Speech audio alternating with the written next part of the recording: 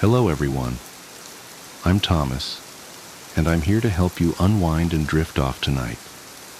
I know many of you use this video to fall asleep, so before you get too cozy, don't forget to like the video and subscribe to my channel, Stories for Sleep.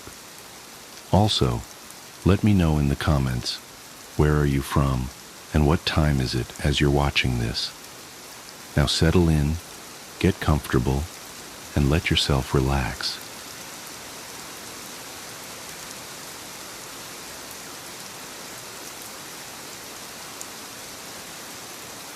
My girlfriend talks in her sleep. Last night she told me where the bodies are. If I'm being honest, I ignored the warning signs. I mean, wouldn't you? Sharon was perfect, or at least she seemed perfect at the time. She's beautiful in that classic way that makes people stop and stare. Smart, too.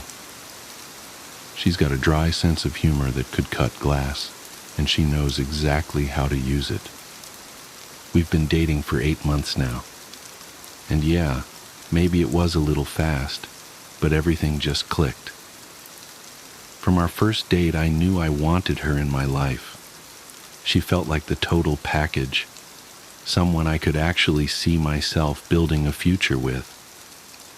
Looking back, there were little things I should have paid more attention to. It started on our 4th date. We were sitting on her couch drinking wine when she brought it up. "I should probably warn you about something," she said, swirling her glass. I raised an eyebrow, already half in love with her. "Oh, what's that?" "I'm not the easiest person to sleep next to," she said. I laughed, thinking she was making a joke. "Don't worry. I've shared a bed with snorers before. I think I can handle it." She shook her head, a small smile playing on her lips. "It's not just snoring. I talk in my sleep. Sometimes I move around well, I've even been known to slap people by accident." "Slap people, huh? Sounds like an occupational hazard," I teased. She gave me this look, half serious, half amused. "I'm just saying, it's happened before. If you decide to stick around, you've been warned." At the time, I didn't think much of it. It sounded harmless, even kind of cute. But looking back, yeah, I should have taken her more seriously. The first time I stayed over at her place, I was anticipating a slap in my sleep just so I could poke fun at her about it the next morning. But for the most part, that first night was uneventful. She tossed and turned a little, muttering what sounded like random gibberish. "Not the red one," and "Don't let it fall." I barely noticed. Over the next few weeks, her quirks started to come out more. One night I woke up to her hand smacking me squarely in the chest. "What the hell?" I mumbled, groggy and confused. Sharon was still asleep, her arm falling limp against the bed. The next morning, I brought it up over breakfast. "So, you hit me last night." She almost choked on her coffee, her eyes wide with mock horror. "I did?" "Yup, full-on smack. Guess you were dreaming about fighting someone." She grinned, shaking her head. "Maybe I was dreaming about Aaron." Aaron was her ex-husband.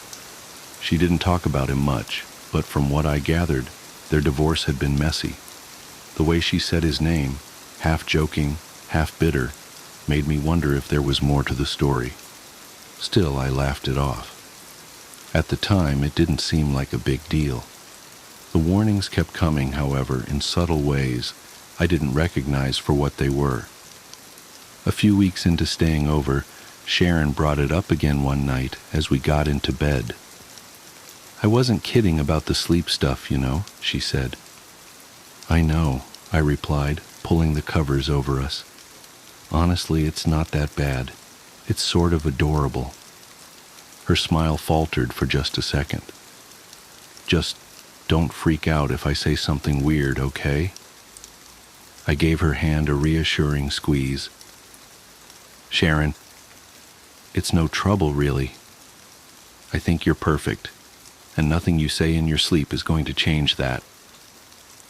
She smiled again, but this time it didn't quite reach her eyes. At the time, I thought it was nothing. Now I wish I'd taken that moment more seriously. The first few weeks of staying at Sharon's place were normal enough.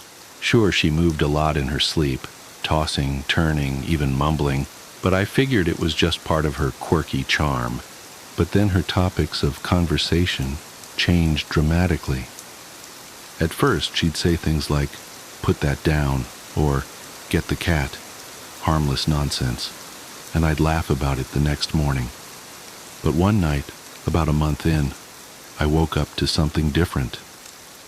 "It's under the oak tree," Sharon murmured, her voice low and steady. I blinked, groggy and confused. "Sharon." She didn't respond. Her body was still, her breathing slow and even. I sat up and leaned closer. "What's under the oak tree?" Nothing. She didn't say anything else, just rolled over and pulled the blanket tighter around herself. The next morning, over breakfast, I brought it up. "You said something weird in your sleep last night," I told her. Sharon raised an eyebrow, sipping her coffee. "Oh, yeah? What did I say?" "It was strange. You said, 'It's under the oak tree.'" She tilted her head, like she was trying to figure out if I was joking. "Huh, that's weird. Maybe it was about a treehouse or something." "Do you remember what you were dreaming about?" She shook her head. "Nope. My dreams are unbelievably random. You know how it is." I nodded, but her answer didn't sit right with me. There was something about the way she brushed it off, too casually, like she was trying to steer the conversation in another direction.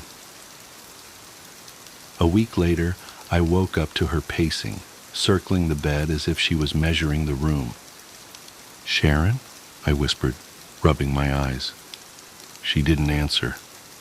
I reached for the bedside lamp, but as soon as I touched the switch, she stopped dead in her tracks. "Don't!" she said sharply. My hand froze. "Don't what?" She didn't respond. For a moment she just stood there, then climbed back into bed, her movements stiff and robotic. The next morning I kept it to myself. I wanted to ask her about what she'd said, but something told me not to. Things got worse after that. One night she sat straight up in bed and started muttering again. 2 miles from the highway," she said, her voice calm and steady. "It works better when the ground is wet." I didn't even try to wake her this time. I just lay there staring at the ceiling, feeling the hairs on the back of my neck stand up. When she finally rolled over and went quiet, I got up and went to the kitchen. My hands shook as I poured myself a glass of water. What the hell was going on? The breaking point came a few nights later. I woke up to Sharon sitting at the edge of the bed, her back to me. "I told you it wouldn't work," she whispered. I sat up slowly. "Sharon?" She didn't turn around. Her head tilted slightly, like she was listening to someone I couldn't see. "He said he'd take care of it, but he didn't. Now it's my problem." "Sharon, who are you talking to?" I asked. She didn't answer. Instead, she stood up and walked out of the bedroom. I didn't follow her. I just sat there, frozen, listening to her footsteps fade down the hall. When I woke up the next morning, she was already in the kitchen, humming to herself as she flipped pancakes. She looked up and smiled when she saw me. "Good morning," she said cheerfully.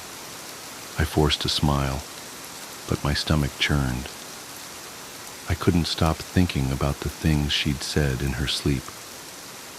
The night I realized something was really wrong started like any other. Sharon fell asleep quickly, curled up on her side, while I stayed awake scrolling on my phone. Everything seemed normal until I heard her voice. At first, I thought she was speaking to me. "I held his nose shut," she said. I froze. Her voice was low, cold, almost monotone. It didn't take long. He kicked for a while, but then he stopped. I turned to her. Sharon was still lying on her side, breathing slowly. "Sharon?" I whispered. She didn't respond. Her voice dropped to a whisper. Dragged him down the embankment. The soil was soft, perfect for digging. "What the hell?" I muttered under my breath. I didn't sleep for the rest of the night. And the next morning I confronted her. "You were talking in your sleep again last night." Sharon glanced up from her coffee, looking amused. "Oh, no, really. What did I say this time? I hope it wasn't anything embarrassing." I hesitated. You said something about suffocating someone and digging a grave." She frowned. "That's weird. Maybe a nightmare about one of those crime shows I watch. You know how much Netflix I binge." She laughed, but it didn't feel genuine. "You don't remember what you were dreaming about?" I pressed. Sharon shook her head. "No, sorry. Honestly, Chris, I never remember any of my dreams." I nodded, but I suspected she wasn't telling me everything. A few nights later, I woke up to her voice again. "Max," she said. Her tone was calm, detached. I sat up in bed, my skin crawling. "He's behind the old barn," she continued. "The one with the blue door." The name was familiar. A young man named Max had gone missing years ago while on a camping trip. His case was still unsolved. The next morning I didn't bring it up. I didn't know how to. But I couldn't get the name or her words out of my head. I Googled Max's name on my phone. His disappearance had happened in the next county over. There was no mention in the reports of a barn or a blue door, but the other details Sharon had mentioned matched the description of the area where he'd last been seen. A few days later, I worked up the courage to suggest something to Sharon. She was grinning when I first approached. "Have you ever thought about doing a sleep study?" I asked carefully. Her smile faded. "Why would I do that, Chris?" "I don't know, just you've been saying some really strange things in your sleep. Maybe it's stress or something." "I'm fine," she said, shaking her head. "You're overthinking it." "What about recording it?" I said. "Just so you can hear it for yourself." Her expression darkened instantly. "No, absolutely not. That's a huge invasion of privacy. I wasn't trying to... If you ever record me without my permission, Chris, we're done. I mean it." Our eyes met, I nodded, and we went on with our day. Inside, however, my world was unraveling. That night, after she fell asleep, I couldn't help myself. I propped my phone under a pillow on her side of the bed and hit record. The next morning, while Sharon was in the shower, I played back the audio file. At first, it was just static. Then, around 2 a.m., her voice came through, clear as day.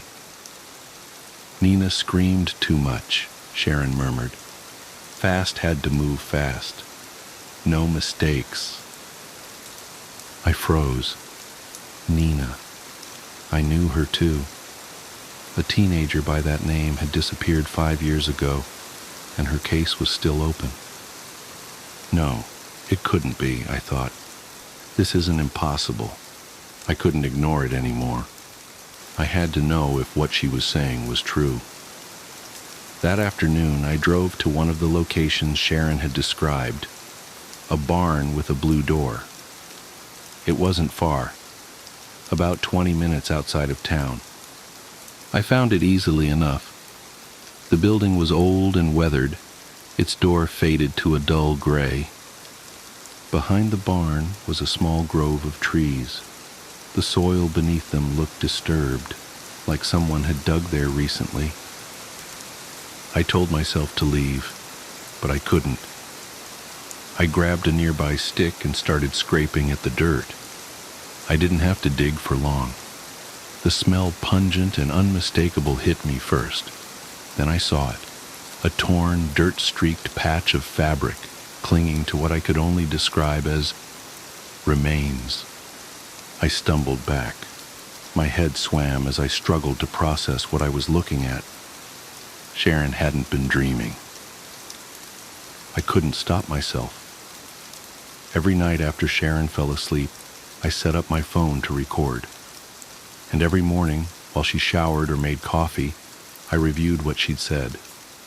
It was always the same. She kept crying, so I had to do it fast. It wasn't clean, she'd said. She's in the quarry now. The water keeps her hidden. The names changed, but the pattern didn't. Every night Sharon whispered something chilling, something specific. Beneath the roots, that's the trick, she'd won one night. No one ever checks beneath the roots. Every morning, I woke up more terrified than the last. The audio files piled up, each one a piece of a horrifying puzzle. I couldn't deny it anymore. These weren't dreams. They were confessions. Sharon started to notice something was off. "You've been quiet lately," she said one morning, sliding a plate of scrambled eggs across the table. "Just tired," I muttered, avoiding her eyes. "You're always tired these days," she said, tilting her head. "Is something bothering you?" "No," I lied. "Nothing." She studied me for a moment, her gaze sharp and unblinking, and then smiled. "Okay." After that, I felt she watched me more closely, just waiting for me to slip up. One night she caught me. I thought she was asleep. I was sitting on the couch, headphones plugged into my phone, listening to the latest recording. I told him I'd take care of it, Sharon whispered in the recording. But he didn't listen. I had to clean up his mess. The sound of her voice made my skin crawl. "What are you doing, Chris?" I jumped, yanking the headphones out of my ears. Sharon was standing in the hallway, her arms crossed over her chest. "Nothing," I said quickly, locking my phone and shoving it into my pocket. Her eyes narrowed. "Were you just listening to something?" "No," I stammered. "I was just scrolling through Instagram." She didn't move. Her expression didn't change. She just stood there, staring at me. "Let me see your phone," she said finally. "What?" I said, laughing nervously. I said, "Give me your phone, Chris." "Why?" "Because I think you're lying to me." I stood up, trying to keep my voice calm. "Sharon, you're being ridiculous." "Am I?" she said, taking a step closer. "You've been acting weird for weeks, avoiding me, locking your phone. What are you hiding?" "Nothing," I said. "Why would you think I—" "Then let me see it," she said, cutting me off. "No." The word came out sharper than I'd intended. Sharon's voice was cold and flat. "You recorded me, didn't you?" A wave of dread washed over me. "I don't know what you're talking about." She took another step forward. "While I was sleeping, you recorded me. Admit it." "Sharon, I—" "Give me the phone, Chris." "No." She lunged at me, her fingers clawing for my pocket. I stumbled back, trying to push her away, but she was relentless. "Give it to me," she screamed, her voice echoing through the apartment. I twisted out of her grip and ran for the door. I didn't stop running until I reached my car. My hands shook so badly that it took me 3 tries to get the key into the ignition. As I pulled out of the parking lot, I glanced back at the building. Sharon was standing at the window watching me. I didn't go back for my things, not even my phone. The next day, I logged into my cloud account from a public library computer. The recordings were gone. Sharon must have found a way to delete them. I sat there, staring at the empty folder. All the evidence, every scrap of proof, was gone. I didn't go to the police. I couldn't. What was I supposed to say? That my girlfriend confessed to a dozen murders in her sleep? That I found a body exactly where she said it would be? They'd laugh me out of the station. Or worse, they'd think I was involved. And without the recordings, I had nothing but my word. Instead, I did the only thing I could think of. I ran.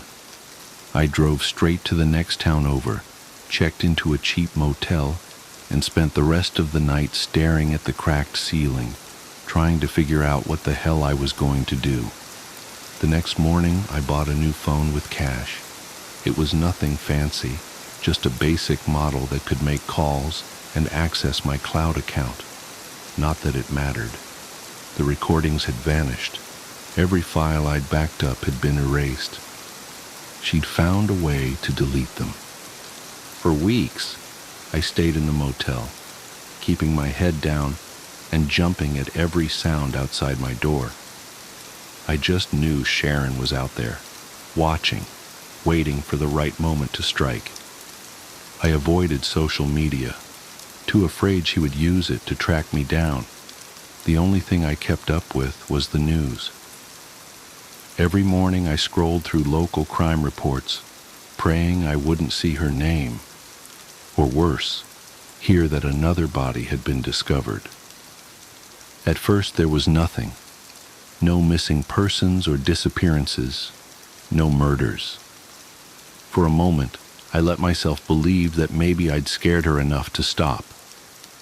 Then the killings started again. It was small things at first.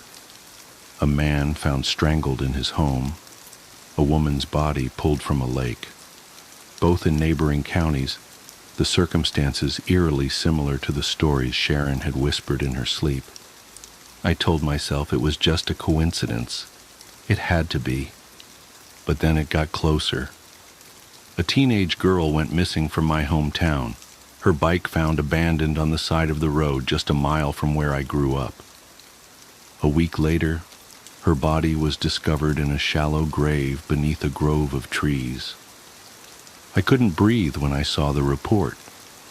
The site matched Sharon's description exactly. Beneath the roots, that's the trick. No one ever checks beneath the roots. It was her. It had to be. The breaking point came when the news reported another victim. My cousin, Riley. Riley and I weren't close, not anymore, but we'd grown up together. She was the kind of person who lit up every room she walked into, always smiling and laughing. When I saw her name on the news feed, I felt like the floor had been ripped out from under me. The reporter said she'd been found near the same grove where the teenager's body had been discovered. They didn't give any details, but I already knew what they weren't saying. I knew it was Sharon. For days I couldn't eat or sleep.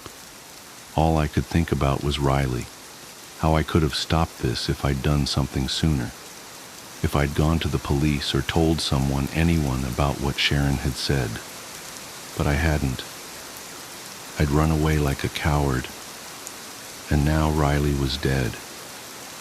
The guilt was suffocating. I've made a lot of mistakes in my life, but running away from Sharon has to be the worst. I thought leaving would save me. I thought it would keep her from finding out how much I knew. But the truth is, it didn't save Riley. It didn't save anyone. I can't keep this to myself anymore. I don't care if no one believes me or if people think I'm crazy.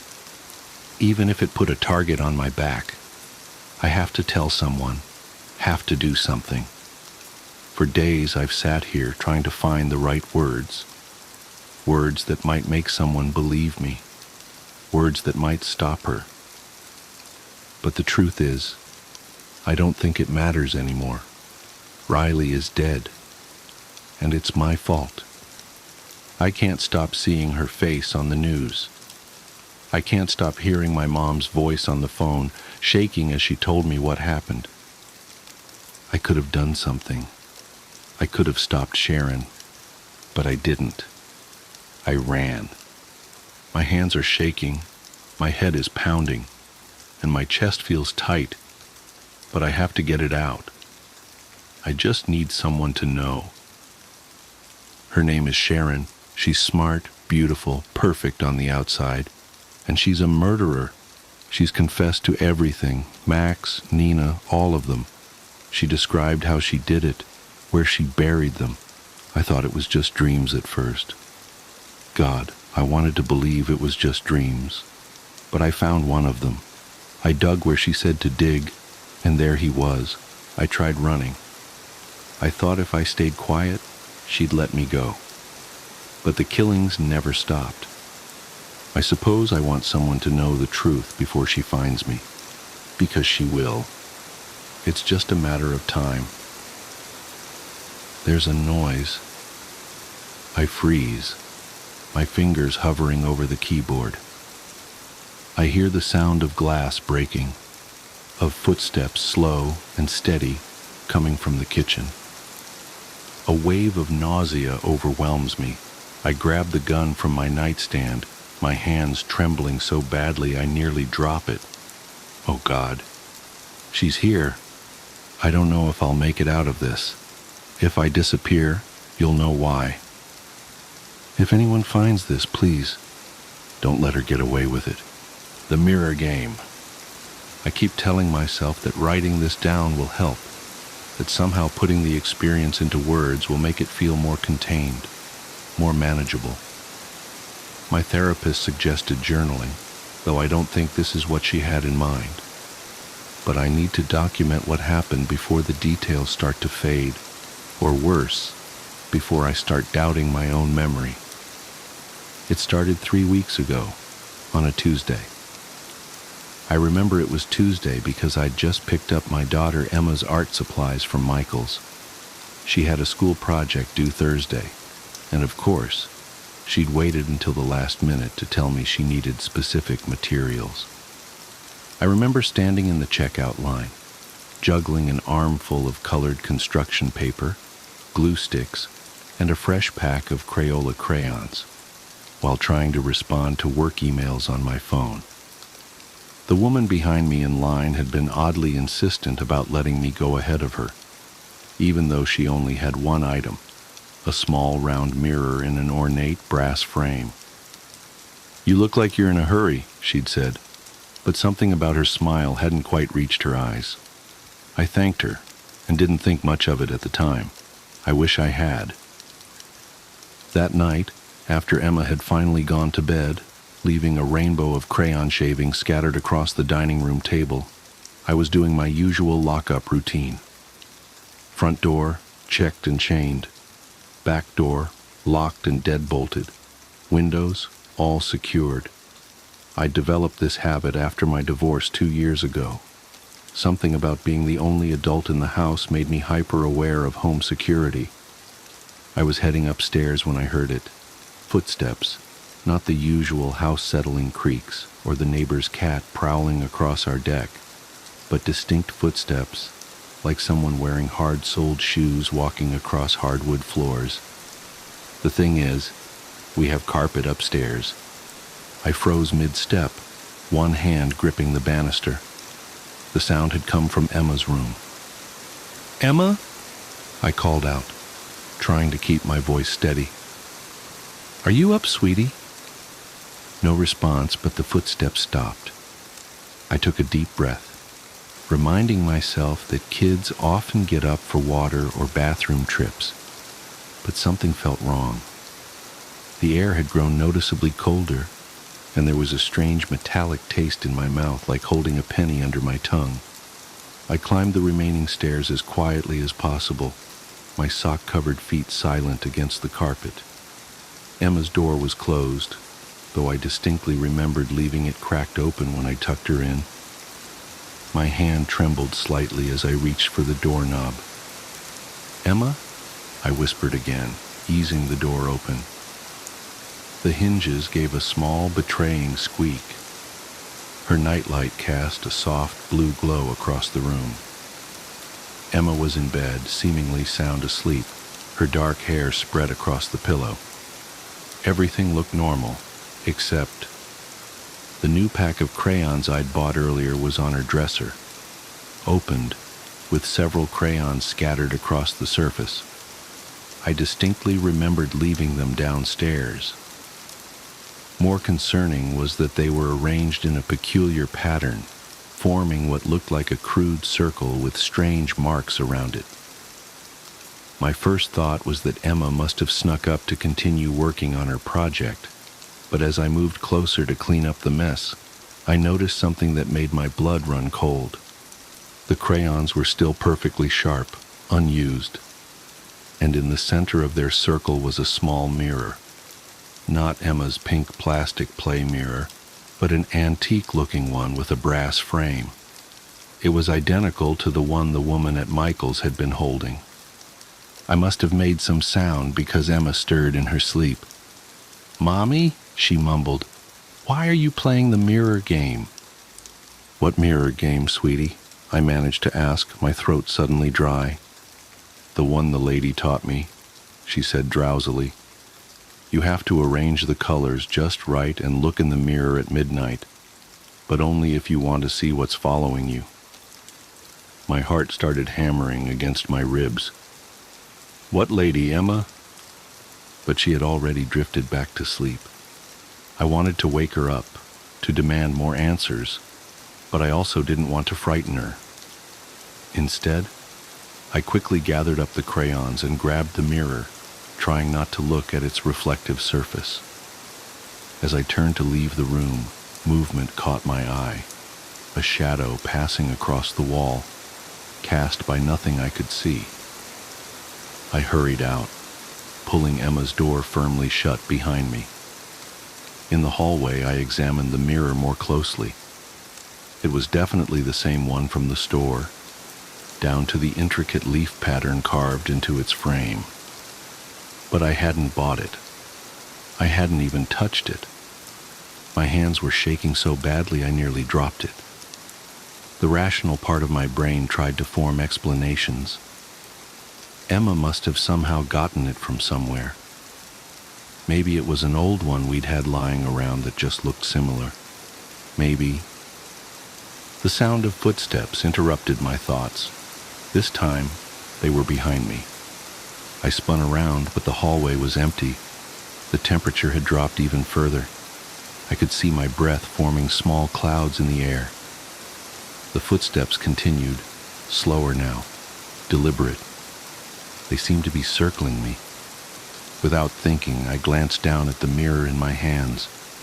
What I saw in its reflection will haunt me for the rest of my life. I wasn't alone in the hallway. In the mirror, I could see a figure standing directly behind me.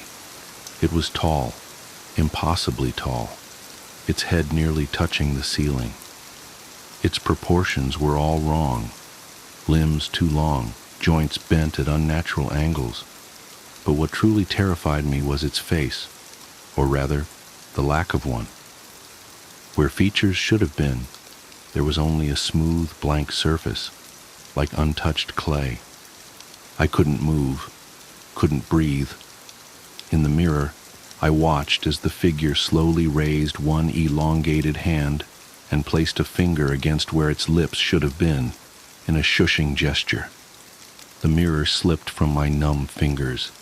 I lunged to catch it, some instinct telling me that breaking it would be catastrophically bad.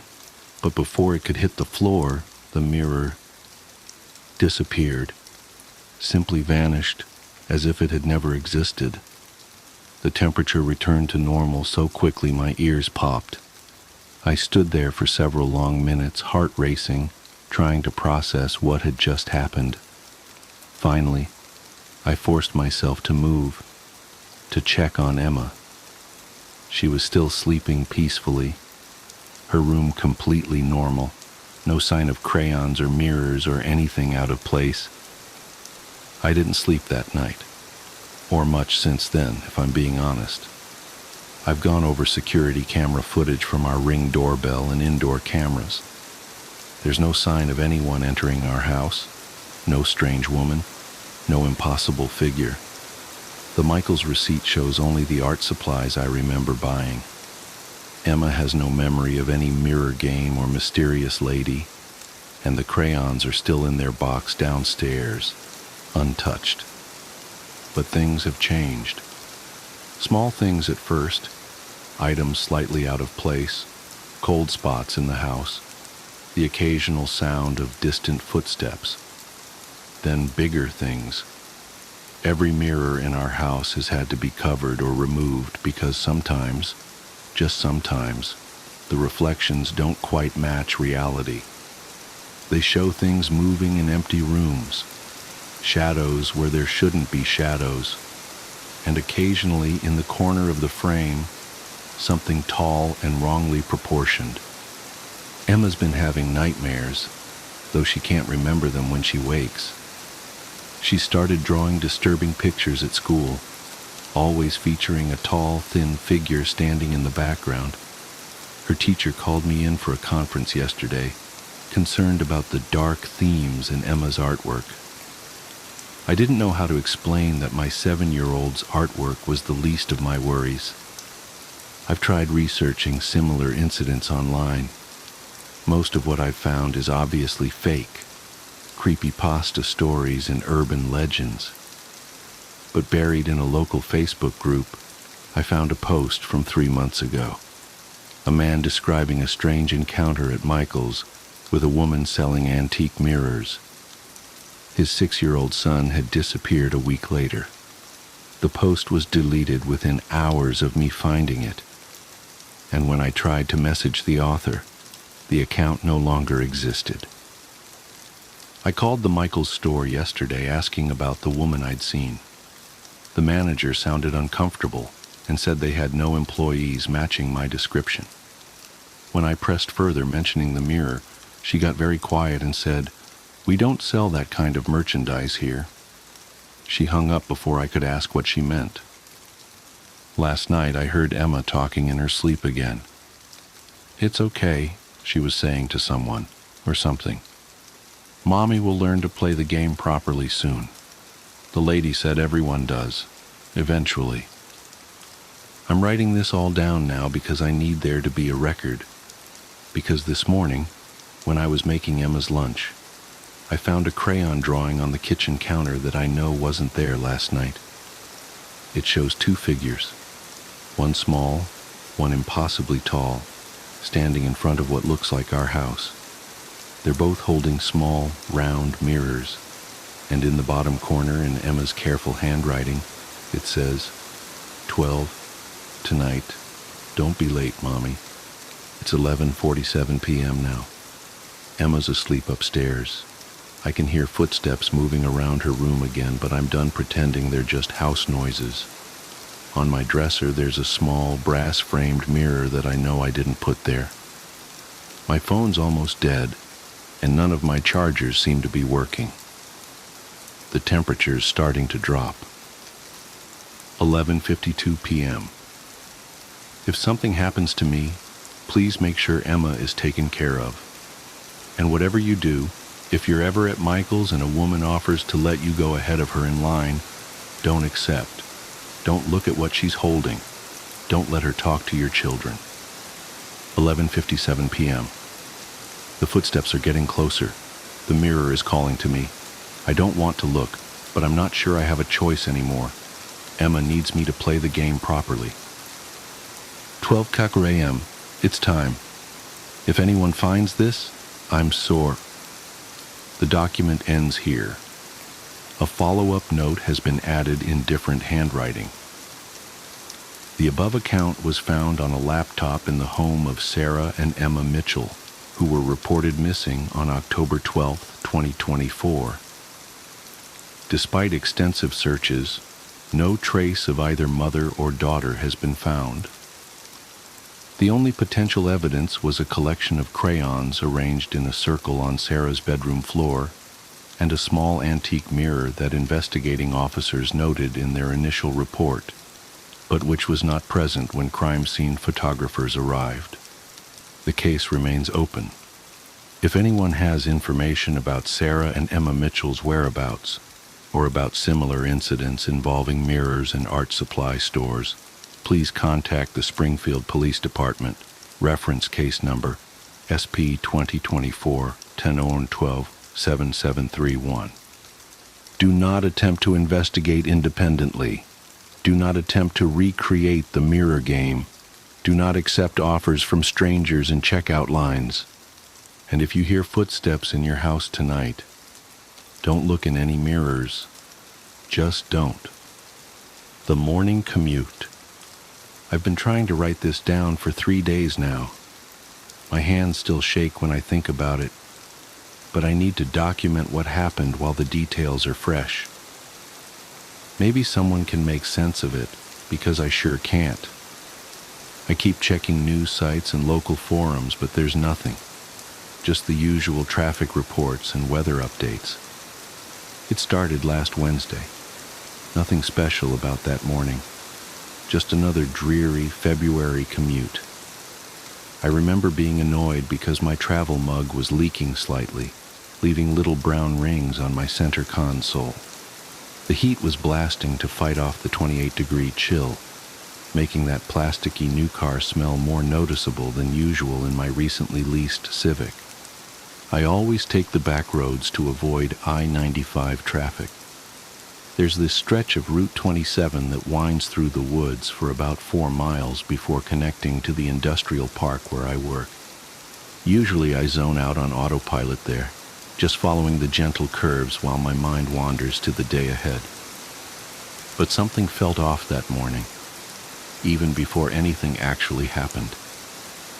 The first thing I noticed was the radio. I always listen to NPR during my morning drive. Helps me feel somewhat informed about the world. But around 7:45 a.m., right as I was entering that wooded stretch, the signal started cutting out. Not unusual for that area, but this was different. Between bursts of static, I could swear I heard what sounded like backward speech. Not garbled nonsense, but actual words being played in reverse. I tried changing stations, but they were all doing it. I switched the radio off, deciding to drive in silence rather than deal with the unsettling noise. That's when I noticed how quiet everything was. No wind in the trees, no birds. Even my engine seemed muffled, like someone had thrown a heavy blanket over the car. The morning fog was thicker than usual too, clinging to the road in a way that made the yellow lines look like they were floating. I checked my phone. No signal, which wasn't completely unusual for that stretch, but the time display caught my eye. 7:47 a.m. I distinctly remember because I had just checked it 2 minutes earlier when the radio started acting up.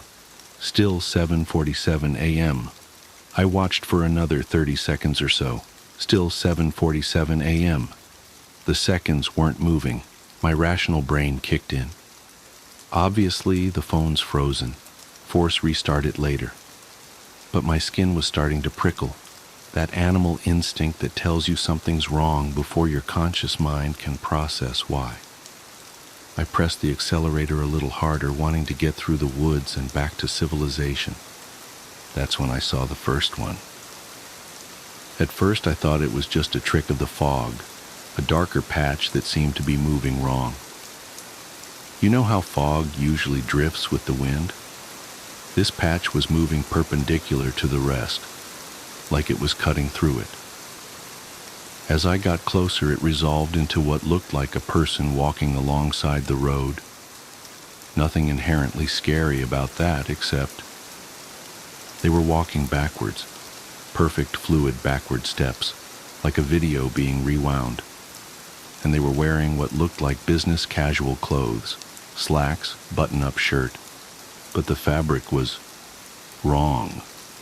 It rippled and shifted like static on an old TV, black and white pixels constantly rearranging themselves. I gripped the steering wheel harder, my knuckles going white. Just someone exercising in weird athletic wear, I told myself. One of those recovery suits with the electronic muscle stimulation or whatever. But even as I thought it, I knew that wasn't right. As I passed them, they turned their head to track my car. That's when my heart nearly stopped. Where their face should have been, there was just more static. Not blank skin, not a mask, but a void of shifting black and white pixels, like a TV tuned to a dead channel. I looked straight ahead, pressing the accelerator harder. Don't acknowledge it. You're tired, you're imagining things, just get to work. But in my peripheral vision, I could see more dark shapes emerging from the fog. 3, then 7, then dozens, all walking backwards along both sides of the road, all wearing those business casual clothes that weren't quite clothes, all turning their static-filled faces to watch my car pass. The air in the car felt thick, like trying to breathe underwater. My ears popped like I was changing altitude, and the engine noise became even more distant. The forest beyond the figures was wrong too. The trees looked like cardboard cutouts, flat and artificial. When I blinked, they seemed to shift position slightly, like a glitching video game trying to render a scene. I reached for my phone to try recording what I was seeing, but my hands were shaking so badly I dropped it between the seats. When I glanced down for a split second to grab it, I heard a sound that I still can't properly describe, like a dial-up modem screaming through a meat grinder, but deeper, more organic. I looked up and immediately slammed on the brakes.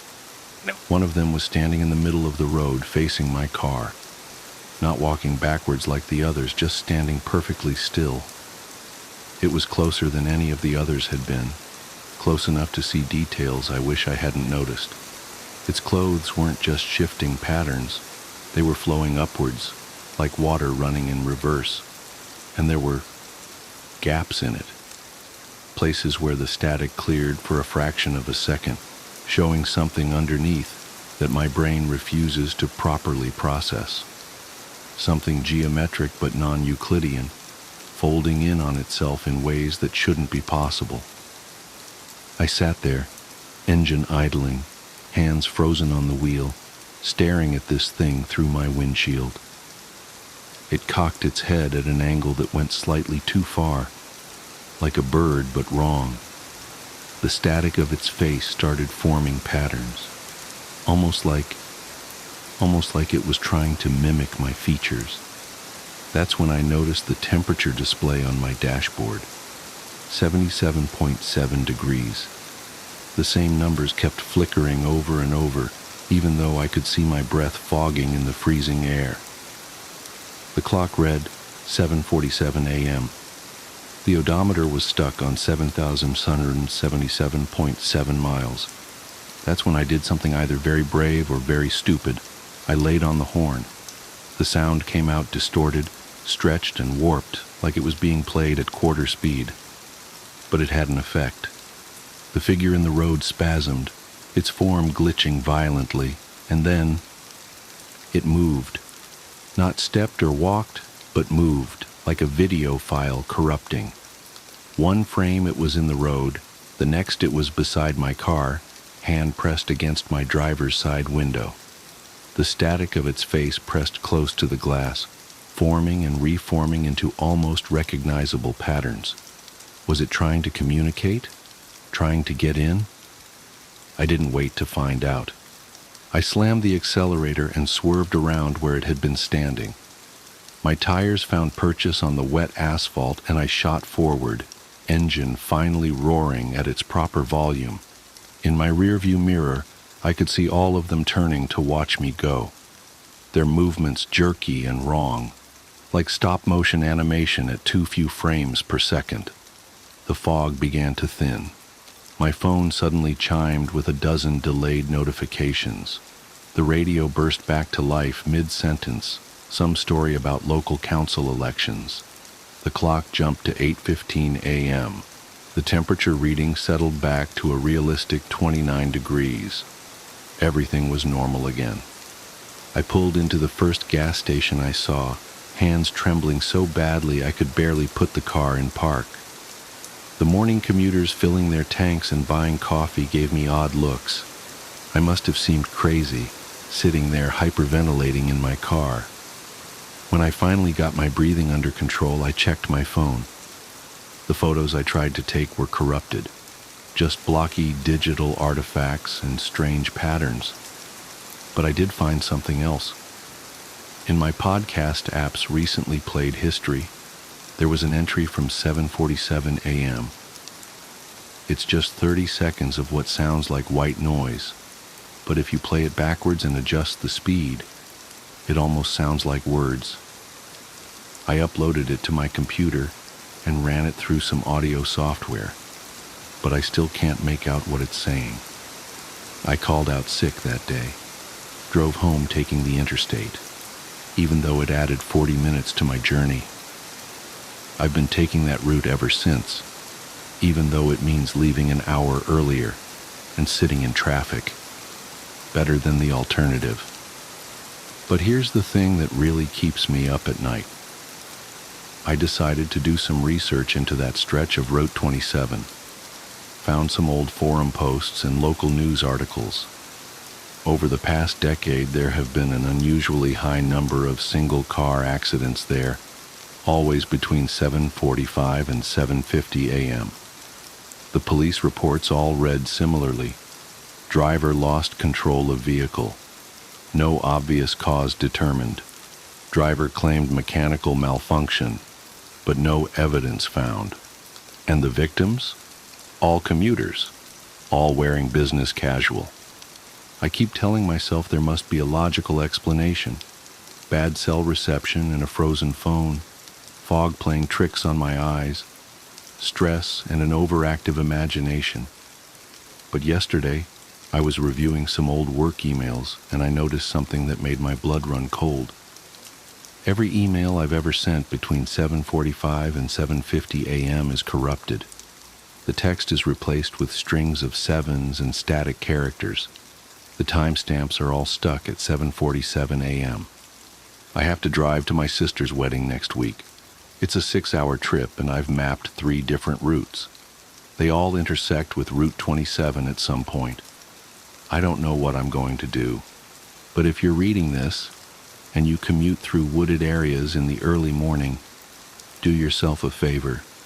Check your clock when the fog rolls in, and if it ever gets stuck at 7:47 a.m., don't stop driving. Don't look at the shapes in the mist, and whatever you do, don't honk your horn. They might just honk back. I've been trying to leave my bathroom for the past 30 minutes. I can't leave my bathroom. About 30 minutes ago, I got out of the shower and dried off, put on my PJs, opened the door and walked out, only to find myself back in my bathroom, staring at the closed door. I stopped and tried to rationalize what had just happened to me. I convinced myself that I had simply imagined that I had opened the door and stepped out, so I tried again. I pushed the door handle down, opened it, stepped out, and yet again found myself in my bathroom, standing in front of a closed door. This has happened every single time I've tried to leave. I keep my phone in the bathroom with me when I'm showering. I live alone, so I keep it with me just in case, for safety.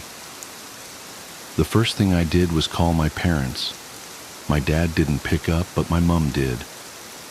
I tried to explain the situation to her, but she couldn't seem to understand how I was trapped in my bathroom if the door could open. She seemed convinced that I must mean that my bathroom door's lock was broken and I was trapped inside. Regardless, she said that she would be over ASAP. She only lives a 15-minute drive away, so she should be here any moment. I'm sat leaning against my bathtub, looking out the open bathroom door into my landing. I opened it this time, but didn't try to step out. Everything looks normal. My bedroom door is closed just as I left it. The airing cupboard door closed as well. The stairs leading down to the hallway and the front door, all normal. The door's shut. I don't have any recollection of how it shut, when it shut. Only that it must have happened in the last few seconds after I wrote that last paragraph. I've just reread and reread that paragraph. It's proof that I'm not going crazy and imagining this. My mom just texted me to ask if I'm in the house. I said yes, of course I am. I'm trapped in the bathroom. That's the whole reason that I called you here.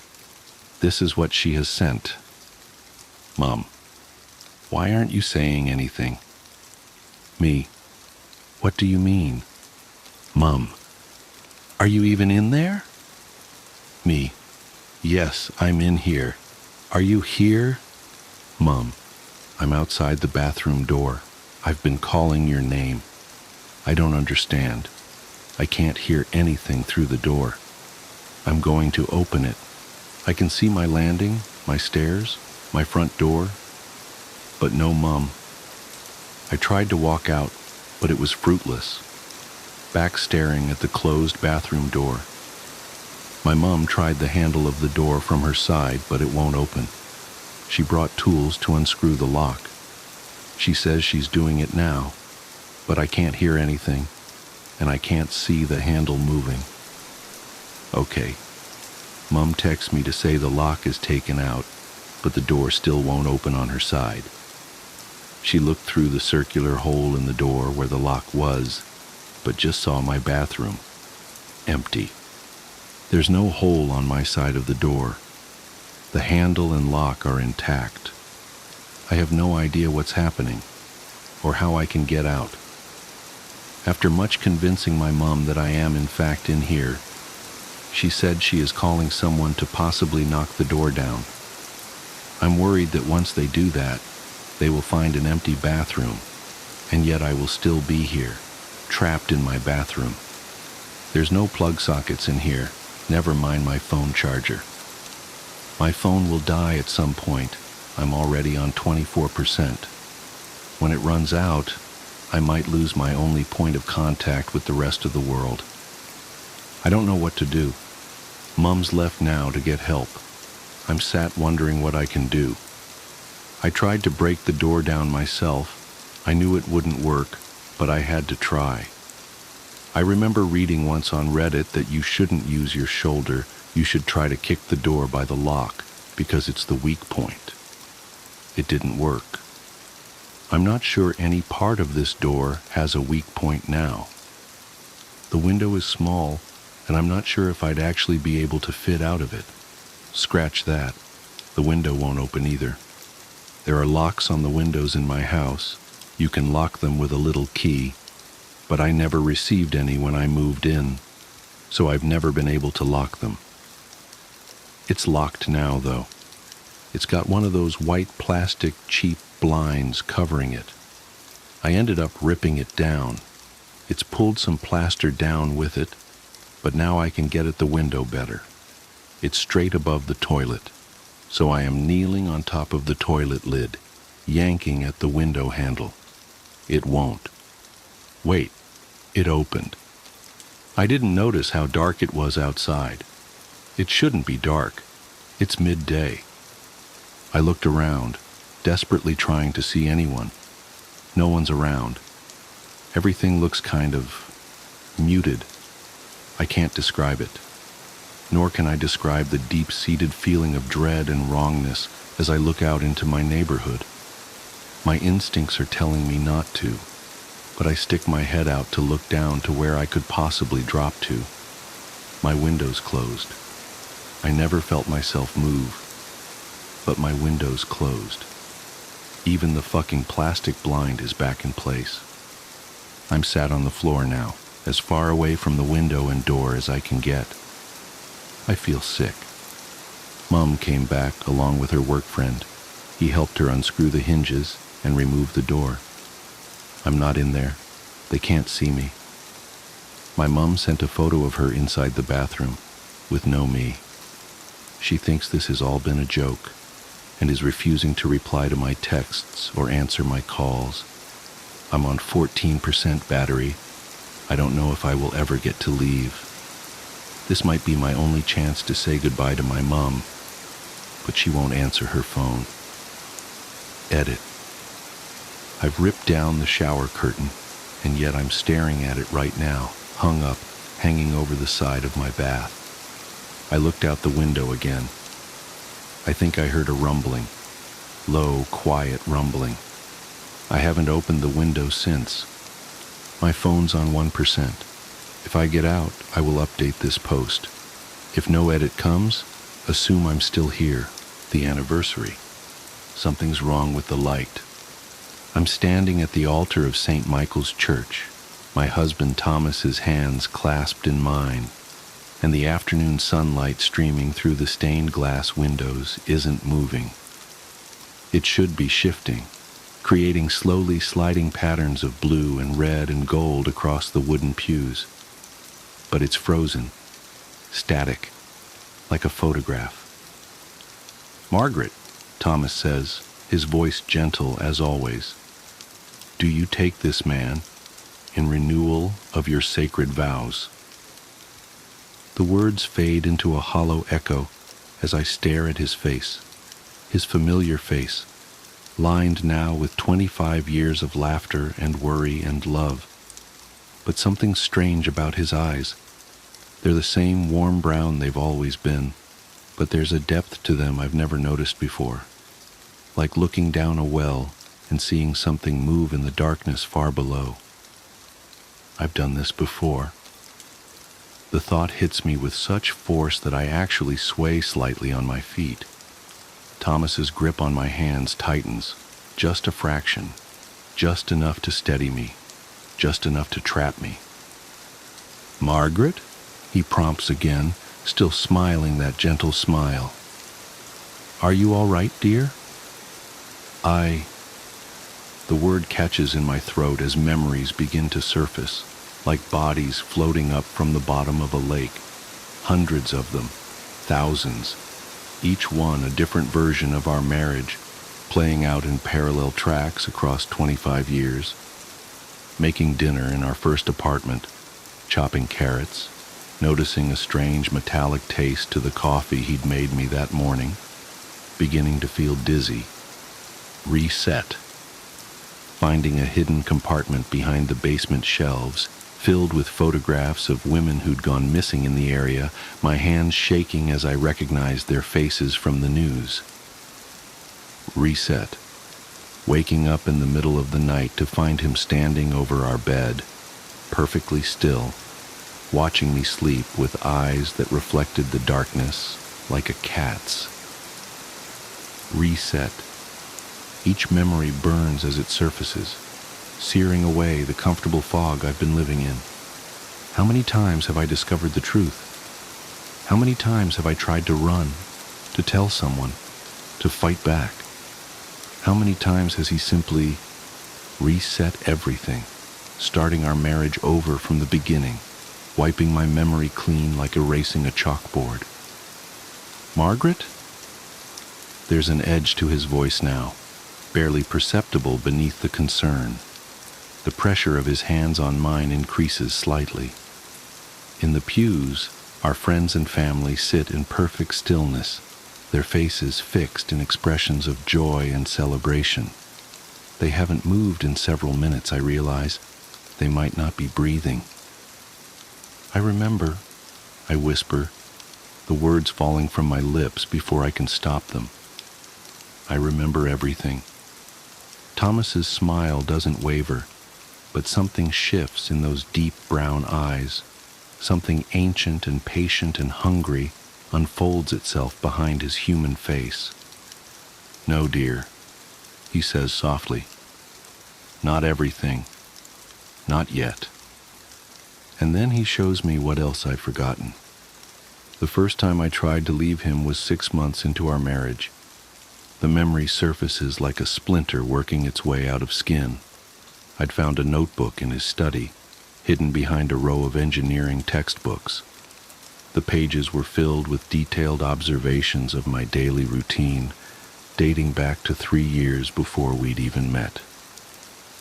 Every coffee shop I frequented, every jogging route I took, every friend I spent time with.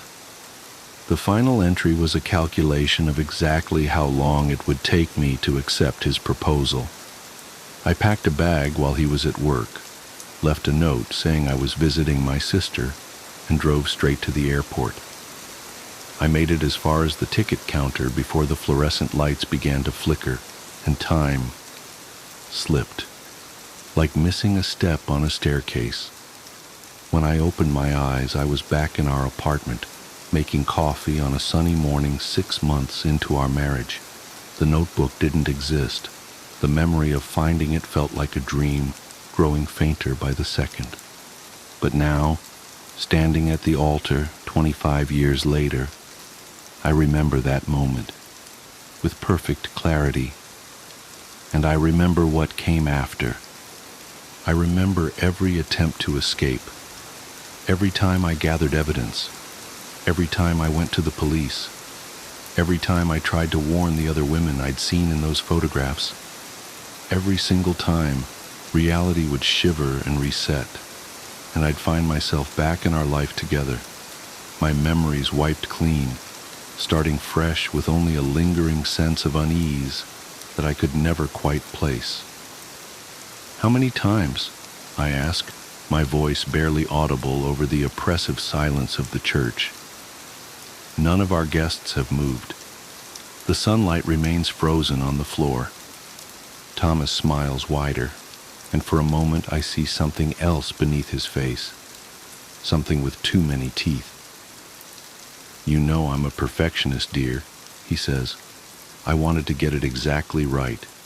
The first few hundred attempts were messy, but you helped me refine the process. Your escapes became more clever, more creative each time. It was fascinating to watch you work through different strategies, even with your memory wiped clean. Some part of you always knew, I think, always remembered, deep down. He reaches up to brush a strand of hair from my face. His touch is gentle, loving, possessive. This is the first time I've let you keep your memories, he continues. Think of it as an anniversary present. 25 years is silver traditionally, but I thought awareness would be more meaningful. Why? The word comes out as a sob. Why me? Why all of this? Because you're perfect, he says simply. Your mind, your spirit, your determination. Even now, I can see you thinking, planning, looking for a way out. It's beautiful. And I've spent 25 years, well, significantly more than that technically, helping you become even more perfect. He leans closer, his voice dropping to a whisper. Would you like to know how many times we've reached this moment? How many versions of our marriage I've collected and preserved? How many Margarets I've helped evolve and grow through these loops? I try to pull away, but his grip is iron. The church seems to darken around us, the stained glass windows dulling to black.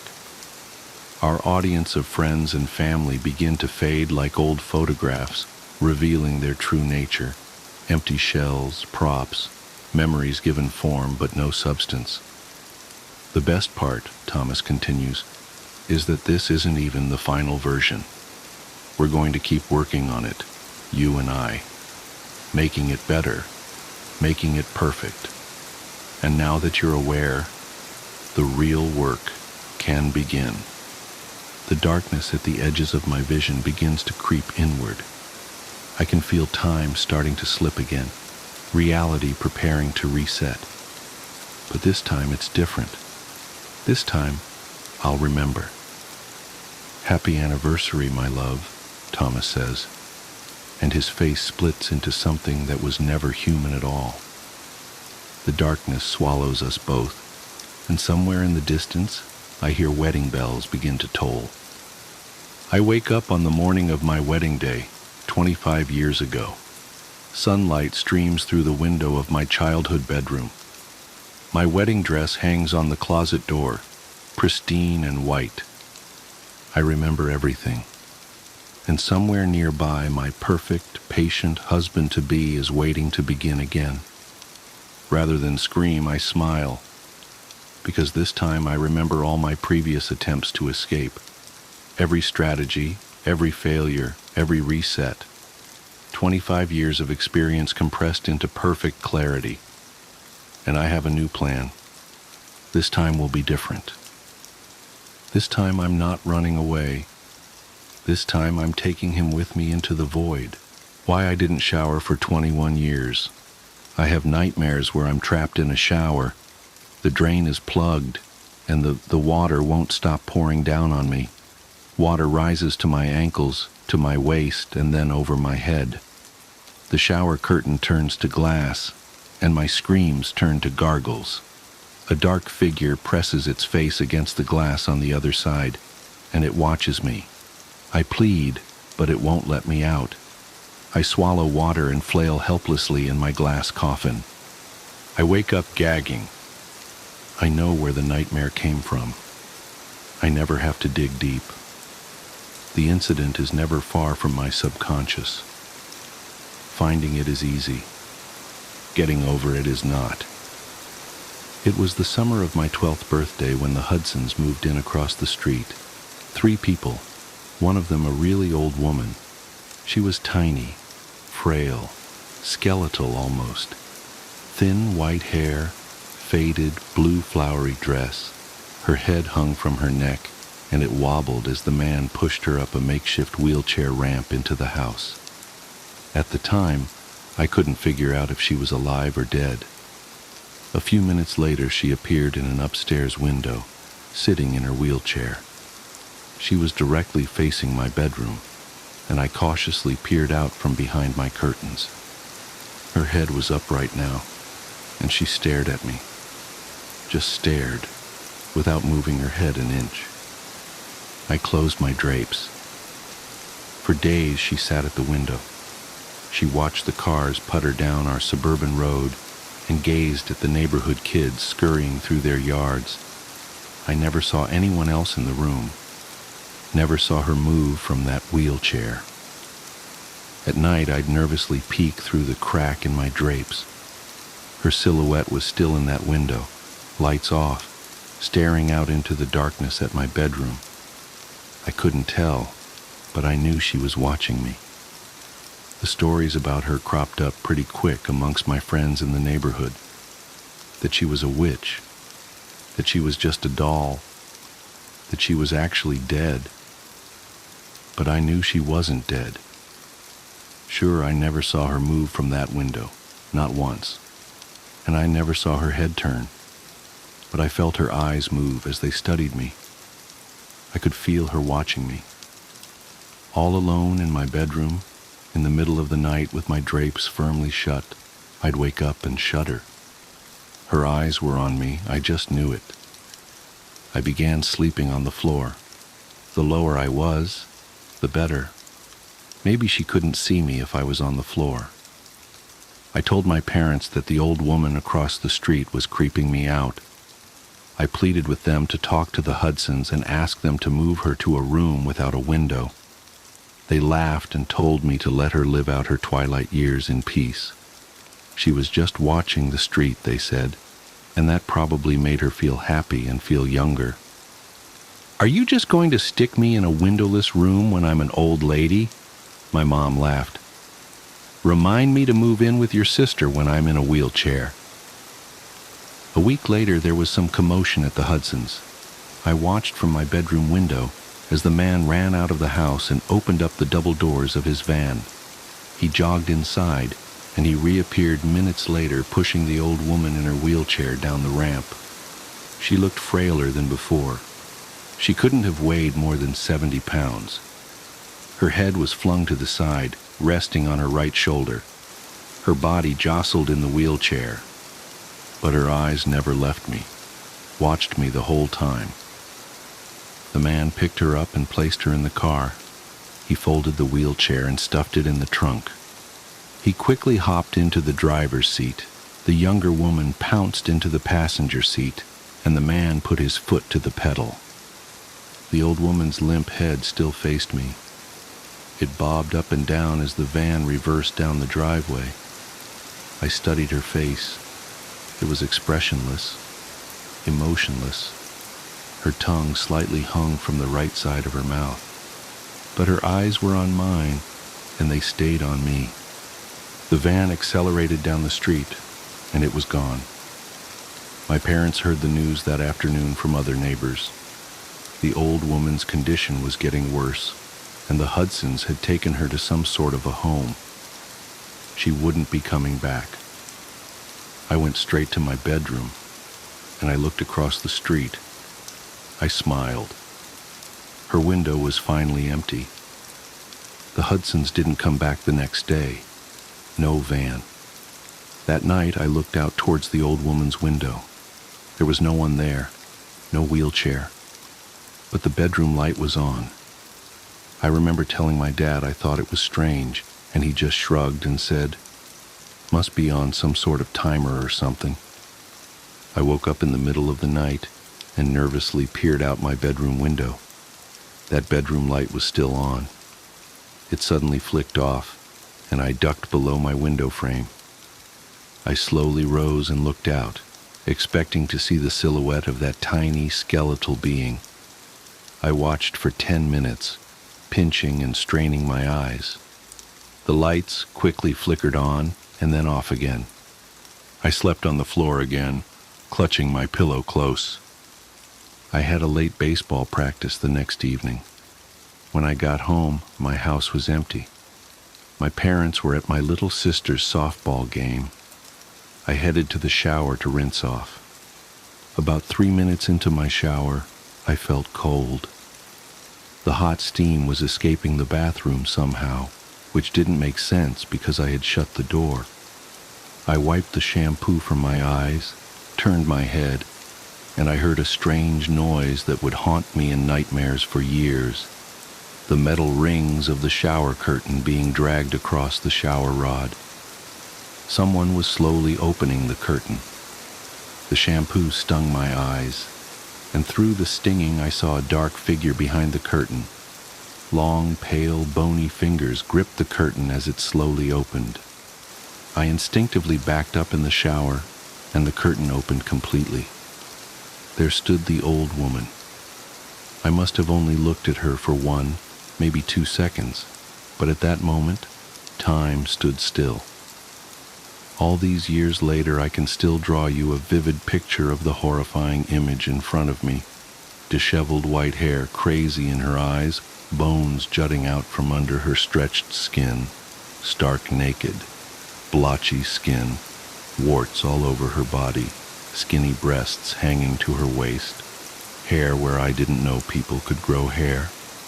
She smiled grotesquely, and I felt the shower tile against my back and the hot water pound my face. In her other hand, the old woman held a letter opener. "August," she mumbled. "August, August, August." I leaped past her, knocking her tiny body to the floor. I ran downstairs, naked and sopping wet. In my panic, I somehow remembered I was nude, and I yanked a pair of shorts out of the hamper in the laundry room, sending the hamper crashing to the floor. I hightailed it on foot down the street, eventually winding up at my friend's house. When the police arrived, they found the old woman, crumpled to a heap in the bathroom. The shower was still running. The policemen were all really nice to me, admiring me for my bravery. I told them what she said to me, "August," and asked if they knew what she could have meant. "It will be August in a few days," one of them shrugged. and you can never fully understand old and crazy, son. The Hudsons only came to our street once more to retrieve their stuff. The for sale sign was up in days. My mom told me they couldn't face the neighbors for what happened. Apparently they had taken the old woman, the man's mother, to a special home downstate. Somehow, some way, the woman managed to escape the home and caught a bus back to our town. It never quite made sense to me. She was so old, so frail, so helpless.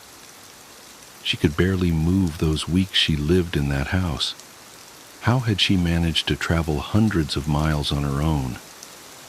Anyway, you can imagine what this did to me. I didn't shower for 21 years.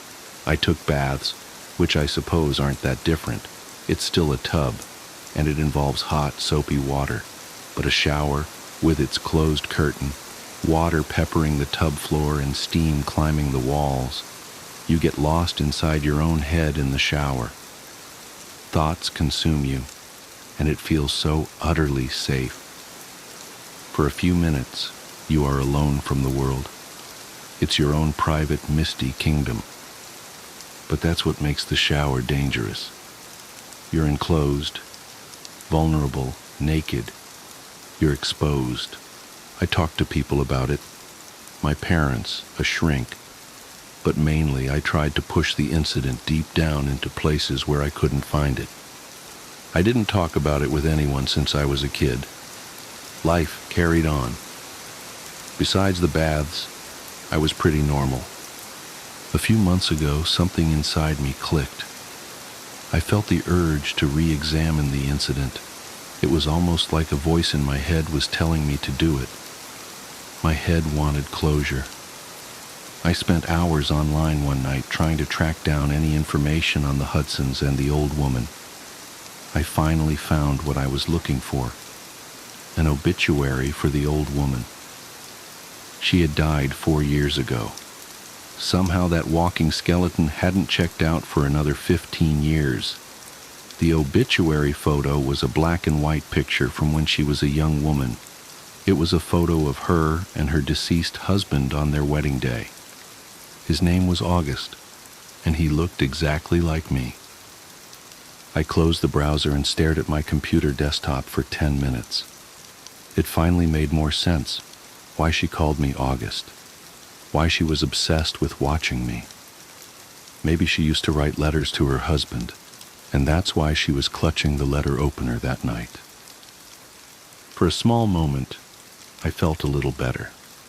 Things always feel better when they make more sense. Honey, is everything okay? It was my wife. I think so, I said. I took the first shower I had taken in years that night. I didn't even jump when the curtain rungs dragged across the shower rod and my wife entered. But as she embraced me under the hot water, one question wouldn't leave my head. How come the young woman in that wedding photo looks exactly like my wife? On the Russian ice road, you always help your fellow travelers. When people hear my wife's Russian, they imagine a tall, blonde girl with a funny accent who wears heels for every grocery run. Reality couldn't be farther from the stereotype. Lana is dark-haired, speaks better English than I do, and is completely obsessed with sneakers. She does meet one stereotype, though. She never gets cold, seeing how she lived in Russia until she was 18. Not in Moscow, of course. Did you know that Moscow's actually pretty warm? There are entire states in America where winters are far colder than anything Moscovites ever have to deal with. No, my wife comes from a tiny town far up Russian north, on the tundra. A dark, gloomy, and a very cold place inside the Arctic Circle, with extremely harsh winters and even harsher people. A place that meets the stereotypes. I've met my in-laws all of 2 times, including our wedding, both times as they traveled to the States. Frankly, I never had any intention of visiting my Lana's hometown until she got that fateful call 9 days ago. My mother-in-law had had a stroke. While her condition was stable for the time being, The local doctor expected the worst could happen at any minute. Transporting her to a better hospital was out of question, as she was in no state for the kind of a journey that you'll see described below. My wife made travel arrangements immediately. I had a valid Russian visa from a business trip to Moscow a few weeks prior, so I decided to go with her. Now, getting to my wife's hometown isn't easy. You're in for a flight to Moscow, then a connecting flight to Norilsk, one of the biggest cities in the Russian tundra.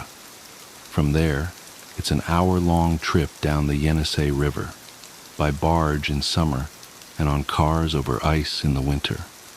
Urgently getting to Moscow wasn't that hard. There, however, we faced additional difficulties. First of all, apparently I couldn't actually fly to Norilsk with Lana, as the city was closed to foreigners. Before we could even process that, we were told that Norilsk Airport was closed for all aircraft due to poor weather conditions, and the weather wasn't expected to improve that week. I tried to console Lana as best as I could, but news of her mom getting worse drove her crazy. Soon, Lana suggested an alternative. It was possible to fly to a city a fair bit south of Norilsk, which was safe from the storms. For a modest fee, a family friend living there was willing to take a day's journey up the ice road to Lana's hometown. Well, more like a night's journey, since according to him, it was better to travel at night by cars' lights than by what passed as daylight. I told my wife she was insane. She, however, was adamant on her plan, saying she's done Zimnik, how Russians call their ice roads, many times with her dad, and it was perfectly safe. She wouldn't budge no matter how I pleaded and told me I was welcome to stay in Moscow. Obviously, that was not an option, and in the end I gave up. We flew to our next destination, and the cold hit me as soon as I stepped out of the plane. It was a different kind of cold, invasive and ruthless, and it didn't care about layers of sweaters and socks I had on. I shivered imagining how much colder it was going to get. We met with the trucker who was to take us up north. He called himself Kolya, and my wife Sveta, the Russian version of her name. Me, he didn't call at all, instead referring to me derisively as Mr. Amerikashka whenever he spoke to my wife. Lana told me with a chuckle she didn't tell Kolya I could understand Russian, although I don't think he would have cared. Kolya was supposed to be a few years younger than my wife, but looked much older, his skin and posture worn down by the harsh conditions of his homeland.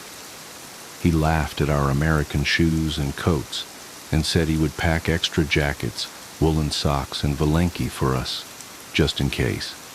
His brother helped load his truck, which looked like it had seen the fall of the Soviet Union, and then Kolya sat down to enjoy a shot of vodka, one for the road. My wife saw me blanch at that. "This isn't New York, or even Moscow," she said quietly. "People here are a bit behind in terms of DUI. Don't worry, he won't drink enough to get impaired. He's seen that kill people on the road." Well, indeed, the first shot was the last, and Kolya hopped into the truck. He offered my wife the shotgun seat, which, as far as I understood Russian macho culture, was basically equivalent of throwing a glove in my face. Whatever, as long as he got us there. The road was a dark stretch of ice and packed snow powdered by the fresh snow that had fallen that morning. Snowdrifts bordered both sides of the roads and leaked onto its surface a fair bit.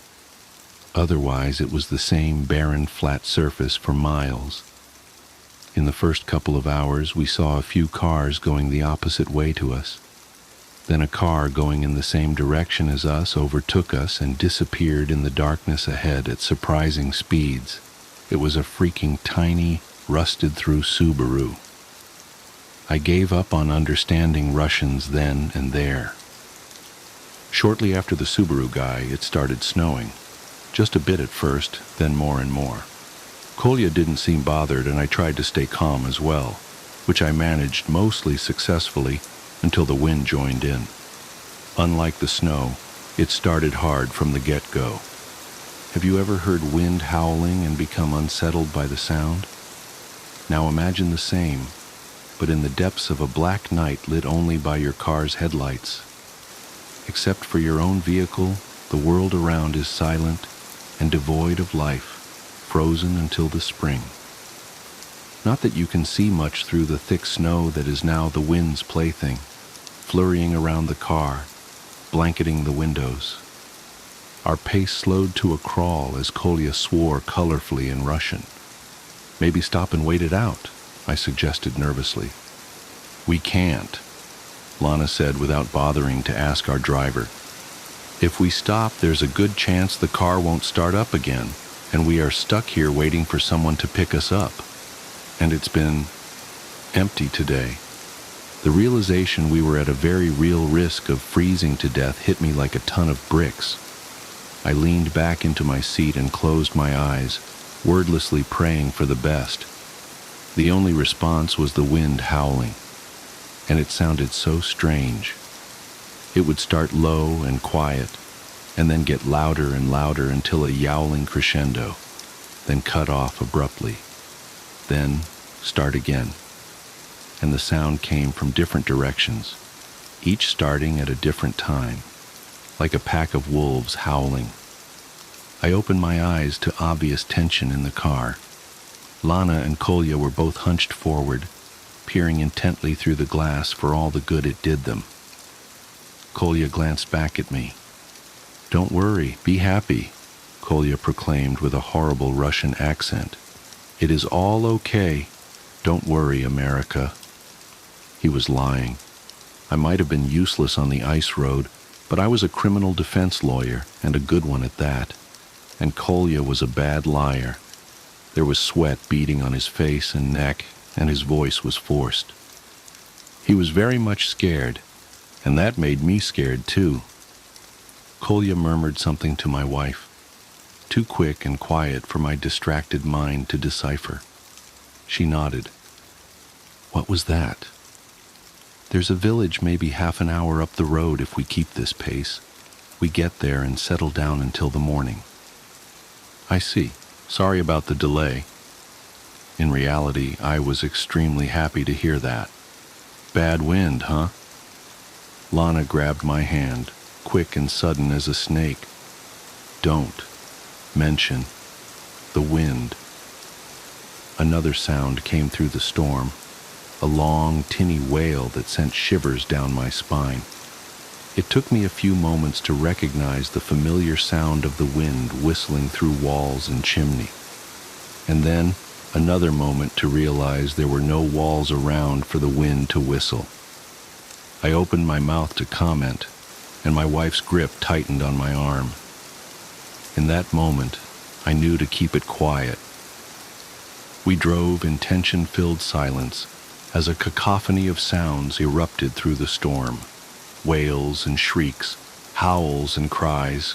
No way, no wind was producing all of that. The sounds grew closer, grew louder. I grabbed my wife's hands as we both stared desperately ahead. Through the flurry, we barely made out something, a large, dark shape reflecting our lights, or maybe piercing the darkness with lights of its own. Kolya swore and swerved to the side. We were passing another car stuck in the snow. Its blinkers flashed. "Stop," Lana said, sudden and harsh. "What?" Kolya asked in Russian. "You insane?" "Stop," my wife repeated. "On the ice road, you help. That's the rule, remember?" Kolya gave her a long, hard look that I didn't like at all. "That's the rule on the road," he echoed, and hit the brakes, slowing the car without actually stopping. I opened the door and peered outside.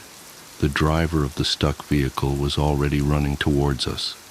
I recognized the car itself as the Subaru that passed us earlier. "Thank God you people were," the driver began. "Get in, idiot," Kolya shouted, and the guy shut up and jumped in. He was just a kid, no older than 20, with dark red hair and a patchy little beard. He looked cold and terrified. "Thank God," he repeated in a hushed whisper.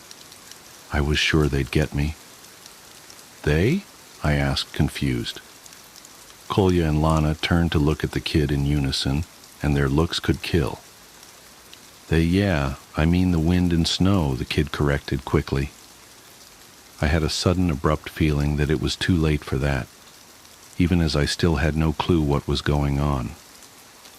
We drove on, and the interplay of howls and shrieks outside the car became unbearable in the silence. "What's your name, dude?"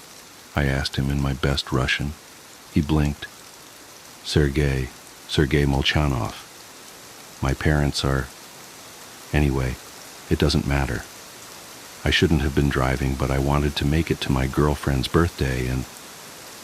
"Both of you shut up," my wife barked, and we did. Immediately I noticed the change in surrounding sounds. They were much louder now. The highest pitch shrieks rang in my ears. The low, insistent howling seemed to surround the car, and every now and then, something that sounded like an actual roar cut through the night. The car picked up the pace. I looked at Kolya and realized he was absolutely flooring the gas pedal. Poor visibility be damned. His truck was lurching along as fast as it could manage in the conditions, and yet the encroaching racket made it obvious we were nowhere near fast enough. Then the car hit something. We were all jerked forward as the truck came to a staggering halt. I hit my temple hard on the back of my wife's seat. "What was that?" I groaned. "Must have hit a chunk of ice or something." Lana's voice sounded strangely muffled. I remember focusing on her lips and how pale and thin they looked. The dull, resounding pain in my head exploded into something hot and overwhelming, and I collapsed into the back seat. "He's passed out!" Sergei called out. I wanted to correct him, but my voice wouldn't obey me. My lids seemed to weigh a ton each. I could barely open my eyes enough to see the trio of Russians huddled together, the car's flickering light illuminating their pale faces. "What now?" Sergei asked nervously. "Well, let's see. I don't think I would have been able to understand complex Russian in that state if it wasn't my Lana speaking, her voice so familiar down to every inflection. Why don't you go out and check what we hit, and if we can clear it out somehow?" "What? We helped you, didn't we?" In the car's light, Lana's green eyes seemed very blue. "So why don't you help us back? After all, on the ice road you help each other. That's the rule." Kolya grumbled in agreement. Then he reached over and pulled out a rifle and aimed it at the boy. Sergei whimpered, "You know they're out there." "Well," Lana's voice was impeccably calm, cold. "I guess you'd better not speak about them out loud then. Better not even think about them, really." My eyes closed against my will. I heard a door swing open and a rush of cold air. Finally, I passed out for real, and in my unconsciousness I dreamed of horrified screaming and a single terrible roar that filled the night. I came to during the day on a couch of some local family that agreed to house us for a bit of cash. My wife fussed over me.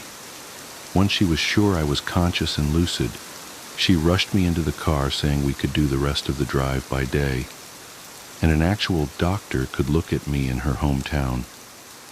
I settled in the back seat of the car. Vague memories haunted me. "Where's the kid? Sergei?" "What kid, darling?" Lana asked in sincere surprise.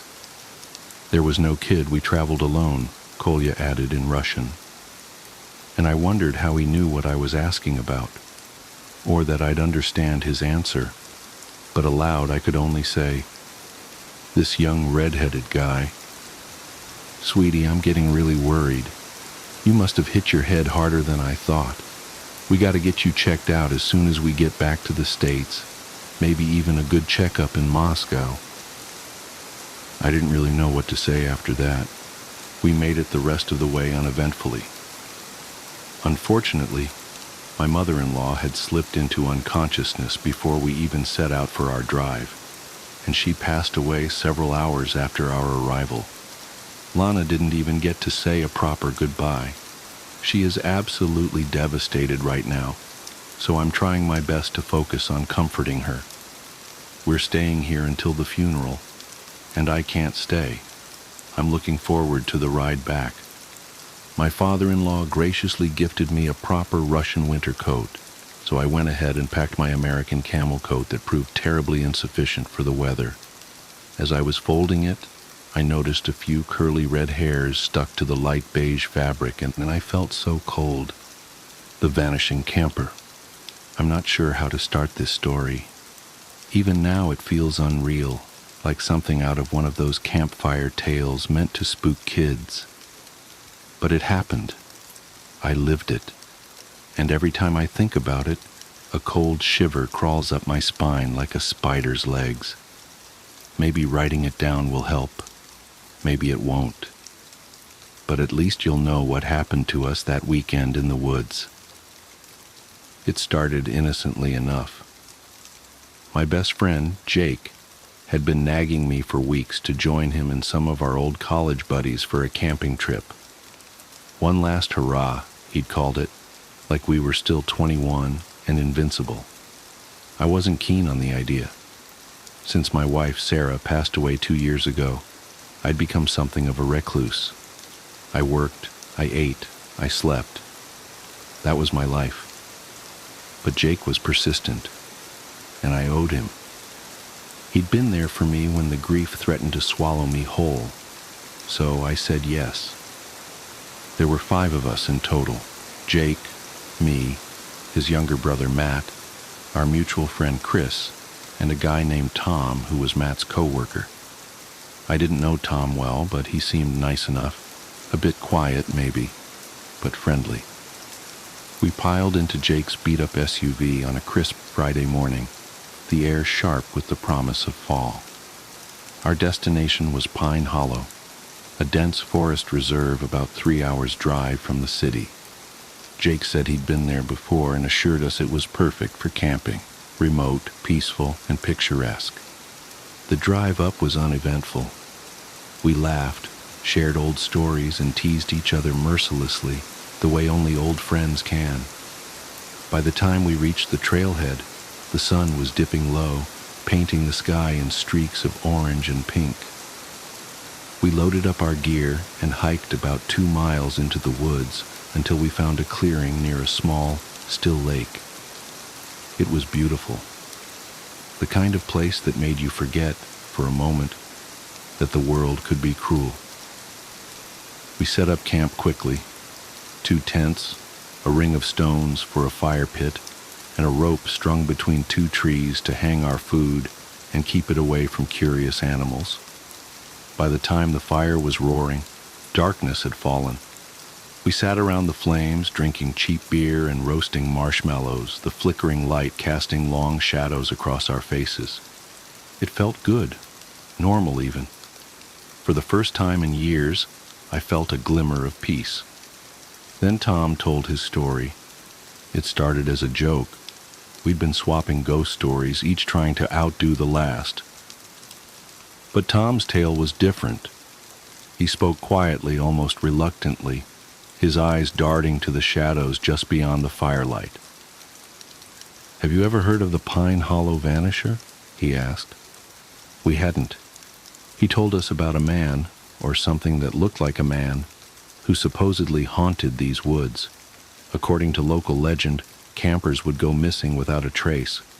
No bodies, no belongings, nothing, just gone. Some said the Vanisher lured people away with strange sounds or lights, leading them deeper into the forest. Others claimed he appeared in their dreams, beckoning them to follow. Tom's voice dropped lower. The weirdest part? Sometimes the missing people would show up in photos taken after they disappeared, always in the background smiling. We laughed it off, of course. Just another campfire story. But as the night wore on and the forest grew quieter, The tale stuck with me. It wasn't just the story itself, it was the way Tom told it, like he wasn't sure if he believed it, but didn't want to tempt fate. The first night passed without incident. I woke to the sound of birds chirping and the smell of bacon sizzling over the fire. Jake was in his element, flipping pancakes on a portable griddle, while Matt and Chris argued over the best way to rig a fishing line. Tom was off to the side, sketching something in a notebook. He looked distant, like his mind was elsewhere. "What are you drawing?" I asked, taking a seat next to him. He hesitated before showing me. It was a rough sketch of a man, or what might have been a man. His features were indistinct, smudged, and shadowy, but his smile was sharp and unmistakable, almost too wide for his face. "Just messing around," Tom said, closing the notebook quickly. I let it go. We spent the day hiking, fishing, and exploring the area. The forest was beautiful, but it had a way of making you feel small. The trees were impossibly tall, their branches intertwining to form a canopy that blocked out most of the sunlight. The air was cool and damp, carrying the earthy scent of moss and fallen leaves. It was easy to get turned around if you strayed from the path, and the deeper we went, the quieter it became.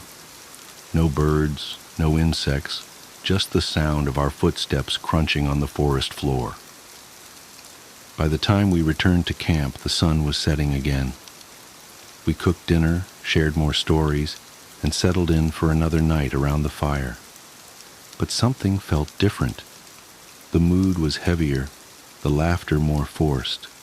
Even the fire seemed dimmer, its light barely reaching the edges of our camp.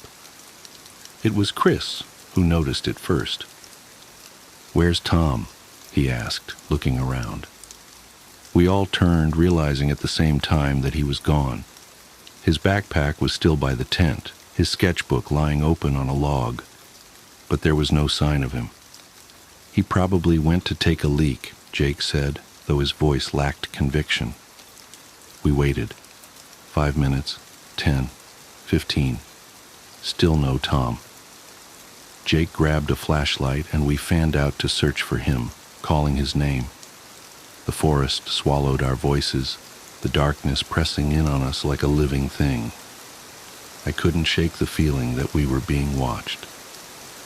After an hour, we regrouped at the camp. Jake wanted to keep searching, but Matt pointed out that we could easily get lost ourselves if we weren't careful. We agreed to wait until morning, hoping, praying, that Tom would come back on his own. He didn't. The next day was a blur of frantic searching and growing dread. We combed the forest for hours, shouting his name until our throats were raw. We found nothing. No footprints, no broken branches, no sign that he'd ever been there at all. By evening, we were forced to admit the truth. Tom was gone. We decided to pack up and head back to the trailhead to get help. But as we were breaking down camp, I noticed something by the fire pit. It was Tom's backpack, neatly placed on the ground. That wouldn't have been strange, except we'd already searched the area. The backpack hadn't been there before.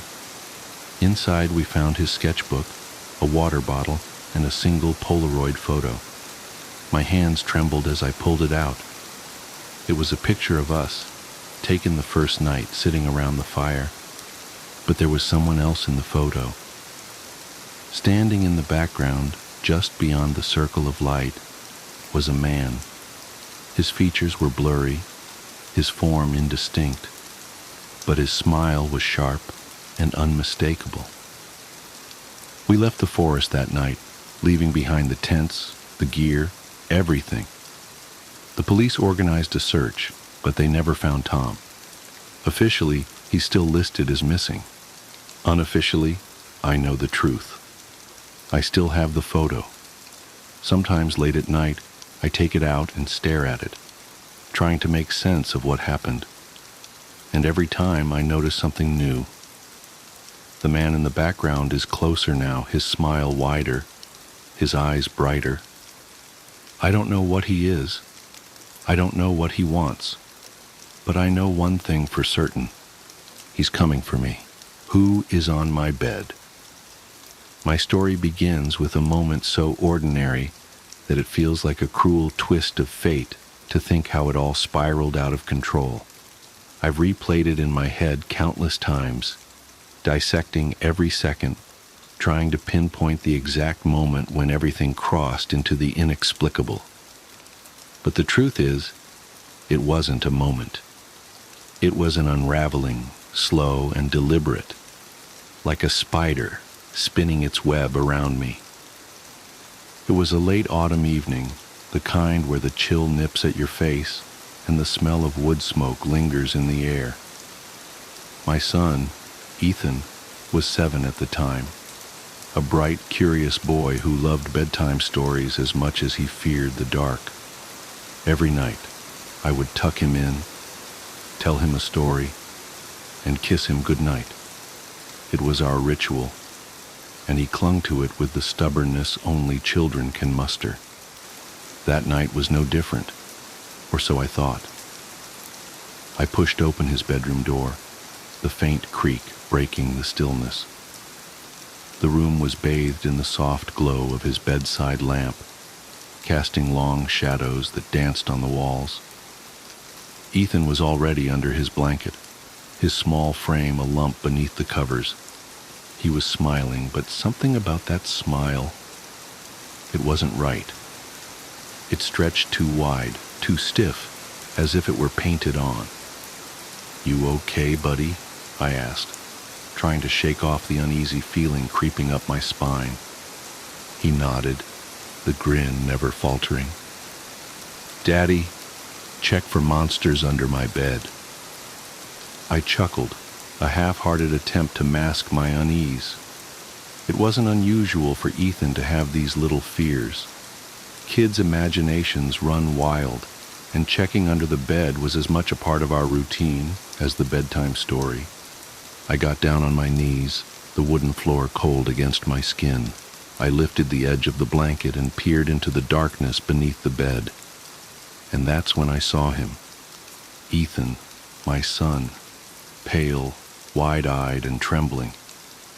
He stared back at me with an expression of pure terror. His voice was barely a whisper, but the words he spoke hit me like a sledgehammer. "Daddy, there's someone on my bed." For a moment, I froze, my brain unable to process what I was seeing, hearing. I glanced back at the bed, where the other Ethan, the thing pretending to be my son, still lay, grinning that awful grin. Everything after that moment is a blur of panic and disbelief. I grabbed the Ethan under the bed and pulled him into my arms, his little body trembling against mine. When I looked back at the bed, it was empty. The thing that had been lying there was gone, as if it had never been there at all. I'd like to say that was the end of it, that I could chalk it up to a hallucination or some twisted trick of my imagination. But it wasn't. It was only the beginning. That night, Ethan slept in my bed, clinging to me like a lifeline. I didn't sleep at all. I kept the lights on and the bedroom door locked, my ears straining for any sound, my eyes darting to every shadow. The house felt different. It was as if the walls themselves were holding their breath, waiting. The next morning, I searched Ethan's room from top to bottom. I checked the closet, the drawers, every nook and cranny where something could hide, but there was nothing, no sign of anyone or anything. And yet, the unease lingered, a constant presence just out of reach. In the days that followed, strange things began to happen. It started small, objects moving from where I'd left them, faint whispers in the dead of night, the sensation of being watched. Ethan grew quieter, more withdrawn. He wouldn't go into his room alone, and he refused to talk about what had happened that night. Then, one evening, I heard it, a soft, rhythmic tapping coming from Ethan's room. I crept down the hallway, my heart pounding with each step. The door was slightly ajar, the light inside flickering as if the bulb were struggling to stay alive. I pushed the door open and froze. Ethan was sitting on the floor, his back to me. He was humming a tune I didn't recognize, low and haunting. In front of him was a row of his toys, arranged in a perfect circle, and in the center of that circle was a single, charred handprint, burned into the wooden floor. When I called out to him, he didn't respond. I had to physically shake him to snap him out of whatever trance he was in. He looked up at me with tears streaming down his face, his voice trembling as he said, "I didn't do it, Daddy. They made me do it." I didn't ask who they were. I didn't want to know. I just wanted to get out of that house, to take my son and run. But where do you run when the thing you're fleeing isn't bound by walls or distance? I wish I could say I found the answer. I wish I could say we escaped. But the truth is, we're still here. The whispers haven't stopped. The shadows haven't left. And every night when I tuck Ethan into bed, I can't shake the feeling that I'm being watched, that something is waiting, just out of sight, wearing a smile that doesn't belong. I've tried everything: priests, paranormal investigators, even moving to a new house. But it doesn't matter. Whatever it is, it's not tied to a place. It's tied to us, to Ethan. So now I'm writing this down, not as a cry for help, I've long since given up on that, but as a warning. If you ever hear that soft, rhythmic tapping in the dead of night, or see a smile that stretches too wide, don't look, don't investigate, just run and pray that it doesn't follow you. Wrong way, Charlie. Do you remember your very first best friend? I do. Midnight was giving birth in the closet at the end of the hall. The repeating pattern of deep growls and shrieks woke me. "Kittens!" I nearly shouted as I crawled down from the top bunk. My sister stirred on the bottom bed. I paused on the ladder, held my breath, hoped she wouldn't open her eyes. After a moment, she rolled onto her side and fell back into deep sleep. I was glad she didn't wake. I wanted the kitties all to myself. Midnight continued to scream. I cracked open my bedroom door and saw my parents kneeling in the hallway, peering into the closet. They noticed I was standing there and told me to get back in bed. "But I want to make sure Midnight is okay," I protested. "She was mine too.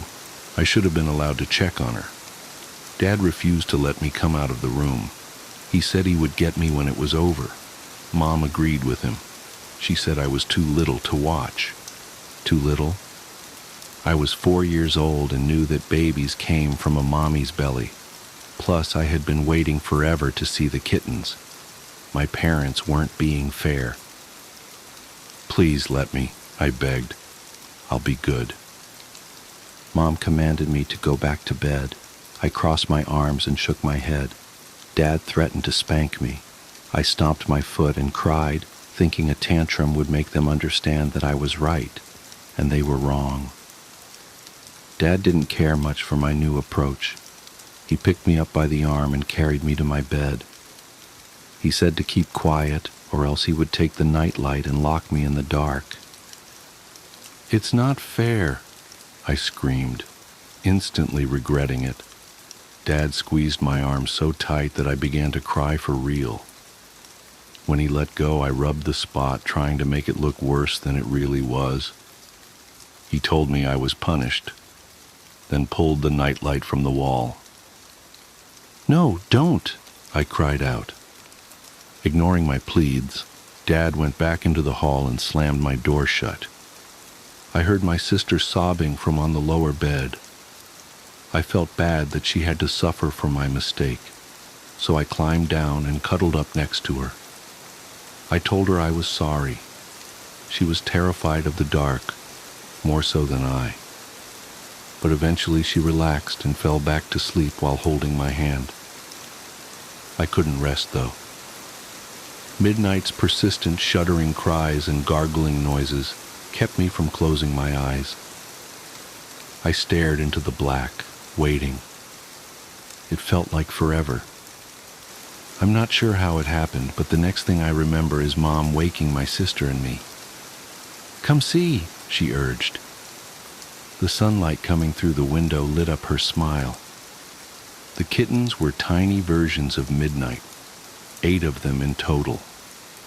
All the same jet black color, except for one. He had a speck of white fur above his nose with white front paws to match. That one period. That one was mine. I knew the moment I saw him. Dad said we could give them names. It wasn't an easy task, since they all looked the same. After several failed attempts to remember which was which, my sister decided the best thing to do was to call them Kitty Cat, but she was only 2 years old and pronounced it Ki-Ka. The oddball was the only exception. He was mine to name, so I named him Charlie. Charlie was more playful than the rest of the litter. Whenever my sister and I were allowed to pick them up, he would roll on his back to let us pet his belly. Sometimes he would try to suck on our fingers, mistaking them for a part of his mother. It never failed to make my sister laugh. And sometimes, when Midnight laid down in the box to feed them, he would get turned around, managing to walk away from her. Mom would pick him up, turn him in the right direction, and say, "You're going the wrong way, Charlie." Eventually, the kittens opened their eyes. My sister and I were allowed to play with them without supervision, but only if we stayed in the hallway. Dad said we weren't allowed to take them out of the closet because they were still too small to run free. We didn't mind. Sitting on the floor petting them was one of our favorite things to do, especially when Midnight fed them. Charlie was turning out to be the runt. He ate well, but he never latched on to Midnight like the others did. While they loved to pat at her stomach and purr, Charlie was always too busy going the wrong way. No matter how many times we picked him up and faced him in the right direction, sooner or later he would get turned around again. Time went on, and the kittens got bigger. They meowed whenever someone would walk down the hall, demanding us to stop and play. Sometimes they got up on their hind legs, just barely able to peek over edge of the box. One day, my sister yelled something about the kittens. Mom and I came running from the living room to see what all the fuss was about. Charlie was in the hall, on the outside of the box, trying to correct his mistake. He clawed at the cardboard, wanting to make his way back to the other side. He kept falling over, shaking himself, then trying again. It was funny. Feeling sorry for him, Mom picked him up, gave him a kiss, and sat him next to his brothers and sisters. "You went the wrong way, Charlie," she said. That was the first time Charlie broke out of jail, but not the last. He would make it over the edge, and either Midnight or Mom would grab him by the scuff of the neck, then toss him back into the box. It happened again and again. The whole family had to help keep him where he belonged. After a while, everyone got tired of dealing with his shenanigans. We officially changed his name to Wrong Way Charlie and let him have free reign of the hallway. Even Midnight stopped caring. All the other kittens were content to stay in the box, but Charlie came and went as he pleased. He never went far, though. Sometimes he would sneak a peek into my bedroom or into the bathroom, but that was the extent of his exploration. It was easy to forget that he was only a few weeks old and too frightened to venture into any of the rooms. The box and hallway was the only world that he knew, the only place he felt safe. A few days later, I woke to the sound of Grandma's voice coming from the living room. She was talking to my sister about making her a new dress. No one told me Grandma was coming over, I thought. Excited to see her, to see if she brought me a present, I jumped out of bed, and ran down the hallway. I feel this soft crunch under my foot. What was that? I turned around to see what I had stepped on. Then I screamed. Wrong way. Charlie crawled toward me. The back half of him was crushed and twisted. Horrible sounds escaped from his small mouth. Meow.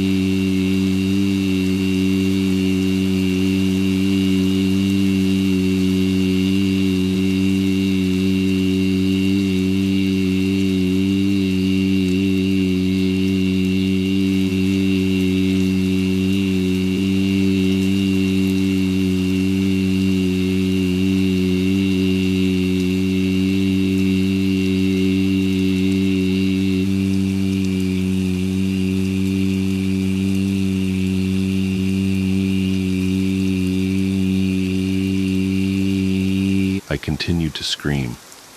Charlie was still trying to crawl toward me while making that resounding, awful sputter. His body trembled, and his little head twitched incessantly. Mom came running down the hall, my sister right behind her. Blood was everywhere, a trail of gore soaking into the carpet. All I heard was screaming, screaming, screaming, screaming. It echoed down the hallway and throughout the years. Midnight leaped out of the closet and ran toward me. Wide-eyed, she hissed and swatted, then lapped at the blood flowing from Charlie's gaping mouth. Grandma grabbed a hold of me, held me close. My sister pressed her face into Grandma's side so she wouldn't have to see. Mom and Charlie were still screaming, still making those appalling noises. I couldn't tell them apart. "It's still alive," Mom wailed. "It's still alive. Oh my God, what do I do?" Though Grandma tried to protect me, I couldn't look away. Charlie was crying in agony. The look on his little face said, "Why is this happening to me? What have I done? Make it stop. Please, please make it stop." "You have to kill it," Grandma shouted, angry. "Put the thing out of its misery, for Christ's sake." Mom ran into the living room and turned the corner. I heard a drawer in the kitchen pulled open, then slammed shut. She came running back, hammer in hand. "Eee!" Mom shrieked. She pounded the hammer down on Charlie's head over and over and over again while midnight attacked her, trying to protect the kitten.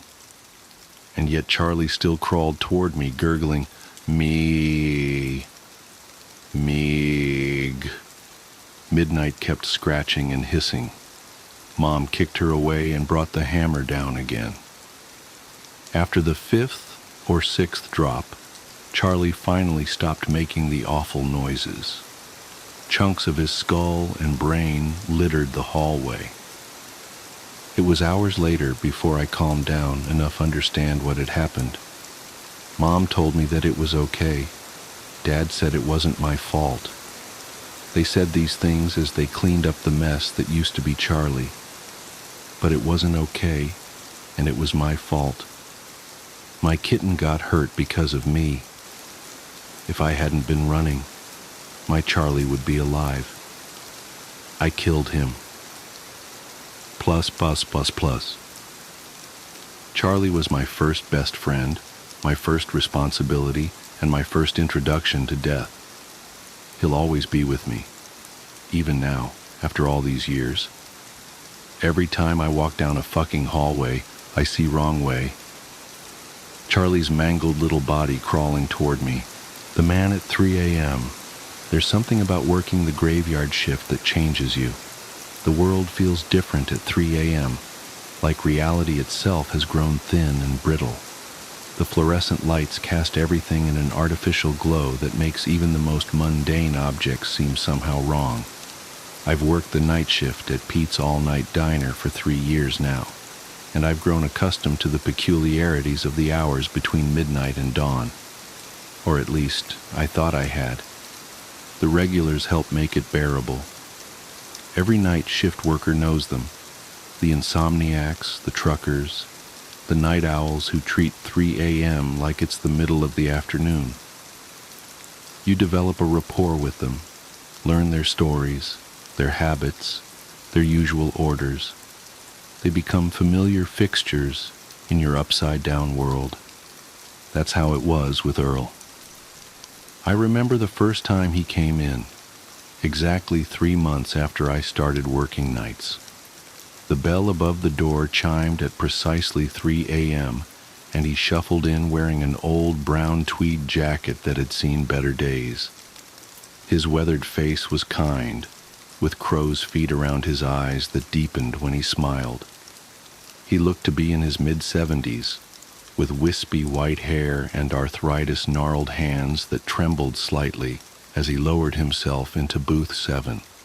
"Coffee, black," he said, when I approached with my pad, "and maybe a friendly ear, if you've got one to spare."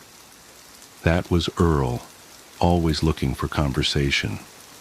He became my most reliable regular, appearing every single night at exactly 3 a.m., ordering the same black coffee, and chatting with me until sunrise started to paint the sky in watercolor shades of pink and gold. He told me about his life, how he'd worked as a high school history teacher for 40 years before retiring. He spoke about his late wife, Margaret, with such tenderness it made my heart ache. They'd never had children, but he'd touched countless lives through his teaching. Sometimes he'd share stories about his students, his eyes lighting up as he recalled particularly memorable moments from his career. I found myself looking forward to his visits. On slow nights, and most nights were slow, we'd talk for hours. He asked about my own life with genuine interest, offering gentle advice when I mentioned my struggles with college classes or family drama. He reminded me of the grandfather I'd never known. "Life's too short to waste it being unhappy," he'd often say, wrapping his gnarled fingers around his coffee cup. "You've got to grab onto the good moments when they come along." This went on for nearly 3 years. Earl became as much a part of my nightly routine as brewing fresh coffee and wiping down tables.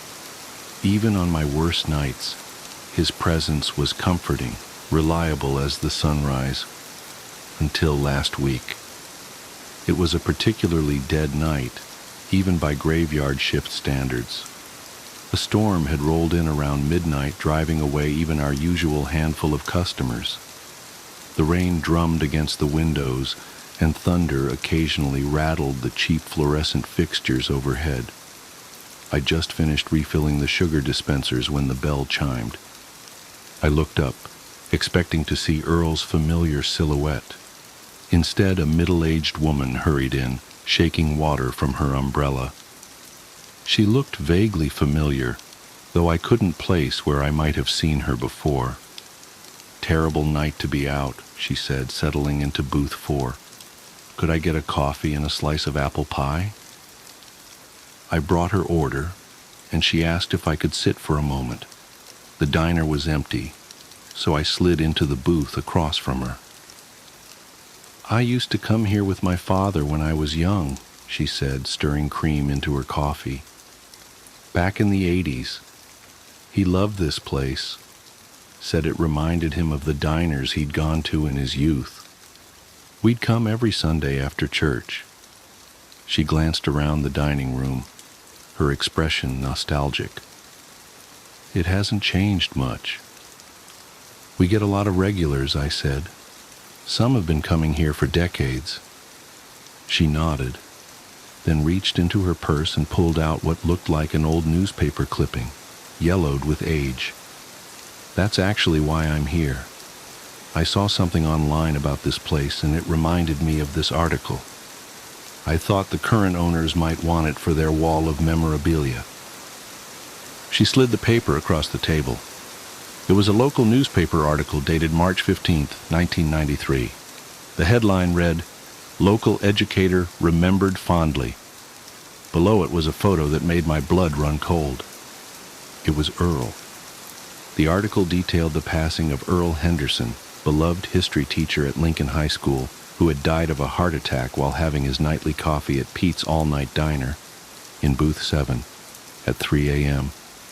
30 years ago. My hands started shaking as I read the article. The description was unmistakable: the tweed jacket, the gentle demeanor, his 40-year teaching career. They'd even interviewed his former students who spoke about his kindness and dedication to teaching. One mentioned how he'd lost his wife Margaret to cancer a few years prior. "Are you all right, dear? You've gone pale." I couldn't speak. My eyes darted to Booth 7, where Earl should have been sitting at that very moment.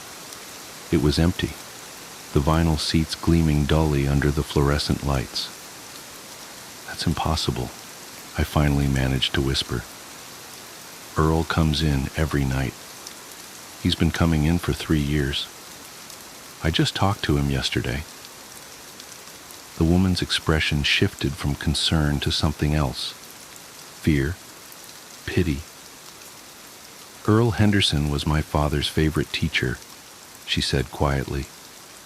"Dad used to bring me here because this was where Mr. Henderson had his heart attack. Said he wanted me to know about the man who'd inspired him to become a teacher himself." She paused, studying my face. "That was 30 years ago. I was 12. I pushed the article back toward her, my hands trembling so badly I nearly knocked over her coffee. "This is some kind of joke. It has to be. Earl is real. He's as real as you are." But even as I said it, details began clicking into place like tumblers in a lock. How Earl never ordered food, only coffee. How no other customers ever seemed to notice or interact with him. How he appeared and disappeared so precisely at 3 a.m., never varying by even a minute. How the coffee in his cup never seemed to diminish, no matter how long he sat there. The woman left shortly after, leaving the article behind despite my protests. I spent the rest of my shift in a daze, jumping at every shadow, every creak of the old building settling. When 3 a.m. rolled around, I found myself staring at Booth 7, hardly daring to breathe. The bell chimed. Earl shuffled in, wearing his familiar brown tweed jacket. He smiled at me, crow's feet crinkling around his eyes, and settled into Booth 7. "Coffee black," he said, "and maybe a friendly ear, if you've got one to spare." I stood frozen behind the counter, the newspaper article burning a hole in my apron pocket. Earl's smile faltered slightly. "Everything all right, dear? You look like you've seen a ghost." That was 2 weeks ago. I've been working every night since then, watching Earl appear and disappear like clockwork. Sometimes I convince myself the article was a hoax, that the woman was playing some elaborate prank. But deep down, I know the truth. The thing is, I don't know what to do with this knowledge. Earl is still Earl, still kind, still interested in my life, still offering gentle wisdom and companionship through the long, dark hours of the night shift. But now I notice things I didn't before. How the temperature drops slightly when he's present. How his coffee cup never leaves rings on the table. How sometimes when he thinks I'm not looking, his image seems to flicker like a bad TV signal. I've started doing research during my off hours. I learned that Earl Henderson really did teach history at Lincoln High from 1953 to 1993. His wife Margaret died of breast cancer in 1990. Former students described him as one of the most inspiring teachers they'd ever had. And yes, he died of a heart attack in Booth 7 of Pete's All-Night Diner on March 15th, 1993, at exactly 3 a.m. What the articles don't mention is that he's still there every night, ordering his coffee and dispensing wisdom to lonely night shift workers. Last night, I finally worked up the courage to confront him. I walked up to booth 7 at 2:59 a.m., the newspaper article clutched in my hand. The bell chimed at 3 a.m. right on schedule, and Earl appeared in his usual spot. Before he could give his usual order, I placed the article on the table in front of him. He didn't look surprised. He didn't look at the article at all. Instead, he looked at me with those kind eyes, now filled with an ancient sadness that made my chest ache. "Sit down, dear," he said softly. "I suppose we should talk." I slid into the booth across from him, my heart pounding so hard I could feel it in my throat. The vinyl seat was ice cold. "How long have you known?" I asked. "That I'm dead?" He smiled sadly. "Since the moment it happened, right here in this booth. One minute I was enjoying my coffee, thinking about the lesson plans for the next day, and the next..." He gestured vaguely. "But that's not what you're really asking, is it? Why are you here? Why can I see you? Why me?" Earl was quiet for a long moment, his gnarled fingers wrapped around his eternally full coffee cup. "Do you remember what I told you the first night we met? About why I became a teacher?" I nodded. "You said you wanted to help guide young people through the confusing parts of life." "That's right. And that desire, that need to help, to guide, to listen, it didn't go away just because my heart gave out." He leaned forward slightly. "This diner, it's a special place, especially during the night shift. Reality is different at 3 a.m. The barriers between what is and what was become permeable. And sometimes, if someone needs guidance badly enough..." "But I don't," I protested. "I mean, yes, the night shift can be lonely, but I'm fine. I'm not in any kind of trouble." Earl's expression turned grave. "Aren't you?" That's when the bottom dropped out of my world, because suddenly I remembered. I remembered the night 3 months before I first met Earl, the night I'd stood on the roof of my apartment building, looking down at the street below, wondering if anyone would miss me if I just stepped off. The night I'd decided to walk instead, ending up at Pete's all-night diner, asking if they were hiring. I remembered how close I'd been to giving up on college, on my dreams, on everything, until Earl started encouraging me, helping me see a future worth fighting for. I remembered all the nights I'd thought about relapsing, about calling my old dealer, about throwing away 3 years of sobriety, until Earl's steady presence and quiet wisdom helped me through the craving. "Oh," I whispered. "Sometimes," Earl said gently, "the people who say they're fine are the ones who need help the most. Sometimes they just need someone to listen, to care, to remind them that they matter." He smiled. "That's what teachers do after all, even dead ones. Are there others? Other ghosts?" "Here and there. We all have our purposes, our reasons for lingering. Some are malevolent, angry, stuck in patterns of hatred or revenge. But some of us..." He shrugged. "Some of us just want to help. Why are you telling me this now? Why let me know the truth?" "Because you're ready. You're stronger now than you were 3 years ago. You've built a life worth living. You don't need me anymore." He paused, then added, "And because there's someone else who needs me now."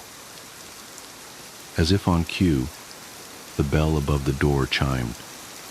A young woman walked in, her eyes red from crying, her shoulders slumped with defeat. She looked exactly like I had 3 years ago. "Will I ever see you again?" I asked. But when I turned back to booth 7, Earl was gone. The newspaper article sat alone on the table, and even that was beginning to yellow and curl at the edges, as if aging decades in minutes. The young woman settled into booth 4, staring blankly at the laminated menu. I watched as Earl materialized in the seat across from her, his kind eyes crinkling at the corners. "Coffee black," he said, "and maybe a friendly ear if you've got one to spare." I understood then that my time with Earl was over. He had saved me when I needed saving, guided me when I needed guidance. Now it was someone else's turn. But the story doesn't end there. Because now I notice things I never noticed before. The way certain customers seem to flicker at the edges, like old film. The way some regulars never seem to interact with anyone but their chosen companion. The way the temperature fluctuates in specific booths at specific times. Reality is different at 3 a.m., Earl had said. The barriers become permeable. I've started keeping a journal, documenting the patterns. The woman in booth 12 who appears every Tuesday at 1:47 a.m., ordering tea she never drinks while listening to young mothers cry about their troubles. The elderly couple in booth 3 who materialize every Friday at 4:15 a.m., offering comfort to grieving widows and widowers. The young man at the counter who shows up at 2:22 a.m. on the 1st of every month, helping lost souls find their way home. They're all around us, these guardian ghosts, these spectral mentors. They find the people who need them most, who are crying out for help in ways too quiet for the living to hear. They listen, they guide, they save. And sometimes, if you're very lucky, or perhaps very desperate, they'll join you for coffee at 3 a.m. But here's the thing that truly terrifies me, the reason I can't sleep anymore, the truth that makes my hands shake as I write this. Last night, a young man came in looking lost and broken. Before Earl could appear, I found myself walking to his booth. I sat down across from him, feeling a strange chill settle over me. "Coffee, Black," I heard myself say, "and maybe a friendly ear if you've got one to spare." The words came naturally, as if I'd been saying them for decades. The young man looked up, his eyes filled with tears, and began to talk. And that's when I realized I couldn't remember the last time I'd seen my reflection in the diner's windows. I couldn't remember the last time another customer had spoken to me directly. I couldn't remember the last time I'd felt warm. I've been working the night shift at Pete's all-night diner for 3 years now. Or maybe it's been 30. Maybe I never left that rooftop after all. Maybe I just found a different way to fall. The bell above the door chimes. It's 3 a.m. Time to get back to work. After all, someone out there needs a friendly ear. And the night shift is long, so very, very long. The portraits promise. The roses were dying again. I stood in the suffocating midnight air of the conservatory, watching their velvet petals curl and blacken before my eyes. 3 days. That's all they ever lasted in this house, no matter how tenderly I cared for them. The humid air pressed against my skin like a damp shroud as I touched one withering bloom, its once crimson petals crumbling beneath my fingertips. "Just like before," I whispered, my voice barely disturbing the thick silence.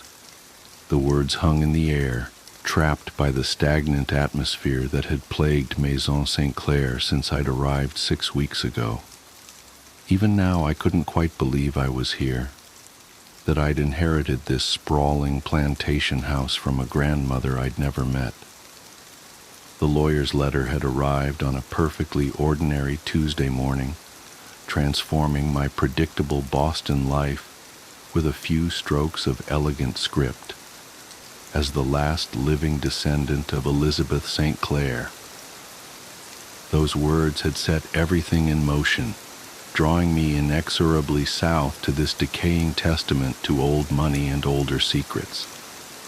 I pulled my hand back from the roses, wiping the dark residue on my thin cotton nightgown.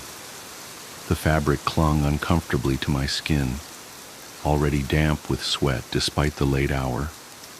Through the conservatory's grimy windows, I could see the moon hanging low and bloated in the Louisiana sky, casting sickly shadows through the Spanish moss that draped the property's ancient oaks.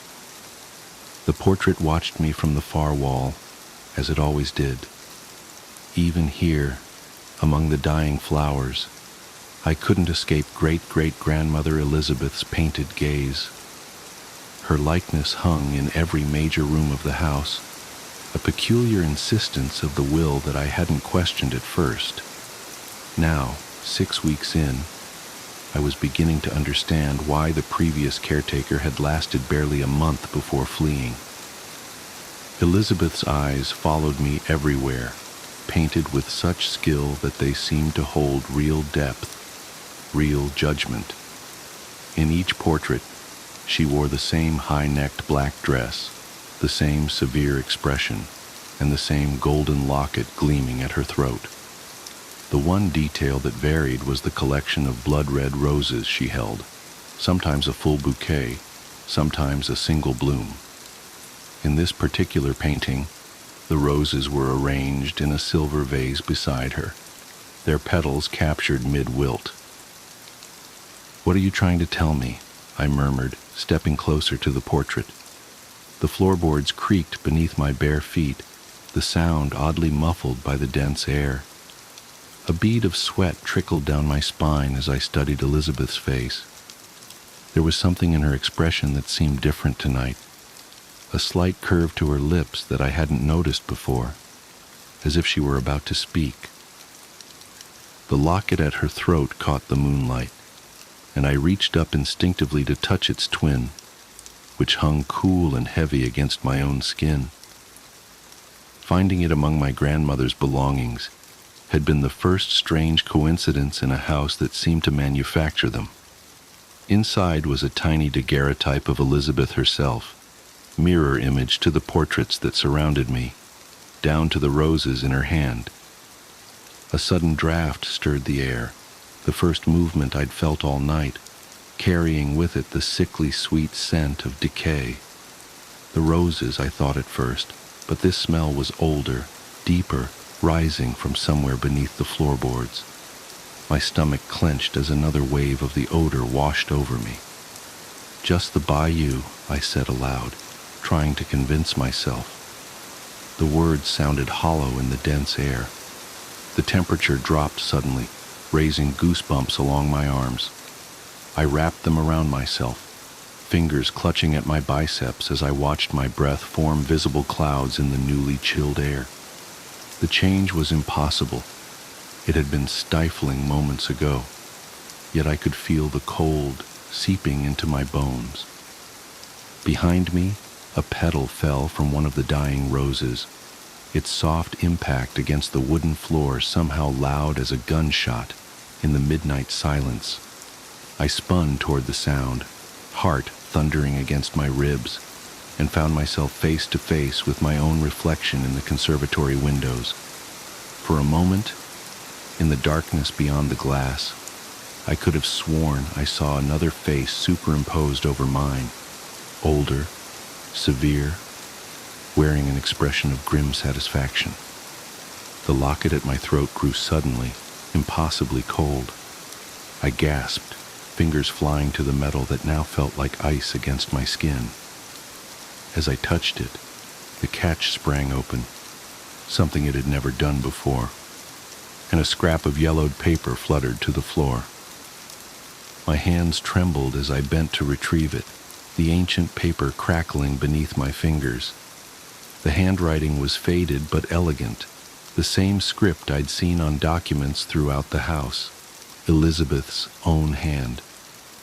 The message was brief, but its words sent a chill deeper than any cold draft through my body. Blood calls to blood, and debt calls to debt. The roses remember sweet Eleanor, and so must you. I looked up at the portrait, my breath catching in my throat. Elizabeth's painted eyes met mine, and this time I was certain her expression had changed. The slight smile had broadened, revealing teeth that gleamed too white, too sharp in the moonlight. The smell of decay grew stronger, rising through the floorboards like a physical presence. My head swam with it as memories began to surface, memories that couldn't possibly be mine, yet unfolded with the vivid clarity of lived experience. I saw Elizabeth in this very room, her black dress stark against the riot of roses that bloomed unnaturally red. She held a silver gardening knife in one gloved hand, its blade stained dark. "The price must be paid," she whispered to someone I couldn't see. "The roses must be fed." The vision hit me with such force that I staggered, catching myself against the wall. The painted Elizabeth's eyes bored into mine as more memories crashed through my mind. The sharp tang of blood mixing with the scent of roses. A body being dragged across these very floorboards. The roses blooming brilliant red, fed by something darker than water. "No," I stammered, pressing my hands to my temples. "These aren't my memories. They can't be." But even as I denied them, I knew they were true. They were Elizabeth's memories, passed down through blood and bone, waiting for the moment when the last St. Clair daughter would return home. The locket burned cold against my skin as another memory surfaced. Elizabeth standing before a fresh grave, roses scattered across the turned earth. "The bargain is sealed," she said to the night air. "My roses will bloom eternal, fed by the blood of the guilty, and when the debt comes due, my own blood will return to pay it." My legs gave out and I sank to the floor, the rotting boards soft beneath my knees. The smell of decay was overwhelming now, and as I watched in horror, dark liquid began to seep up through the cracks between the floorboards. It wasn't water. The liquid was too thick, too dark, and it carried the metallic tang of old blood. The roses suddenly straightened in their vases, their withered petals unfurling and flushing with unnatural life as they drank in the dark liquid.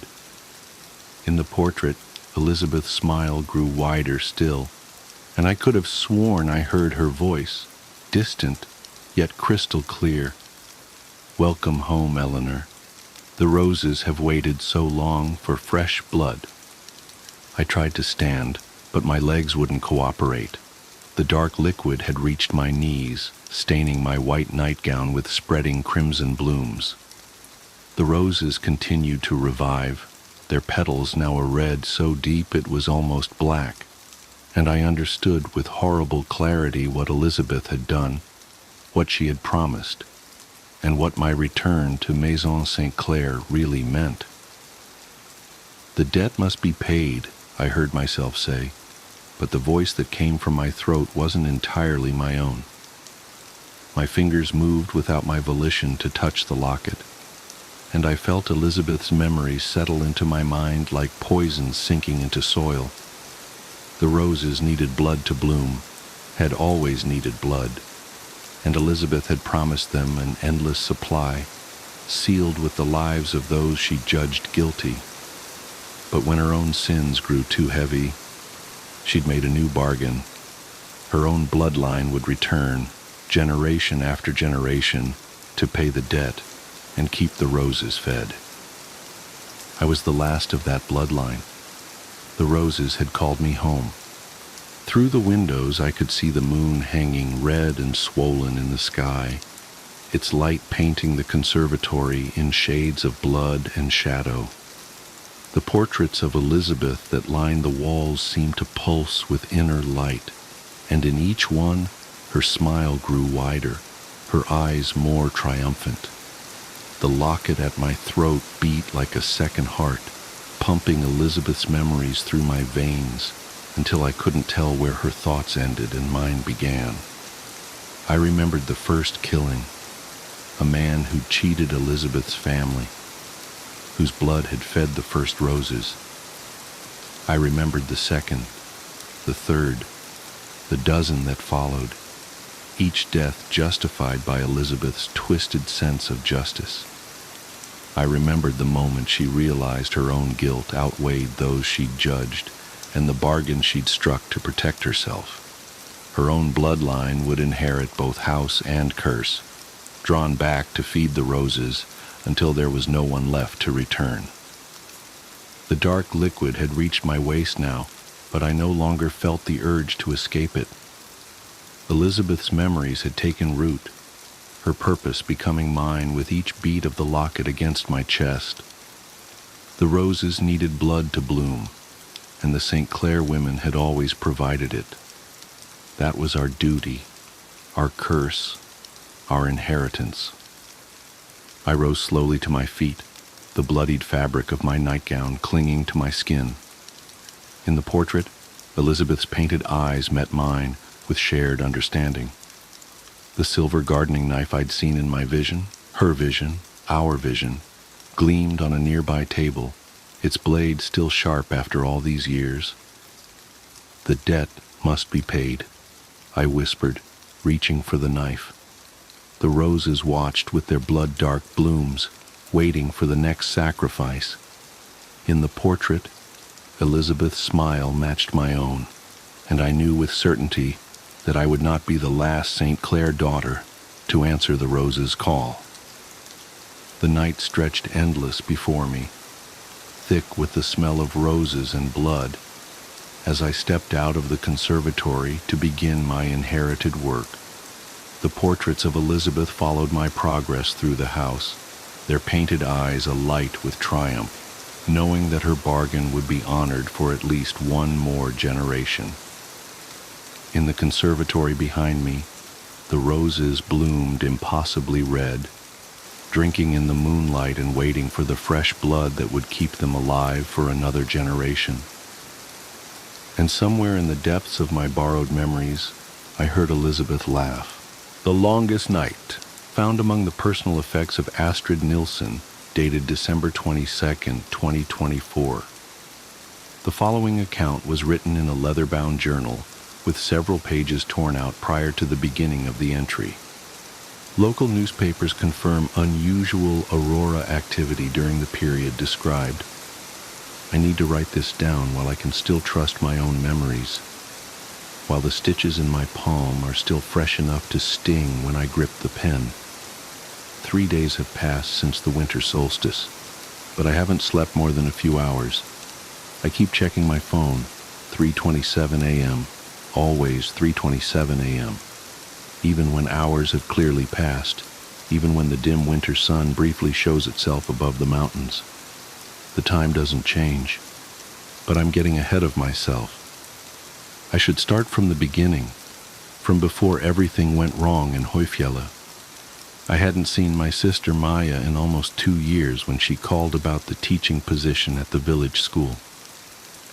"They're desperate for an English teacher up here," she said, her voice crackling over the poor connection. "The pay is amazing, and you'd have your own cottage. Plus," she hesitated, "I miss you, Astrid. We need to fix things between us." I almost declined. Our last fight had been brutal. Accusations about our mother's care, about the family property, about who had abandoned whom.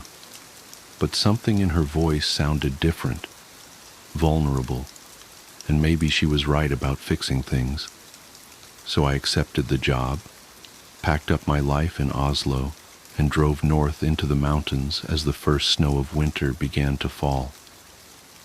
Hoyfjella was smaller than I expected, maybe 50 houses clustered around a small central square, with the school, church, and grocery store forming a triangle of community life. My cottage sat at the edge of the village, a rustic one-bedroom affair with a view of the mountains that would have been charming if it weren't so isolated. Maya lived on the opposite end of the village. which felt pointed somehow, but I tried not to read too much into it. The first few weeks were normal, mundane even. I taught English to children who struggled with the sounds and basic verb conjugation. I learned which days the grocery store got fresh bread deliveries. I got used to the constant darkness of winter, the way the aurora would sometimes paint the sky in shimmering curtains of green and purple. I even started wearing the old silver pendant Mom had given me before she died, the one with the intricate knotwork that matched Maya's, a peace offering maybe. It was on the winter solstice that things changed. I was grading papers when my phone buzzed with a text from Maya. Need to talk. Important. Come over tonight? I bundled up against the cold and made my way through the village. The snow was falling heavily, muffling every sound except the crunch of my boots. The aurora was particularly bright that night, casting an eerie glow that made the snow look almost green. As I passed the church, I noticed a group of ravens perched along the roof ridge, silent and still. Too still. I counted 7 of them, their black shapes stark against the shifting lights above. Maya's house was dark when I arrived, except for a single candle burning in the kitchen window. I knocked, but there was no answer. The door was unlocked, not unusual in a village this small, but something made me hesitate before stepping inside. "Maya?" I called out, stamping snow from my boots. "It's Astrid." The house smelled wrong, like copper and something else I couldn't place, something organic and musty, like old leaves or damp wool. The candle in the window cast strange shadows on the walls, and I noticed that all the photographs, the ones of us as children, of our parents, of Maya's life here, had been turned to face the wall. Up here. Maya's voice drifted down from the second floor, but it sounded off, like she was speaking through something. I should have left then. Everything in my body was screaming at me to leave, but she was my sister, and we were supposed to be fixing things. I found her in the spare bedroom, sitting cross-legged on the floor, surrounded by what looked like sewing supplies. She was wearing our mother's old wedding dress, yellowed with age, and her hands were busy with needle and thread. "I've been waiting for you," she said without looking up. "Do you remember when we used to sew with Mom? How she taught us that every stitch holds a purpose?" My throat felt dry. "Maya, what's going on? Why are you wearing that dress?" She finally looked up at me, and I took an involuntary step backward. Her face was the same, the sister I'd grown up with, fought with, loved and resented in equal measure. But her eyes were wrong. They reflected the aurora's light like a cat's eyes would, glowing green in the darkness. "They told me you'd come," she said, her voice dreamy and distant. "The ravens promised.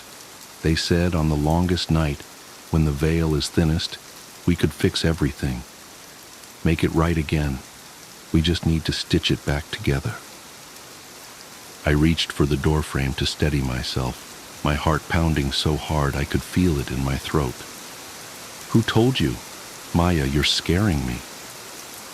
She held up her hands, and I saw that they were covered in complex patterns, sewn directly into her skin.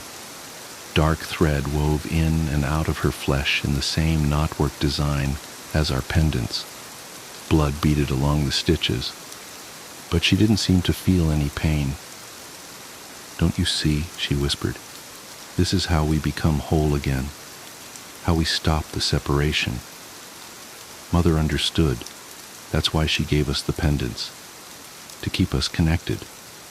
But we broke it, Astrid. We broke everything. Now we have to sew it back together. She stood up in one fluid motion, needle glinting in her hand. "Give me your hand, sister. It only hurts for a moment."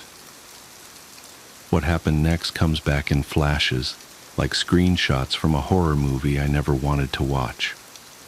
Maya lunging for me with inhuman speed, the needle piercing my palm as I tried to block her, the sensation of thread pulling through my flesh like ice. Ravens bursting through the windows in the explosion of glass and feathers, the pendant burning cold against my chest. I remember running through the snow, blood dripping black in the aurora's light. I remember the ravens following, their wings making no sound as they flew. I remember reaching my cottage, locking the door and huddling in the corner as their beaks tapped against every window, keeping time like a metronome. Tap, tap, tap. When I looked at my phone, it was 3:27 a.m. It's been 3:27 a.m. ever since. The police came the next day, but they found nothing strange at Maya's house. No blood, no broken windows, no sewing supplies.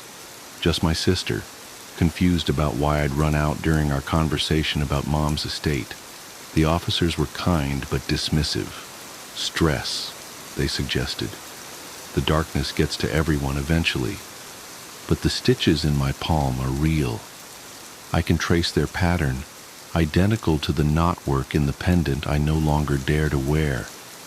Sometimes I think I can feel them moving under my skin, trying to complete a design I can't fully see. And every night at 3:27 a.m., I hear the ravens outside my window. Tap, tap, tap. Maya still teaches at the village school. We wave to each other in the grocery store, exchange pleasantries about the weather. She seems normal now, concerned about my episode, eager to repair our relationship. She suggested I see the village doctor about my hand, about my insistence that something happened that night. She's probably right. That would be the rational thing to do. But I won't. Because sometimes, when the aurora is particularly bright, I catch a glimpse of her hands, and beneath her skin, I swear I can see the threads moving, weaving patterns that pull at something deep in my blood, calling to the unfinished stitches in my palm, reminding me that on the longest night of the year, when the veil is thinnest, there are debts that must be paid in thread and silver and sisterhood. I think I understand now why Mom gave us the pendants, why she made us promise to always wear them. What I don't understand, what keeps me awake as the ravens tap their endless rhythm against my windows, is whether she meant them to protect us from what lives in the darkness of Høyfjellet, or to mark us as its own. The journal entry ends here. Astrid Nilsson's current whereabouts are unknown. Her sister Maya continues to teach at Høyfjellet school, and when asked about Astrid, she simply smiles and touches the silver pendant at her throat. The yellow fog. The first thing I noticed when I arrived at St. Augustine's Artists' Commune wasn't the converted church's imposing Gothic spires, or the way its weather-darkened stone seemed to absorb the weak autumn light. It was the smell, an earthy, almost sweet decay that reminded me of compost and something else I couldn't quite place. I would later learn that the surrounding woods were famous for their mushrooms, but at that moment, standing in the perpetual drizzle with my suitcase and art supplies, the scent only made me wonder if I'd made a mistake accepting the residency. Marion Blackwood?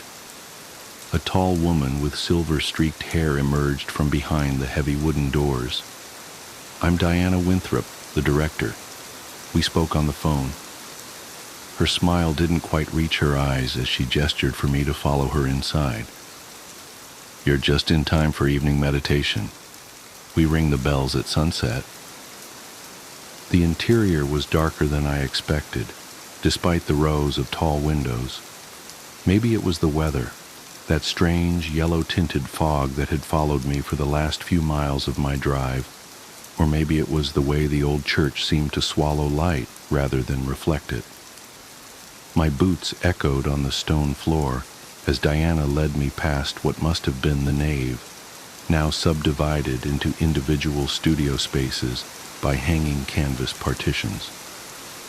"Your studio is in the north transept," Diana said, her voice carrying that particular New England crispness that made everything sound like a gentle criticism. "You'll find all the basic supplies, though I see you've brought your own." She glanced at my wrapped canvases with what might have been disapproval. I clutched my favorite brushes closer to my chest. Handmade sable that had cost 3 months' rent but were worth every penny for the way they seemed to anticipate my movements, extending my intent directly onto the canvas. "I prefer to use my own tools," I said, trying to keep my voice steady.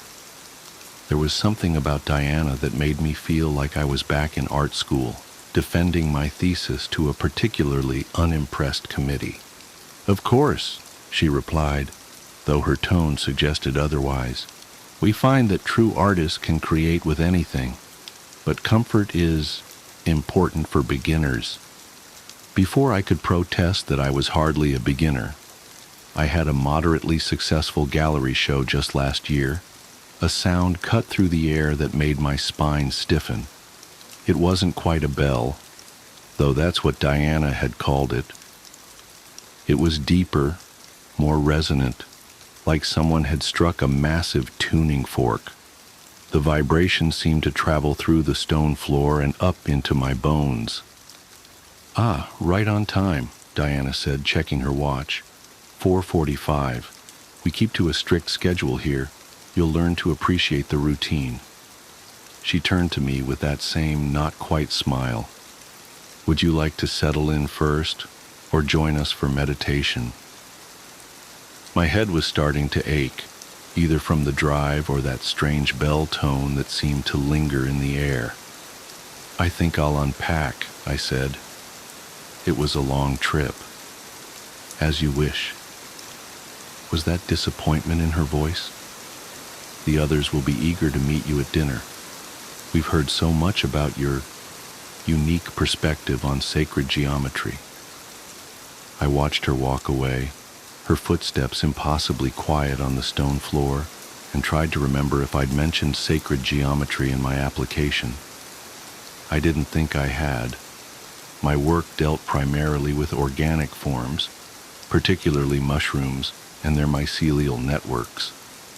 I'd been fascinated by their hidden connections ever since I'd found that fairy ring in my parents' backyard as a child. My assigned studio space was smaller than I'd expected, but the north-facing windows would provide good light, assuming the sun ever broke through the fog. Someone had already set up an easel and a basic set of supplies: student-grade acrylics, synthetic brushes, the kind of materials I hadn't used since undergraduate studies. But it was the canvas that drew my attention. A large square piece, already primed and stretched, positioned precisely in the center of the easel. I stepped closer, frowning. The surface wasn't completely white. In the dim light, I could make out faint lines, geometric patterns that seemed to shift when I tried to focus on them. They reminded me of the growth patterns of certain fungi, the way they spread underground in perfect mathematics. "Oh, don't mind that." The voice behind me made me jump. A young man stood in the doorway, pale and thin with dark circles under his eyes that looked almost like bruises. "Sometimes the old works bleed through. I'm James, by the way. Studio next door." "Marion," I said, trying to calm my racing heart. "What do you mean, bleed through?" James shrugged, a jerky movement that reminded me of a puppet on strings. "This place has history. Art has memory. You'll see." He glanced over his shoulder, then leaned in closer. His breath smelled of earth and copper. "Just don't try to paint over them. It doesn't work. Trust me." Before I could ask what he meant, another bell tone filled the air, different from the first, higher, almost piercing. James straightened up as if pulled by invisible wires. "That's the second call. You should come to meditation. It helps with the dreams." What dreams? But he was already gone, his footsteps silent despite the stone floor. I turned back to the canvas, but in the fading light I couldn't make out the patterns anymore.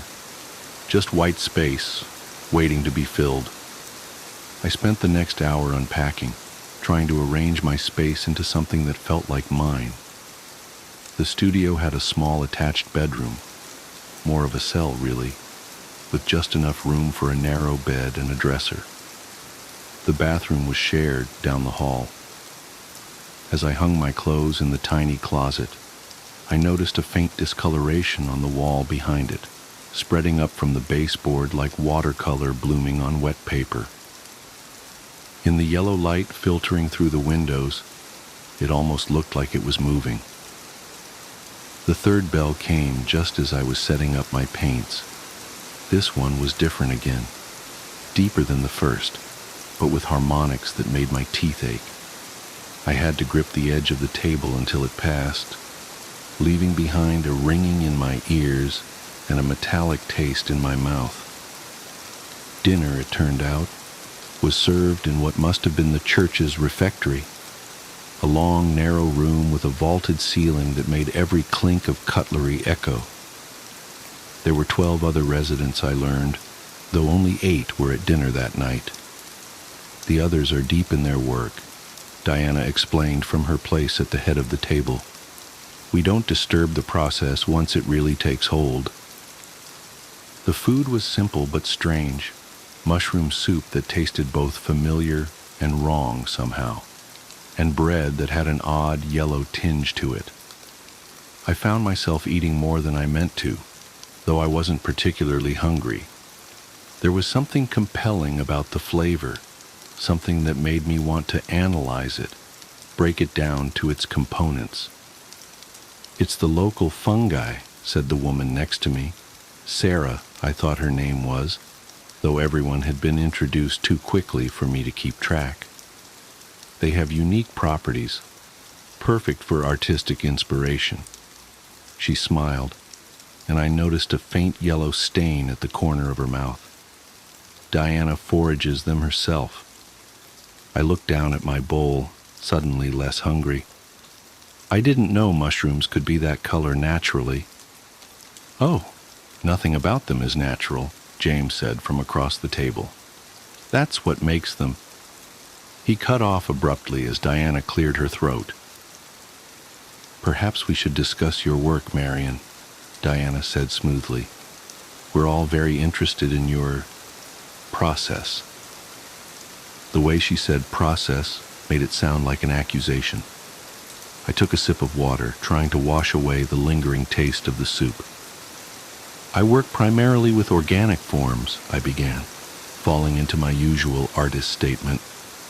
"I'm interested in the hidden connections between things, the networks that exist just below the surface." Yes, Diana interrupted.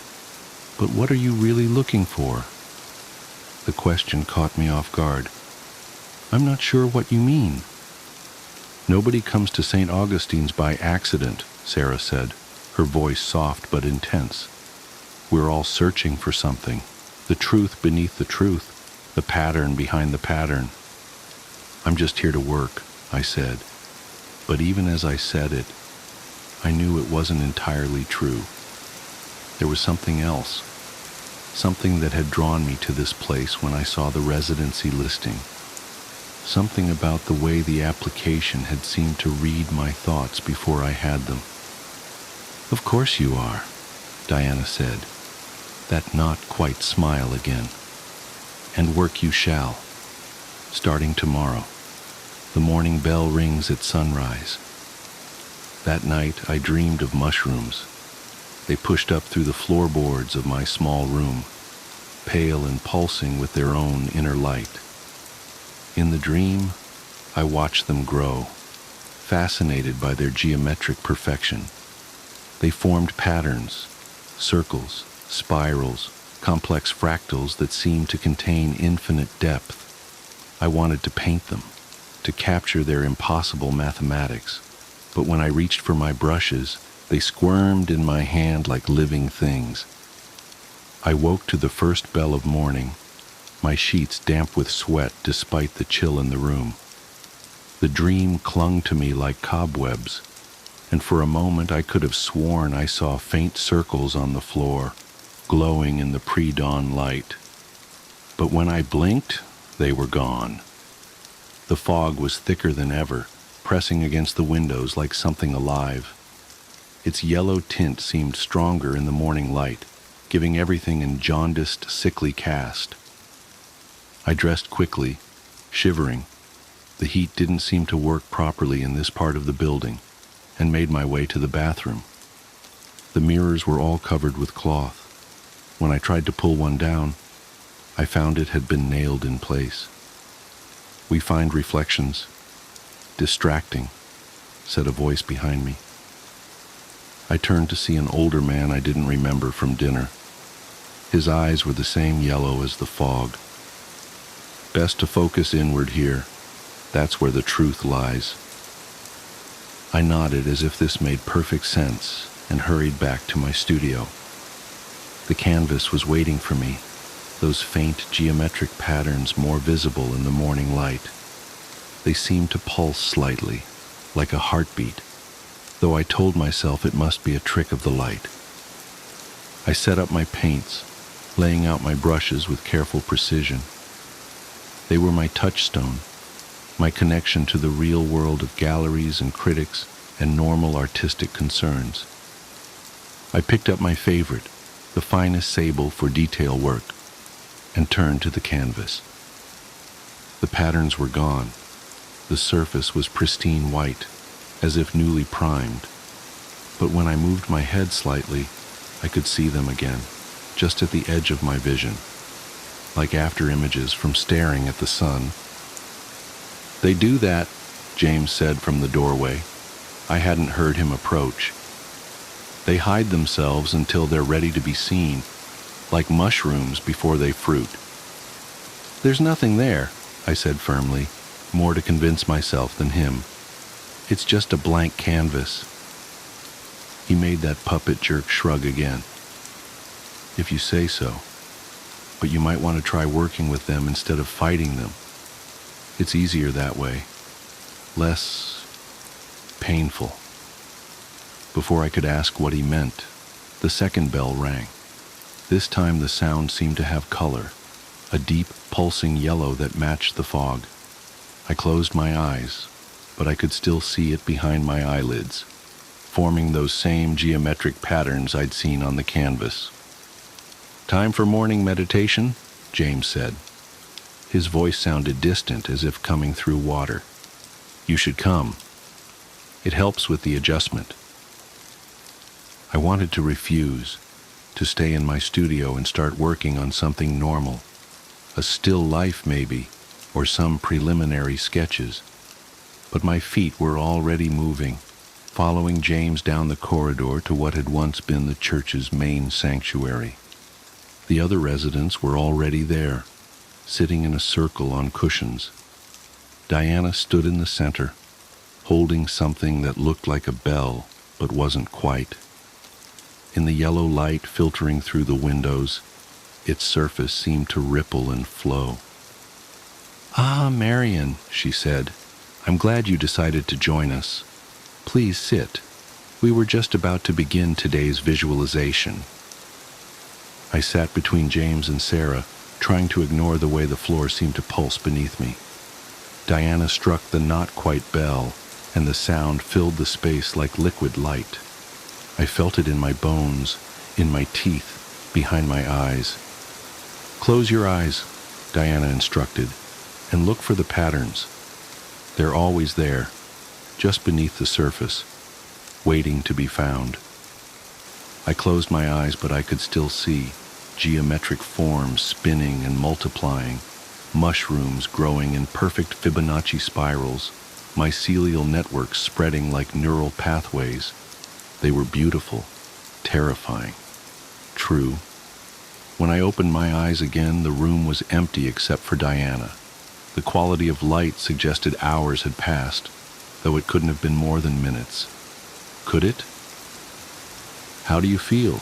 Diana asked, helping me to my feet.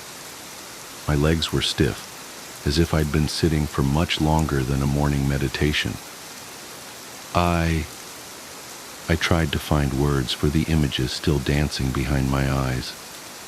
I saw. Yes, she said. You did. And now you're ready to begin your real work. I stumbled back to my studio, my head swimming with visions. The canvas was waiting for me, but it wasn't blank anymore. The patterns were clear now, impossible to ignore. They wanted to be painted, needed to be painted. I picked up my brush, my beautiful, expensive sable brush, and dipped it in yellow paint that I didn't remember mixing. The bristles writhed against my fingers like tiny tentacles, but that was fine. That was right. They knew what they wanted to paint, and I was just the vehicle. The work poured out of me like fever dreams. I painted mushrooms that grew in impossible geometries, their gills reflecting infinite recursions of themselves. I painted networks of mycelia that spelled out truths in mathematical languages I shouldn't have been able to understand. I painted the yellow fog as it really was, not weather at all, but the visible manifestation of something vast and patient and hungry. I painted until my brushes wore down to nubs, their sable bristles falling out like shed skin. I painted until my fingers bled, and then I painted with that too, because the patterns demanded red now, needed that iron-copper brightness to complete their equations. The bells rang, and I painted their sound. Diana brought me soup that tasted of secrets, and I painted its flavor. Sarah sat with me sometimes, whispering about the truth beneath the truth, and I painted her words in spirals that ate themselves. I don't know how long it's been. Time moves strangely here, measured only by the bells and the growth of mushrooms through the floorboards. Real ones now, not dreams. They glow with their own light just as I knew they would, and their patterns match exactly what I've painted. My newest brush is made from James's hair. He offered it himself after his own work was complete. I saw his final piece yesterday, or maybe last week, a masterwork of sacred geometry that had somehow captured the sound of all three bells combined. He won't need his hair anymore, he said. Where he's going, he won't need anything at all. I understand now why the mirrors are covered. We don't need to see our reflections to know how we've changed. I can feel the mushrooms growing inside me, their mycelia threading through my brain in perfect, beautiful patterns. Soon, my work will be complete too. I'm writing this because I found my old phone while looking for more red paint. It still works, though the screen keeps showing me geometric patterns that I need to paint right now. But I wanted to record this first, to explain to whoever finds it why I had to accept the residency, why I had to paint the truth, why we all did. The third bell is ringing. The yellow fog is very thick now, and the mushrooms are so beautiful, geometry made flesh, mathematics made real. Diana says I'm almost ready. One last painting, she says. One final pattern to complete the sequence. I can see it now, growing behind my eyes. It's so perfect, so true. I just need a little more red paint. The morning ritual. I should start by saying that I never believed in the supernatural. Growing up in a family of scientists, my father a physicist and my mother a neurologist, I was taught to seek rational explanations for everything. That's probably why it took me so long to accept what was happening to David. By the time I finally understood, it was almost too late.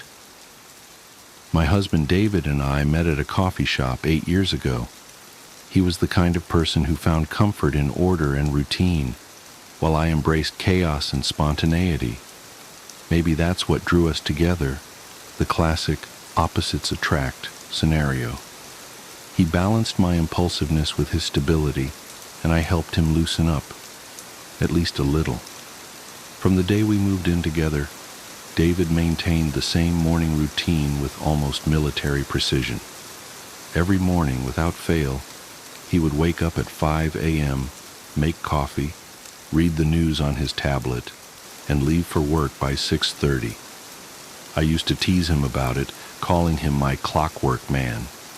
If I had known how prophetic that nickname would become, I might have paid more attention to the warning signs. The first incident happened 3 months ago. I had an important presentation at work that morning, so I set my alarm for 5 a.m., thinking I'd join David for his morning coffee and get an early start on preparation. When I walked into our kitchen, something felt wrong. The air was different somehow, heavier, like the atmosphere before a storm. David was standing in front of our coffee maker, completely motionless. Not the normal kind of still where you can see subtle movements, breathing, shifting weight, tiny muscle adjustments. This was different. He was frozen, like a photograph, staring at the wall with an intensity that made my skin crawl. "David!" I called out, my voice sounding too loud in the pre-dawn silence. He didn't respond, didn't blink, didn't breathe. "David, honey?" I tried again, moving closer. The kitchen tiles were ice cold against my bare feet, each step echoing unnaturally in the quiet room. When I touched his shoulder, he came to life so suddenly that I jumped back. He turned to face me with his usual warm smile, but something was wrong with it. The smile didn't reach his eyes, and his movements were too precise, too calculated, like someone had programmed them into a robot. "Good morning, sweetheart," he said, his voice cheerful but somehow hollow. "Would you like some coffee?" I wanted to ask him about what had just happened, but the words stuck in my throat. Instead, I nodded and watched as he went through the motions of preparing our coffee. Every movement was exact, practiced, perfect. Too perfect. Over the next few weeks, I started paying more attention to his morning routine. What I noticed terrified me. Every morning, he took exactly 3 steps from our bed to the dresser, 4 steps to the bathroom. He spent precisely 27 seconds brushing his teeth. I timed it. 2 minutes and 15 seconds in the shower, never a second more or less. The coffee preparation was even more disturbing. He would open the cabinet, take out the coffee beans, Colombian, always Colombian, and measure exactly 6 tablespoons into the grinder. The grinder ran for exactly 12 seconds. He would pour the water to the exact same level every time. I once measured it, 875 milliliters, never varying by more than a few drops. If anything disrupted his pattern, a misplaced item, an empty container, he would freeze in place until the obstacle was removed. One morning, our cat knocked over his coffee mug just as he was reaching for it. His hand remained suspended in midair, grasping at nothing, while his eyes stared straight ahead. I quickly righted the mug, and he continued as if nothing had happened. I started experimenting, making small changes to see how he would react. I moved his coffee mug to a different cabinet. He opened the usual cabinet, and when the mug wasn't there, his hand just kept opening and closing on empty air. For 7 excruciating minutes, I watched him repeat this motion, like a skipping record. When I finally put the mug back, he continued his routine without missing a beat. The really frightening part was that he seemed completely unaware of these episodes. When I tried to talk to him about them later in the day, he would look at me with genuine confusion. "What do you mean I froze?" he would ask. "I just made coffee like I always do." But things were escalating. I started waking up in the middle of the night to find him practicing his routine in the dark. He would stand in front of our bedroom mirror at 3 a.m., mechanically rehearsing each movement with terrifying precision. His eyes were always open, but they were empty, like looking into the eyes of a doll. I installed a small security camera in our bedroom, hoping to document these nocturnal rehearsals. What I captured was far worse than I expected. In the footage, David would get up at exactly 3 a.m. every night. He would walk to the mirror, 3 steps, always 3 steps, and stand before it. Sometimes he would practice his movements, but other times he would just stand there, staring at his reflection for hours without moving. One night, I heard him talking to his reflection. I lay perfectly still, barely breathing, as his words drifted across the darkness. "They'll notice if I make a mistake." A pause. "No, I can't fail. The routine must be perfect." Another pause. "I know what happens if I fail." His reflection answered in his voice, but the words came from the mirror while his lips remained still. "Show me again. From the beginning." The next day I tried to confront him directly. We were having dinner when I brought it up. "David, I'm worried about you," I said, trying to keep my voice steady. "You've been acting different." He turned to me with that empty smile, tilting his head at precisely 45 degrees. "Different?" he asked, his fork suspended halfway to his mouth. "I'm the same as I've always been. I follow my routine. The routine is important." The way he said those last words sent chills down my spine. It wasn't just his voice. It was the way his entire face seemed to shift for a moment, like a mask slipping to reveal something else underneath. "But why?" I pressed. "Why is the routine so important?" His fork clattered to the plate. For a moment, his face went completely blank, not even a hint of expression. Then he smiled again, wider this time, too wide. "Because it's the only thing keeping me here." "What do you mean, here?" He leaned forward, his movements jerky and unnatural. "On this side of the mirror." I excused myself and went to bed early that night, but I didn't sleep.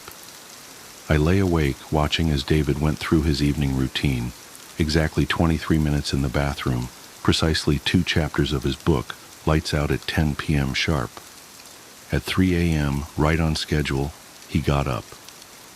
But instead of going to the mirror, he stood at the foot of our bed, staring down at me.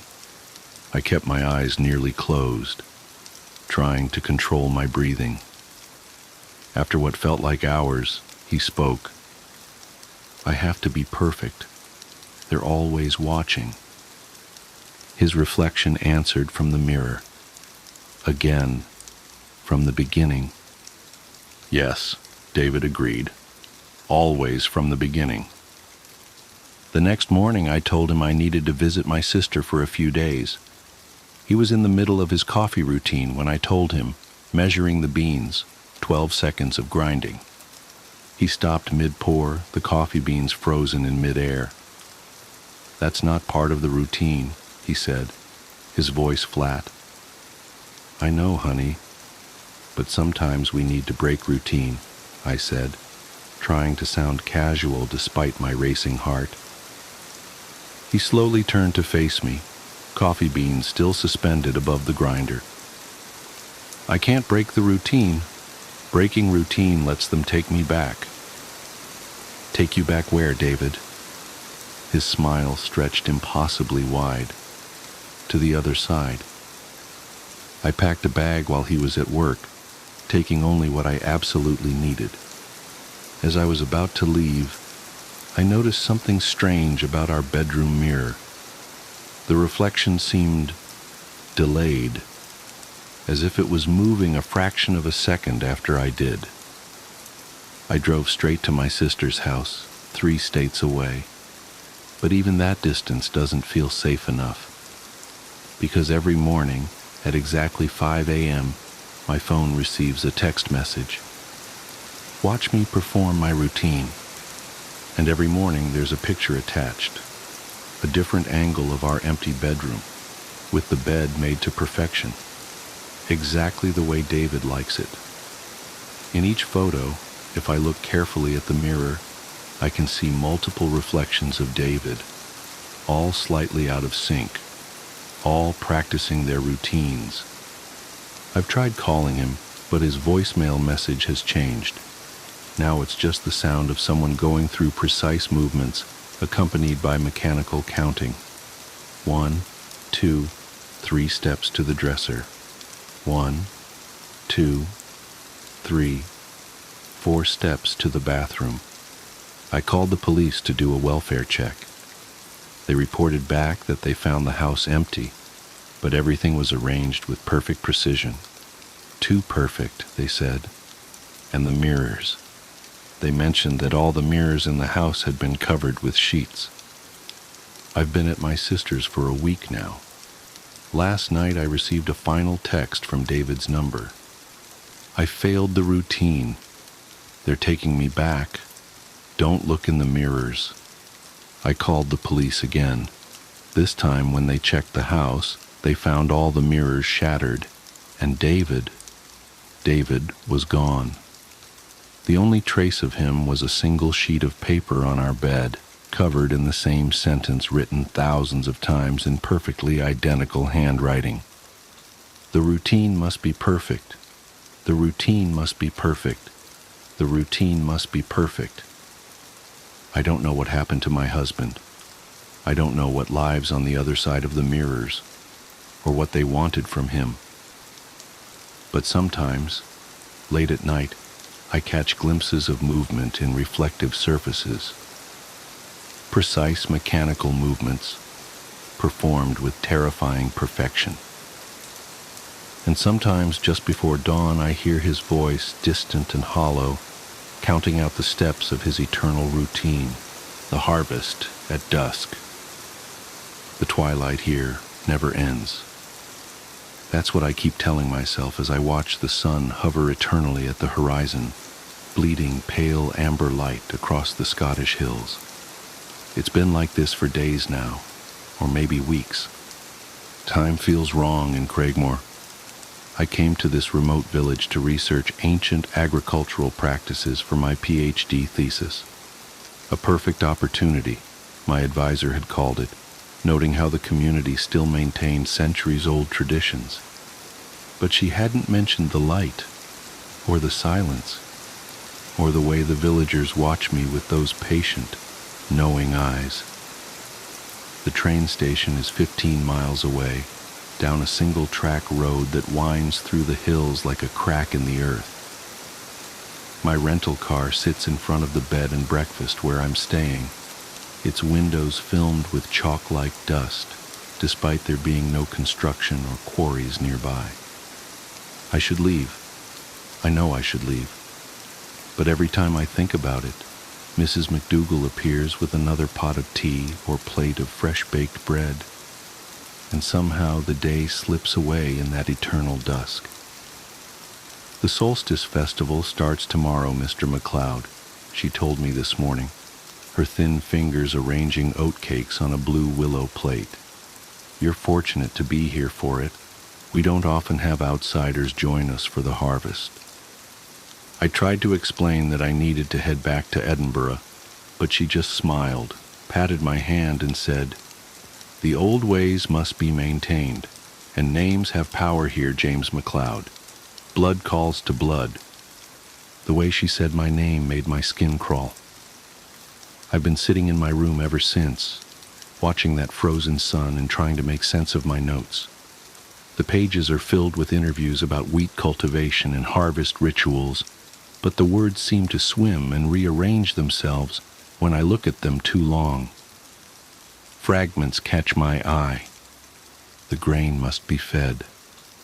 When the light holds still, the chalk circle contains what rises from bone. A knock at my door makes me jump, sending papers scattering across the floor. "Come in," I call out, my voice sounding thin and reedy in the heavy air. It's Annie, Mrs. McDougal's granddaughter. She's about my age, with long dark hair and eyes that remind me of deep wells. Grandfather wants to speak with you, she says softly, about the old methods you're studying. I've been trying to interview old Ian McDougal since I arrived, but he's always been unavailable. My heart races at the opportunity, even as something in Annie's expression makes me want to lock my door and hide under the bed. Of course, I hear myself say, lead the way. The hallway seems longer than I remember, its faded wallpaper swimming with patterns that don't quite resolve into recognizable shapes. Annie's feet make no sound on the creaking floorboards. The air grows cooler as we descend the stairs, and I catch a whiff of something ancient and earthen, like freshly turned soil mixed with copper and chalk. Old Ian is waiting in the parlor, seated in a high-backed chair that might once have been red, but has faded to the color of dried blood. The eternal twilight filtering through the windows casts strange shadows across his weathered face. His eyes are the same as Annie's, bottomless, patient, hungry. Sit, James McLeod, he says, gesturing to the chair across from him. His voice sounds like dry wheat stalks rustling in the wind. Tell me what you know of the old ways. I take out my notebook with trembling fingers and begin to explain my research into traditional Scottish farming practices. He listens silently, head tilted slightly, until I mention the unusual alignment of prehistoric stone circles with known planting sites. Ah, he breathes, leaning forward. Now you're asking the right questions. The stones remember, you see. They remember what the earth requires, what the harvest demands. A chill runs down my spine despite the summer evening. Demands. Growth requires sacrifice, Mr. McLeod. Surely your research has taught you that much. The old farmers understood. Every harvest is a transaction. The land must be fed if it's to feed us in return. My mouth feels dry. Fed with fertilizer, you mean? Natural compounds? He smiles, showing teeth that seem too sharp in the dim light. Natural, yes, but older than any chemical, deeper than bone. He gestures to Annie, who has been standing silently by the door. Show him the old granary. I want to refuse. Every instinct is screaming at me to run, but my legs betray me, rising of their own accord. Annie's cool fingers wrap around my wrist, and I follow her out into the endless twilight. The village is silent as we walk down the dirt road. No birds sing, no insects chirp. Even the wind seems to hold its breath. Houses huddle close together, their windows dark despite the hour, or perhaps because of it. How do you mark time when the sun refuses to set? The granary stands at the edge of town, a massive stone structure that looks far older than the surrounding buildings. Its walls are covered in carved symbols that make my eyes hurt if I look at them too long. Annie produces an iron key that seems to drink in what little light remains. The old ways endure, she whispers, as the lock clicks open. Blood calls to blood, James McLeod, and names have power here. The door swings inward with a sound like a dying breath. The smell hits me first, earth and age and something metallic that makes my stomach turn. Annie pulls me forward into the darkness. My shoes scrape against something that feels like scattered grains but crunches wrong under my feet. Look, Annie commands, producing a lamp that fills the space with sickly yellow light. Look and understand. I look. God help me, I look. The walls are lined with ancient farming tools, scythes and sickles whose edges gleam too brightly for their apparent age. Between them hang bundles of wheat, bound with what I first take to be twine, but quickly realize is human hair in varying shades of gray and brown and red. The floor is covered in a mixture of grain and what I now recognize as fragments of bone, worn smooth by countless feet over countless years. But it's the back wall that draws my horrified gaze. A massive circular design is carved into the stone, its grooves filled with chalk that seems to pulse with its own inner light. At its center is a deeper hollow, stained with layers of brown-black that can only be centuries of dried blood. "The harvest must be fed," Annie whispers, her voice taking on the same dry wheat quality as her grandfather's. "The old stones remember. The earth demands, and blood calls to blood." I try to pull away, but her grip has become impossibly strong. More figures appear in the doorway: Mrs. McDougall, old Ian, other villagers I recognize from my interviews. Their eyes reflect the lamplight like deep wells in the twilight. "Your ancestor understood," old Ian says, stepping forward. "James MacLeod the Elder knew what the land required. His sacrifice kept the wheat growing through 7 years of famine. And now, when the harvests grow thin again, another MacLeod returns to us." He smiles, showing those 2 sharp teeth. "Names have power here. Blood calls to blood, and the old ways must be maintained." They surge forward as one, their hands like iron bands around my arms and legs. I try to scream, but Annie presses a handful of wheat against my mouth, the grains mixing with the taste of chalk and copper. As they drag me toward the circular carving, I realize with horrible clarity why the twilight never ends in Craighmore. The sun can't bear to watch what happens in the dark. They found my rental car 2 weeks later, covered in that same chalk-like dust. My thesis advisor reported me missing after I failed to check in, but the police investigation turned up nothing. The villagers of Craighmore were helpful and concerned, saying I had stayed only one night before leaving early in the morning. They even produced a note in my handwriting, explaining that I was following a new research lead. No one thought to check the old granary. No one noticed that the wheat grew taller and thicker that year than any in living memory. And if anyone wondered about the endless twilight that hangs over the village like a shroud, they didn't wonder long. The old ways endure.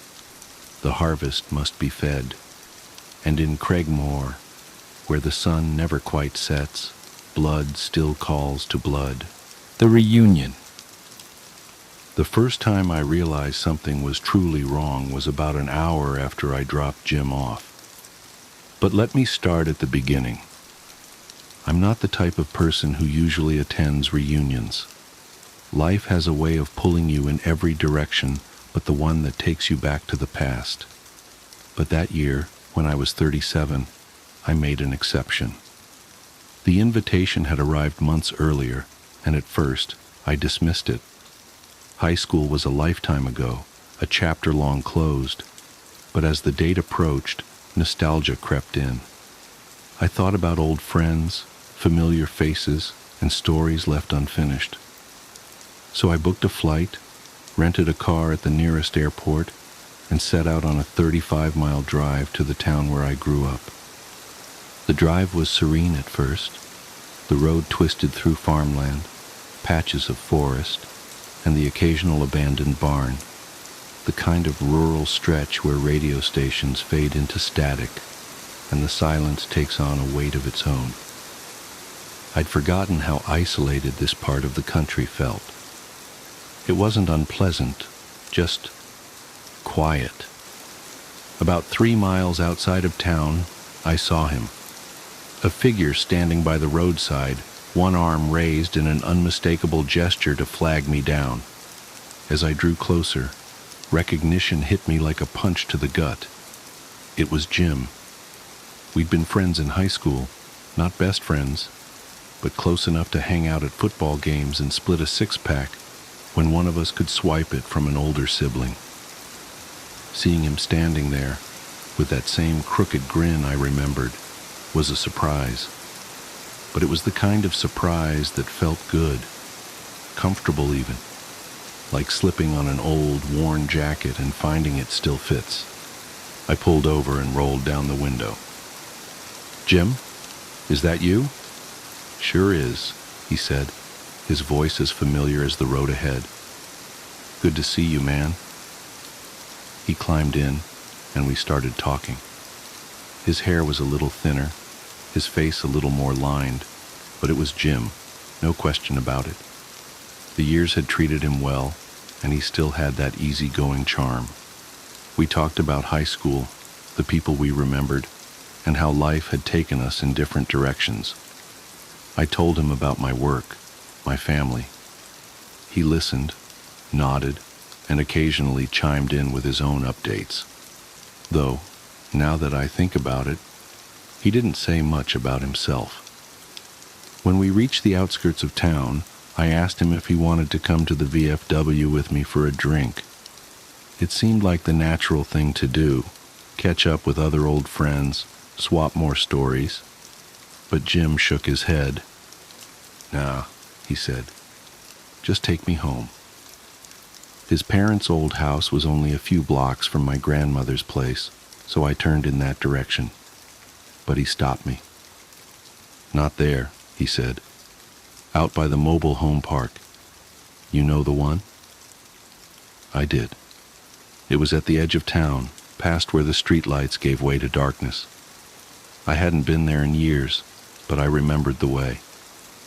When we got to the turnoff, he told me to stop. "This is good," he said, opening the door. "It was good to see you again." "You sure you don't need a ride all the way?" I asked, but he was already stepping out. He smiled, waved, and walked off into the night. I sat there for a moment, watching until his figure disappeared into the shadows. Then I drove to the VFW. The parking lot was full, and the sounds of laughter and music spilled out as I stepped inside. Reunions are funny things. There's always that initial awkwardness as people try to reconcile the faces they've carried in their memories with the one standing in front of them.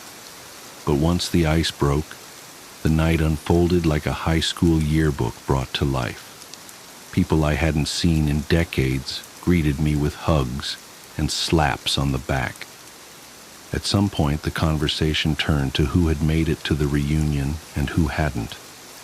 I mentioned Jim. "He's not coming tonight," I said, "but I saw him on the way here. Gave him a ride, actually. Dropped him off near the mobile home park." The room went quiet. Not the gradual kind of quiet where conversations fade naturally, but the abrupt, jarring silence that makes you feel like you've said something horribly wrong.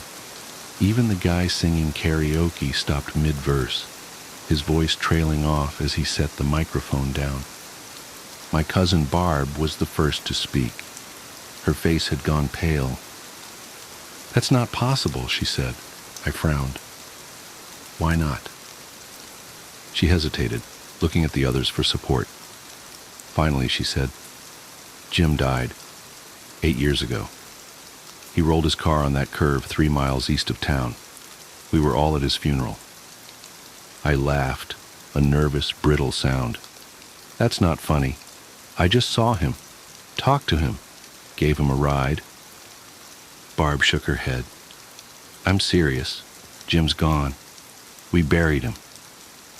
My stomach turned. My hands felt suddenly clammy and the room tilted slightly. "No," I said, but my voice lacked conviction. That can't be right." Without another word, I turned and walked out to the parking lot. I needed air, needed to clear my head. The cool night breeze hit my face as I opened the car door. That's when I saw it. On the passenger seat was a newspaper, yellowed with age, its edges curled and fragile. The date at the top was 8 years old, and there, on the front page, was Jim's obituary. The rest of the night is a blur. I remember driving back to my hotel, my hands gripping the wheel so tightly my knuckles turned white. I couldn't bring myself to look at the passenger seat again. The paper stayed there, a silent accusation, daring me to confront what I couldn't explain. Over the years, I've told this story to a few people. Some believe me, most don't. But I've kept that newspaper. It sits in a drawer in my office, a relic of a night that refuses to make sense. I've thought about throwing it away, but I can't.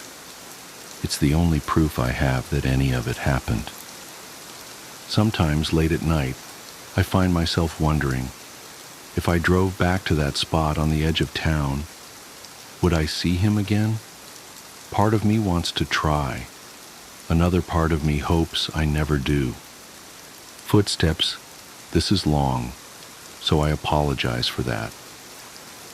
I've never had to tell this story with enough detail to actually explain it all the way, but it is true, and it happened when I was about 6 years old.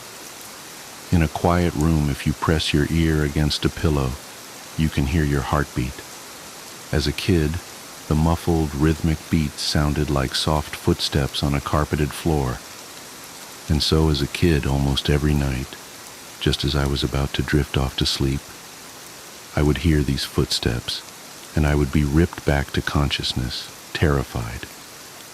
For my entire childhood, I lived with my mother in a fairly nice neighborhood that was in a transitional phase.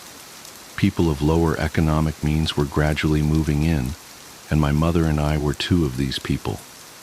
We lived in the kind of house you see being transported in two pieces on the interstate, but my mom took good care of it. There were a lot of woods surrounding the neighborhood that I would play in and explore during the day, but at night, as things often do to a kid, they took on a more sinister feeling. This, coupled with the fact that, due to the nature of our house, there was a fairly large crawl space underneath, filled my mind with imaginary monsters and inescapable scenarios which would consume my thoughts when I was awoken by the footsteps. I told my mom about the footsteps, and she said that I was just imagining things. I persisted enough that she blasted my ears with water from a turkey baster once just to placate me, since I thought that would help. Of course it didn't.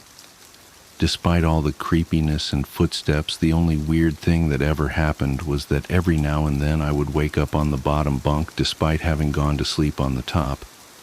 But this wasn't really weird, since I'd sometimes get up to piss or get something to drink, and could remember just going back to sleep on the bottom bunk. I'm an only child, so it didn't matter. This would happen once or twice a week, but waking up on the bottom bunk wasn't too terrifying. But one night I didn't wake up on the bottom bunk. I had heard the footsteps, but was too far gone to be woken up by them. And when I was awoken, it wasn't from the sound of footsteps or a nightmare, but because I was cold, really cold. When I opened my eyes, I saw stars. I was in the woods. I sat up immediately and tried to figure out what was going on. I thought I was dreaming, but that didn't seem right, though neither did me being in the woods. There was a deflated pool float right in front of me, one of those ones shaped like a shark. This only added to the surreal feeling, but after a while it seemed like I just wasn't going to wake up because I wasn't asleep. I stood up to orient myself, but I didn't recognize these woods. I played in the woods by my house all the time, and so I knew them really well. But if these weren't the same woods, then how could I get out? I took a step and felt a shooting pain in my foot, which knocked me back to where I had just been laying. I had stepped on a thorn. By the light of the moon, I could see that they were everywhere. I looked at my other foot, but it was fine, and as a matter of fact, so was the rest of me. I didn't have another scratch on me, and I wasn't even that dirty. I cried for a little bit and then stood back up. I didn't know which way to go, so I just picked a direction. I resisted the urge to call out, since I wasn't sure I wanted to be found by who or what might be out there. I walked for what seemed like hours. I tried to walk in a straight line and tried to course correct when I had to take detours, but I was a kid and I was afraid. There weren't any howls or screams, and only once did I hear any noise that scared me. It sounded like a crying baby. I think now that it was just a cat, but I panicked. I ran veering in different directions to avoid big thicks of bushes and collapsed trees. And I was paying close attention to where I stepped, because by that point, my feet were in pretty bad shape. I paid too much attention to where I was stepping and not enough to where those steps were leading. Because not long after hearing the cry, I saw something that filled me with a kind of despair I haven't experienced since. It was the pool float. I was only 10 feet from where I had woken up. This wasn't magic or some supernatural space bending. I was lost. Up until that moment, I thought more about getting out of the woods than how I got in. But being back at the beginning caused my mind to swim. I wasn't even sure that these were my woods. I had only been hoping that they were. Had I run in a huge circle around that spot? Or did I just get turned around and start making my way back? How was I going to get out? At the time, I thought the North Star was just the brightest star, and so I looked and found the brightest one and followed it. Eventually, things started to look more familiar, and when I saw the ditch, a dirt ditch my friends and I would have dirt-clawed wars in, I knew I had made it out. By that point, I was walking really slowly because my feet hurt so much, but I was so happy to be so close to home that I broke into a light jog. When I actually saw the roof of my house over a neighboring lower set house, I let out a light sob and ran faster. I just wanted to be home. I had already decided that I wouldn't say anything because I had no idea what I could possibly say. I would get back in the house somehow, clean up, and get in bed. My heart sunk as I rounded the corner, and my house came fully into view. Every light in the house was on. I knew my mom was up, and I knew I would have to explain, or try to explain, where I had been, and I couldn't even figure out where to start. My run became a jog, which became a walk. I saw her silhouette through the blinds, and although I was worried about how to explain things to her that didn't matter to me at that point, I walked up the couple of steps to the porch and put my hand on the doorknob and turned. Right before I pushed it open, 2 arms wrapped around me and pulled me back. I screamed as loud as I could, "Mom, help me! Please, Mom!" The feeling of being so close to being safe, and then being physically pulled away from it, filled me with a kind of dread. That is, even after all these years, indescribable. The door I had been torn away from opened, and a flash of hope shot through my heart. But it wasn't my mom. It was a man, and he was enormous. I thrashed around and kicked at the shins of the person holding me while also trying to get away from the person who had just come out of my house. I was scared, but I was furious. "Let me go! Where is she? Where's my mom? What did you do to her?" As my throat stung from screaming and I was drawing in another breath, I became aware of a sound that had been present for longer than I had perceived it. "Honey, please calm down. I've got you." It sounded like my mom. The arms loosened and set me down, and as man approaching me blocked out the porch light with his head, I noticed his clothes. He was a cop. I turned to face the voice behind me and saw that it really was my mom. Everything was okay. I began to cry, and the 3 of us went inside. "I'm so glad you're home, sweetie. I was worried I'd never see you again." By that point, she was crying too. "I'm sorry. I don't know what happened. I just wanted to come home. I'm sorry." "It's okay. Just don't ever do that again. I'm not sure me or my shins could take it, A little laughter broke through my sobs, and I smiled a bit. "Well, I'm sorry for kicking you, but why'd you have to grab me like that?" "I was just afraid that you'd run away again." I was confused. "What do you mean?" "We found your note on your pillow," she said, and pointed at the piece of paper that the police officer was sliding across the table. I picked up the note and read it. It was a running away letter. It said that I was unhappy, never wanted to see her or any of my friends again. The police officer exchanged a few words with my mom on the porch while I stared at the letter. I didn't remember writing a letter. I didn't remember anything about any of this. But even if I sometimes went to the bathroom at night and didn't remember, or even if I could have gone into the woods on my own, even if all that could have been true, the only thing I knew at that point was, this isn't how you spell my name. I didn't write this letter. I never wanted to write this down, but my therapist says I need to process what happened, that putting it into words might help make sense of it, help me accept that it was real. Though honestly, I still wish I could convince myself it wasn't. It started with my friend Marcus's confession. We were having our usual Friday night drinks at O'Malley's, that dive bar downtown where the neon beer signs barely cut through the perpetual haze of cigarette smoke that seems embedded in the walls. I remember everything about that night with this weird, sharp clarity. The way the ice clinked against his glass as his hand trembled. How his voice dropped to barely above a whisper when he finally told me. "I found something in the church basement," he said, staring into his whiskey. "Something that shouldn't be there."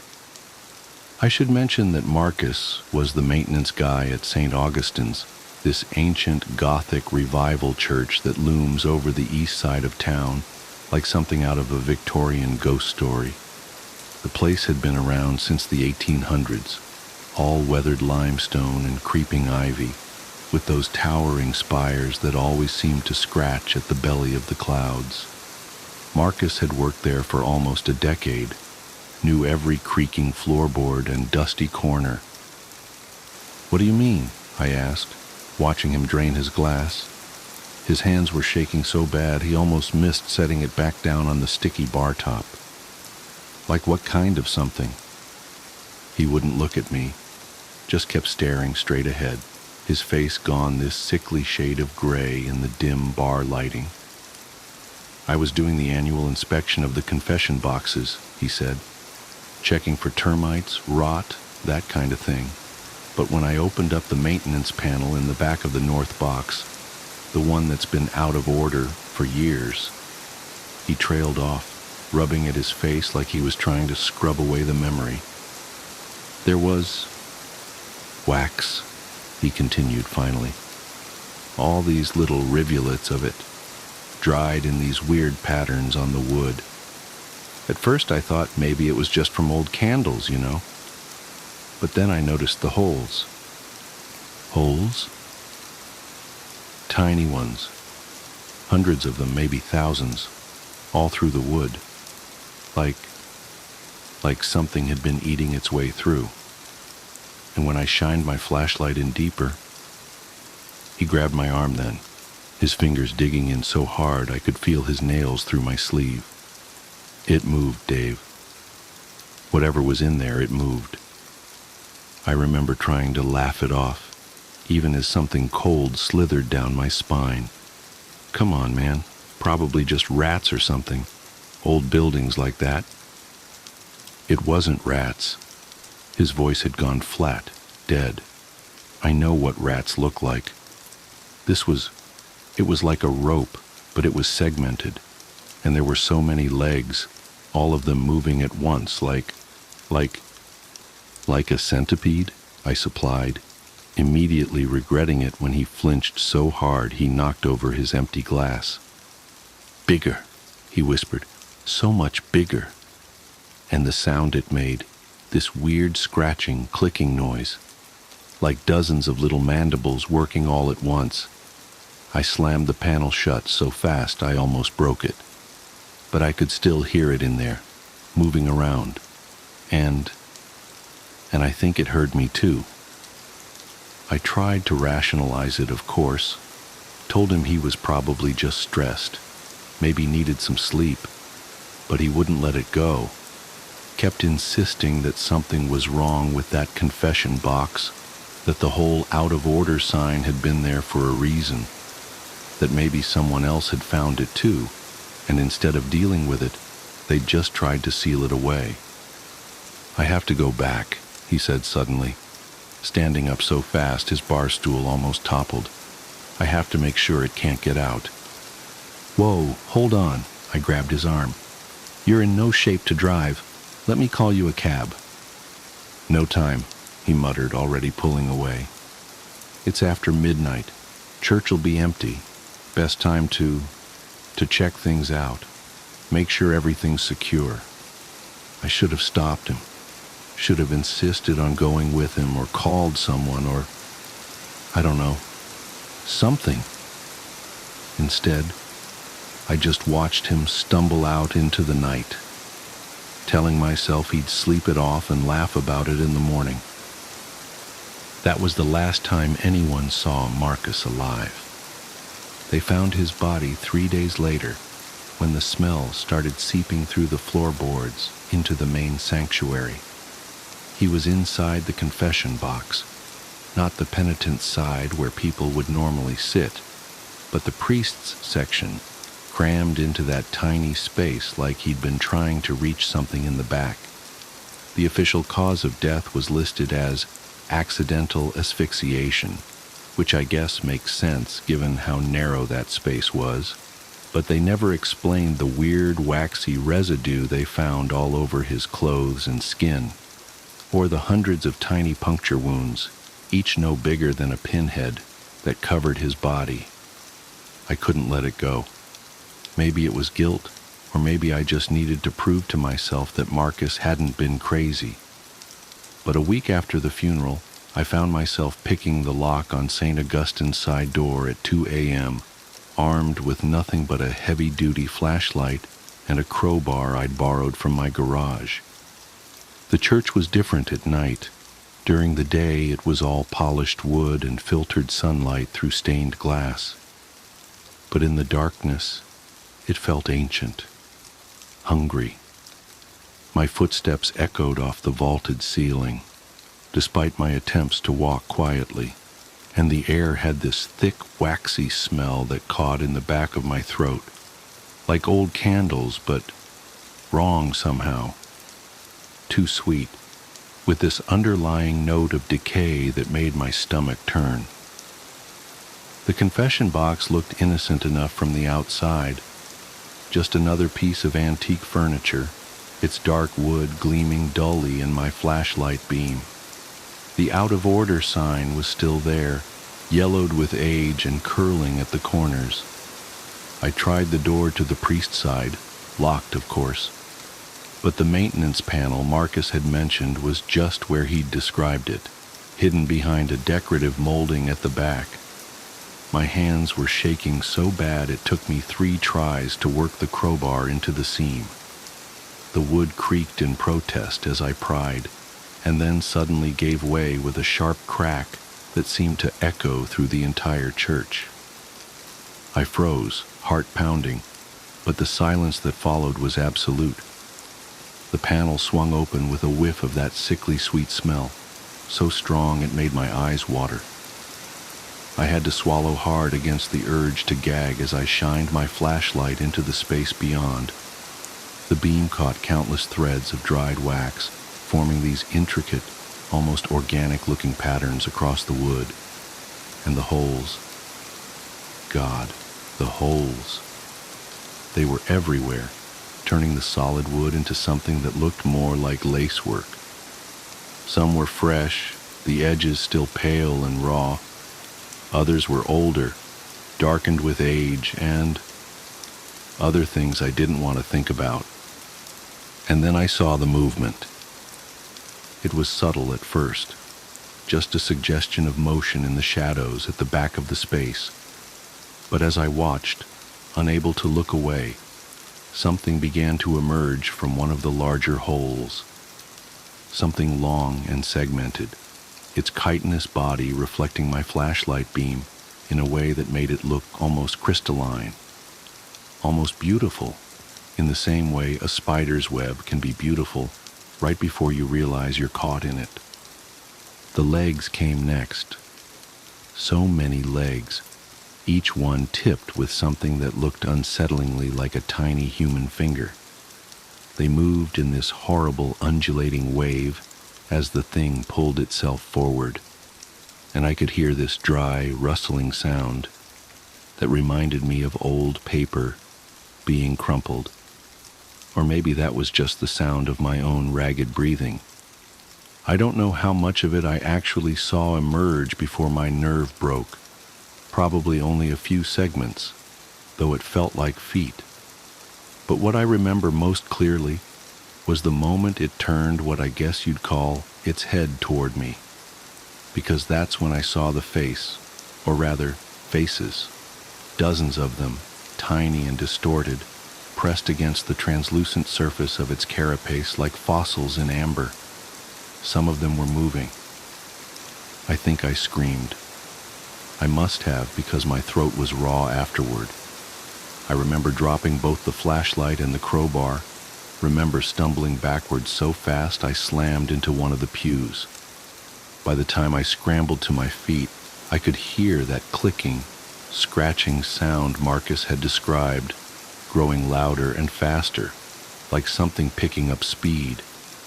I ran.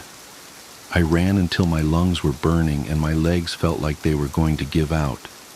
Ran until I was halfway across town, before I finally collapsed in front of an all-night diner. The waitress must have thought I was having some kind of breakdown, the way I was shaking and crying and babbling about faces in the wax. Maybe I was. They found my flashlight the next morning, still lying on the floor in front of the confession box. The crowbar was gone.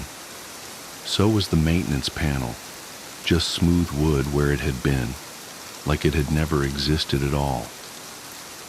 When I tried to tell the police what I'd seen, they just gave me this look.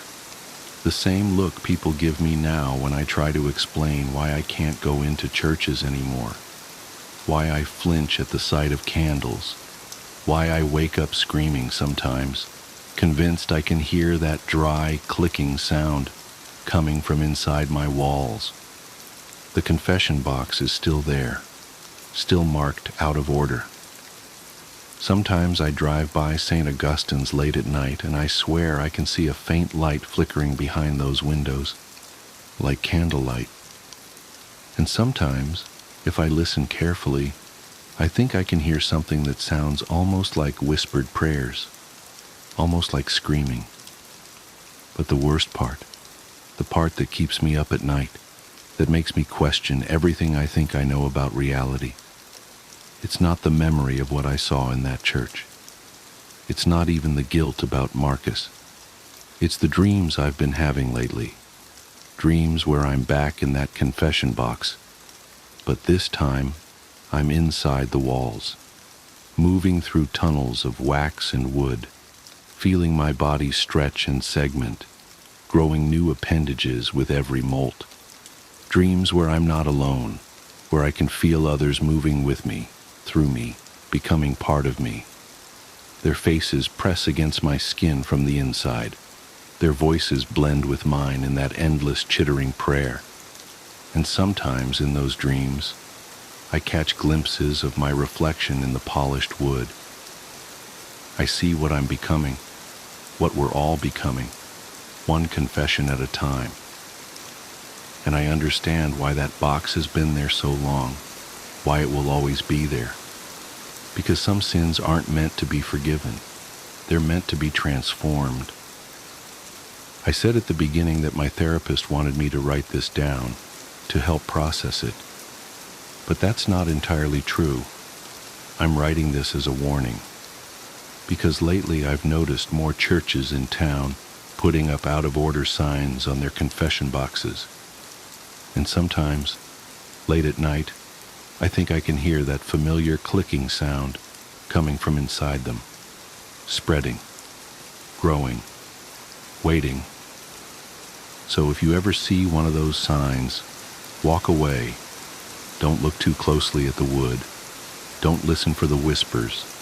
And whatever you do, don't confess, because something is waiting to hear your sins, something that hungers for guilt and shame and regret, something that wants to add your face to its collection, your voice to its endless prayer. And it's patient, so patient. After all, everyone has something to confess eventually. Don't let it be you. Don't let it. The midnight rounds. The first time I saw him was during the graveyard shift at St. Margaret's Hospital.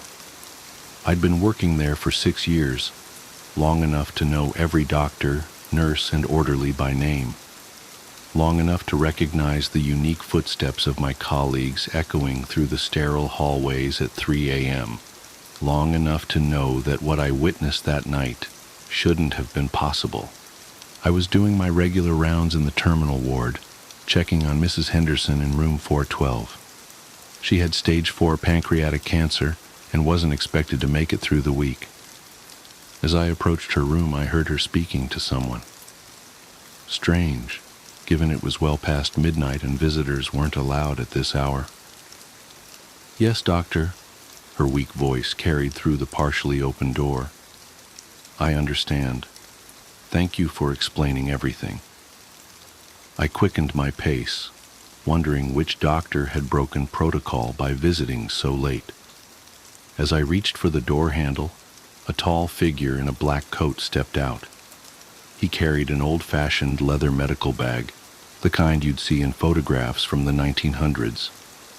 Our eyes met for a brief moment, or rather, they would have, if I could see any eyes beneath the shadow of his wide-brimmed hat. He nodded politely and walked past me, his footsteps completely silent on the linoleum floor. The air grew cold as he passed, and for a moment, I caught a whiff of something strange, formaldehyde mixed with dried roses and decay. I rushed into Mrs. Henderson's room expecting to find her distressed by the unauthorized visitor. Instead, she looked more peaceful than I'd seen her in weeks. A small smile played on her lips as she stared out the window at the full moon. "Mrs. Henderson? Are you all right? Who was that doctor?" She turned to me, her eyes clearer than they'd been in days. "Oh, Sarah. He was so kind, explaining everything that's going to happen. I'm not scared anymore." "Which doctor was it?" I pressed, although a creeping suspicion told me I didn't want to know the answer. He didn't say his name, but he knew everything about my condition, even things I hadn't told anyone. She paused, her smile widening slightly. "He showed me what's waiting on the other side. It's beautiful, Sarah. So beautiful." Mrs. Henderson died at exactly midnight the next night. I told myself it was just a coincidence, that the mysterious doctor was probably a specialist I hadn't met before, making a late-night exception for a terminal patient. I almost convinced myself to believe it too, until it happened again, and again, and again. Always the same figure in the black coat, always the same leather bag, always visiting patients exactly 24 hours before their death, never appearing on any security cameras, never signing any charts, never leaving any trace of his presence except for that lingering smell of formaldehyde and roses. I started keeping track after the third incident. In 6 months, I documented 47 visits, 47 deaths, all precisely at midnight the following day. Some were expected, terminal patients like Mrs. Henderson. Others were seemingly stable patients who suffered sudden complications. But the pattern never varied. I tried telling my supervisor, but she dismissed my concerns. I showed her my documentation, the impossibly precise timing of deaths following these visits. She suggested I was overworked and recommended I take some time off. I couldn't let it go. I started volunteering for extra night shifts, determined to confront this mysterious figure. I installed a small personal camera in my uniform button, hoping to capture evidence. I took detailed notes of every encounter, every patient conversation, searching for some pattern beyond the obvious connection to death. That's how I noticed something even stranger. The patients who received these visits never died alone. No matter how unexpected their death, no matter what time of night, someone was always with them in their final moments. Usually a loved one who had a sudden urge to visit, or a nurse who felt inexplicably drawn to check on them at just the right time. It was during one of these documentation sessions that I met Dr. Marcus Chen, a new resident who actually listened to my story. Instead of suggesting I seek psychiatric help, he offered to help me investigate. Together we dug through historical records of the hospital, looking for any mention of a doctor matching our mysterious visitor's description. We found something in the hospital's founding documents from 1887. A photograph of the original medical staff showed a tall figure standing slightly apart from the group. He wore a black coat and carried that same distinctive leather bag. The photograph was faded, but the man's face was eerily obscured, as if the photographic plate had been damaged precisely where his features should have been. The caption listed him as Dr. Jonathan Thaddeus Blake, head of palliative care. Further research revealed that Dr. Blake had been known for his unprecedented success in easing the suffering of terminal patients. According to hospital records, none of his patients died alone, and all reported peaceful, painless deaths. Dr. Blake himself had vanished without a trace in 1888, after a devastating hospital fire claimed 27 lives. His body was never found. The only item recovered from his office was his leather medical bag, untouched by the flames. But when the bag was opened, it was completely empty. I thought this discovery would help me make sense of what was happening. Instead, it only raised more questions. Was I seeing a ghost? Some kind of immortal being? Or was I slowly losing my grip on reality? The answer came on a quiet Tuesday night, exactly 6 months after I began my investigation. I was checking on Mr. Rodriguez in room 415 when I heard the now familiar sound of silence, that peculiar absence of sound that preceded the mysterious doctor's appearances. I turned, and there he stood in the doorway, leather bag in hand. But this time was different. This time, he spoke. Nurse Sarah Collins. His voice was deep and gentle, carrying none of the hollow eeriness I'd expected from a supernatural being. We need to discuss your interest in my work. I stood my ground, though every instinct screamed at me to run. Who are you? What are you? He set his bag down and removed his hat.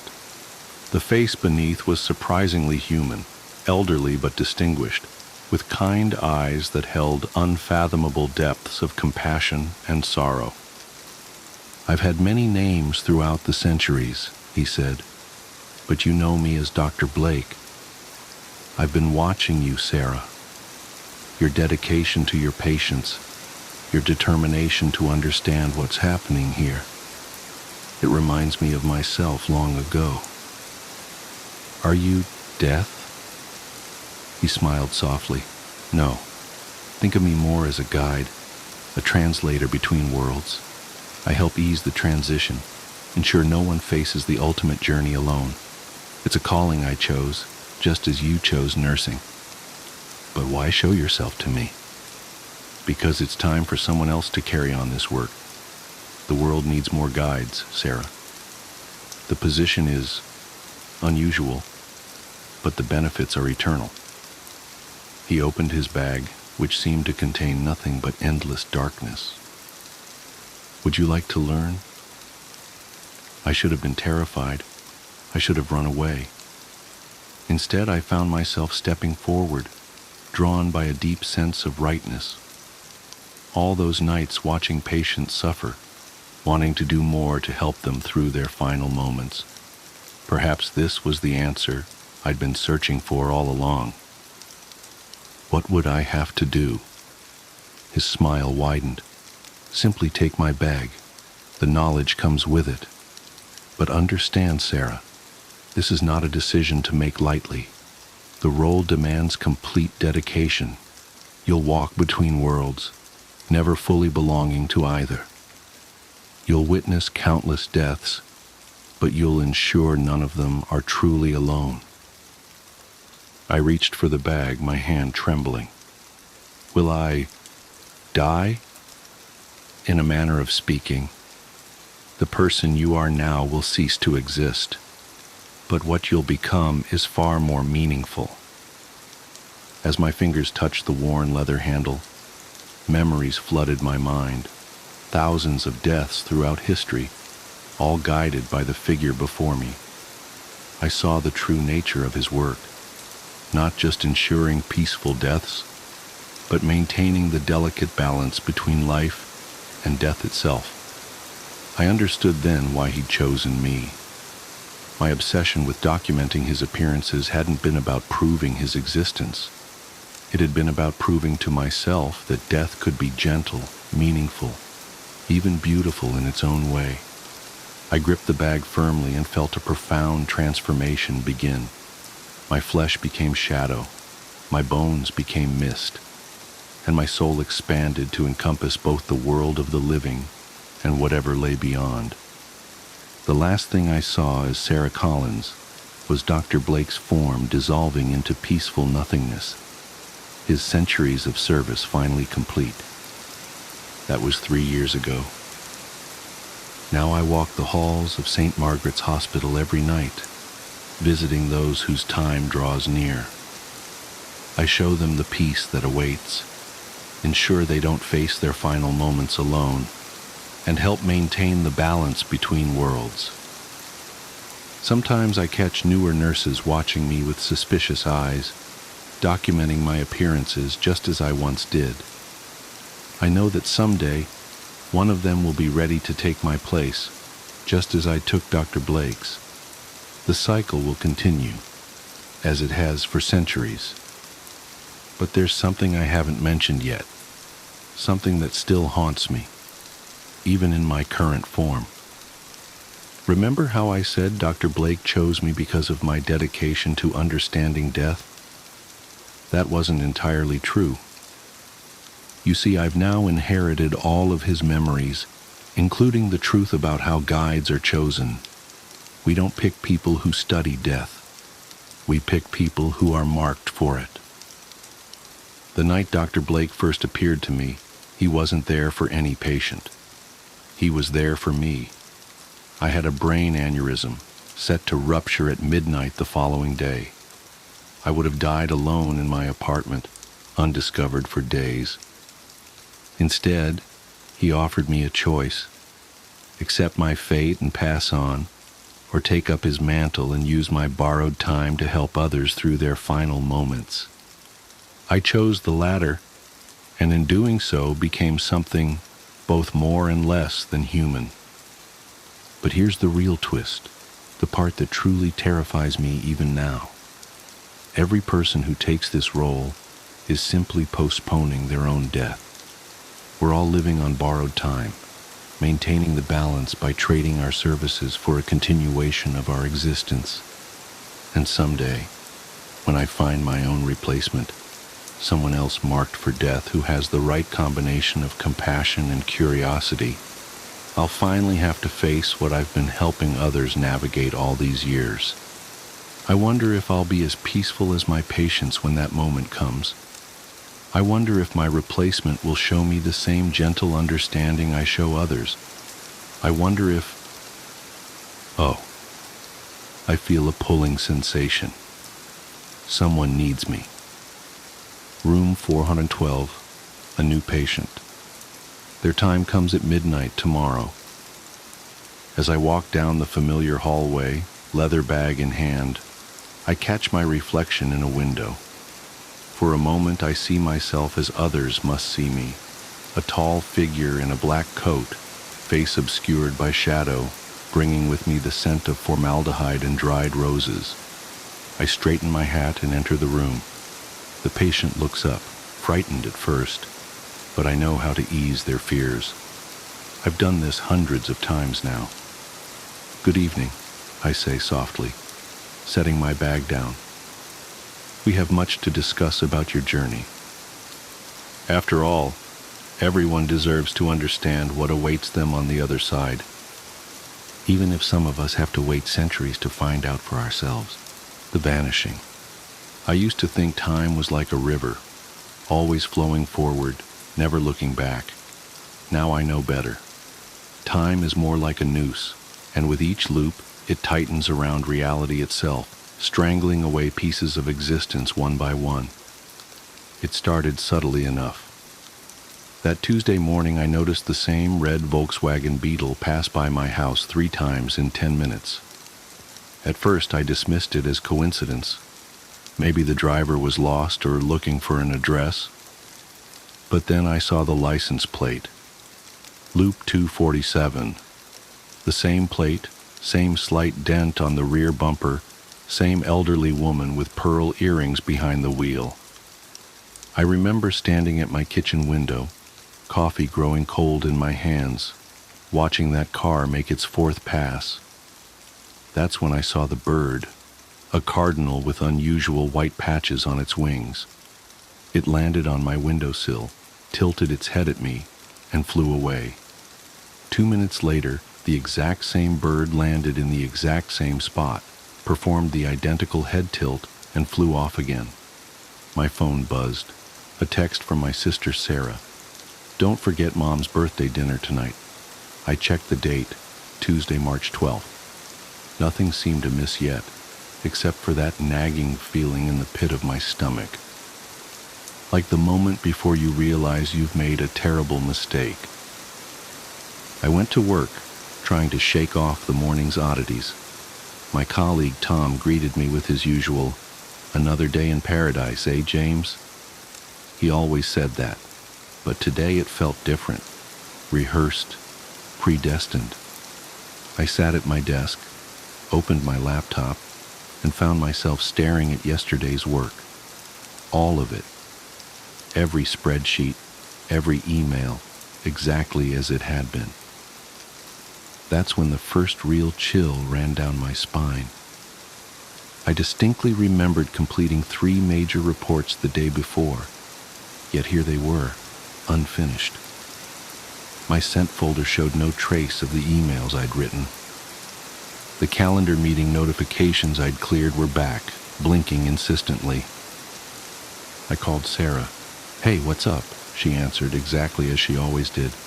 "Sarah, this is going to sound crazy, but is today Tuesday?" "Yeah, March 12th. Don't forget Mom's birthday dinner tonight." The exact same words from her text. I hung up, hands shaking. Throughout the day, everything played out as a perfect replica of the previous day. Tom's coffee spill at 10:43 a.m. Janet from accounting's announcement about her daughter's acceptance to Yale at lunch. The fire alarm test at 2:15 p.m. Even the pattern of clouds outside my office window seemed familiar. That night at Mom's birthday dinner, I tried to warn them. "Something's wrong with time," I said, as Mom cut into her chocolate cake, the same cake I remembered her cutting into yesterday. "Everything's repeating." They laughed it off. Sarah patted my hand and said I was working too hard. Mom reminded me I'd always had an overactive imagination, just like when you were little. Dad didn't say anything, just gave me that concerned look he reserves for when he thinks I'm about to have one of my episodes, like during my breakdown in college. I went to bed that night praying I was wrong, that I was just having some sort of psychological fugue state. But when I woke up, it was Tuesday again. March 12th, the red Volkswagen, the Cardinal, Tom's another day in paradise. But something was different this time. Something was missing. It took me until Mom's birthday dinner to realize what it was. Janet from accounting. Not only was she not there to announce her daughter's Yale acceptance, no one remembered her ever existing. Her desk was occupied by someone else, her family photos replaced by generic office art. When I mentioned her name, my colleagues looked at me with blank expressions. That's when true terror set in. This wasn't just a time loop, it was an erasure of reality itself. The next Tuesday, Tom disappeared. Then Sarah's husband, Mike. Then the barista at my local coffee shop. With each reset, another person vanished from existence, leaving behind nothing but void spaces in photos and blank spots in memories. The world kept readjusting itself around these absences, like a wound healing over with scar tissue. I started keeping track in a notebook, writing down names, relationships, details about each person before they disappeared. But even that proved futile. The notebook reset with each loop, my frantic scribblings erased along with everything else. By the 10th loop, entire families had vanished. The Hendersons next door? Gone. The Chen family from my gym? Erased. My best friend from high school and his entire lineage? Never existed. The world grew quieter, emptier, yet nobody seemed to notice except me. I tried everything to break the cycle. I drove out of town, only to wake up in my bed on Tuesday morning.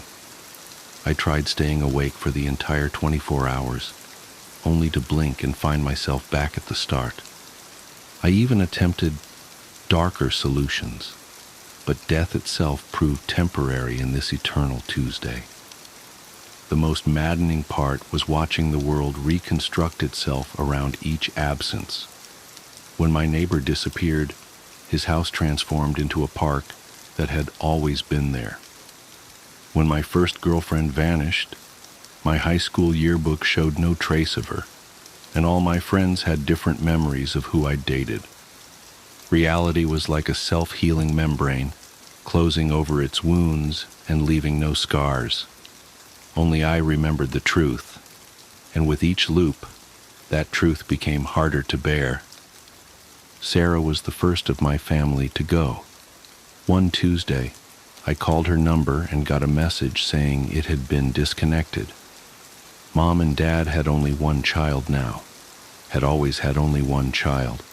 The family photos in their house showed just me, the spaces where Sarah had been filled with wallpaper or furniture or nothing at all. I screamed at them to remember her, showed them old emails that still existed in my phone from previous loops. But they looked at me with that same concern they'd shown when I had my breakdown in college. Dad suggested I see Dr. Matthews again, but Dr. Matthews had disappeared 3 loops ago. Mom went next. The birthday dinner became a quiet affair with just me and Dad, who couldn't understand why I was so insistent on chocolate cake when he'd always been allergic to chocolate. The wedding ring on his finger vanished along with her, replaced by the smooth skin of someone who had never married. Then Dad. The house I grew up in became an empty lot that had never been developed. My childhood memories began to feel like dreams, insubstantial and fading. The world grew smaller, emptier, lonelier. But it wasn't just people disappearing. It was all evidence of humanity itself. Buildings began to vanish, replaced by empty fields that had always been there. Roads turned to dirt paths that turned to wilderness. The red Volkswagen that had first caught my attention became a horse-drawn carriage, then a lone deer crossing the street, then nothing at all. Technology started to regress. My smartphone became a flip phone, then a landline, then disappeared entirely. The internet ceased to exist, then electricity, then the Industrial Revolution itself.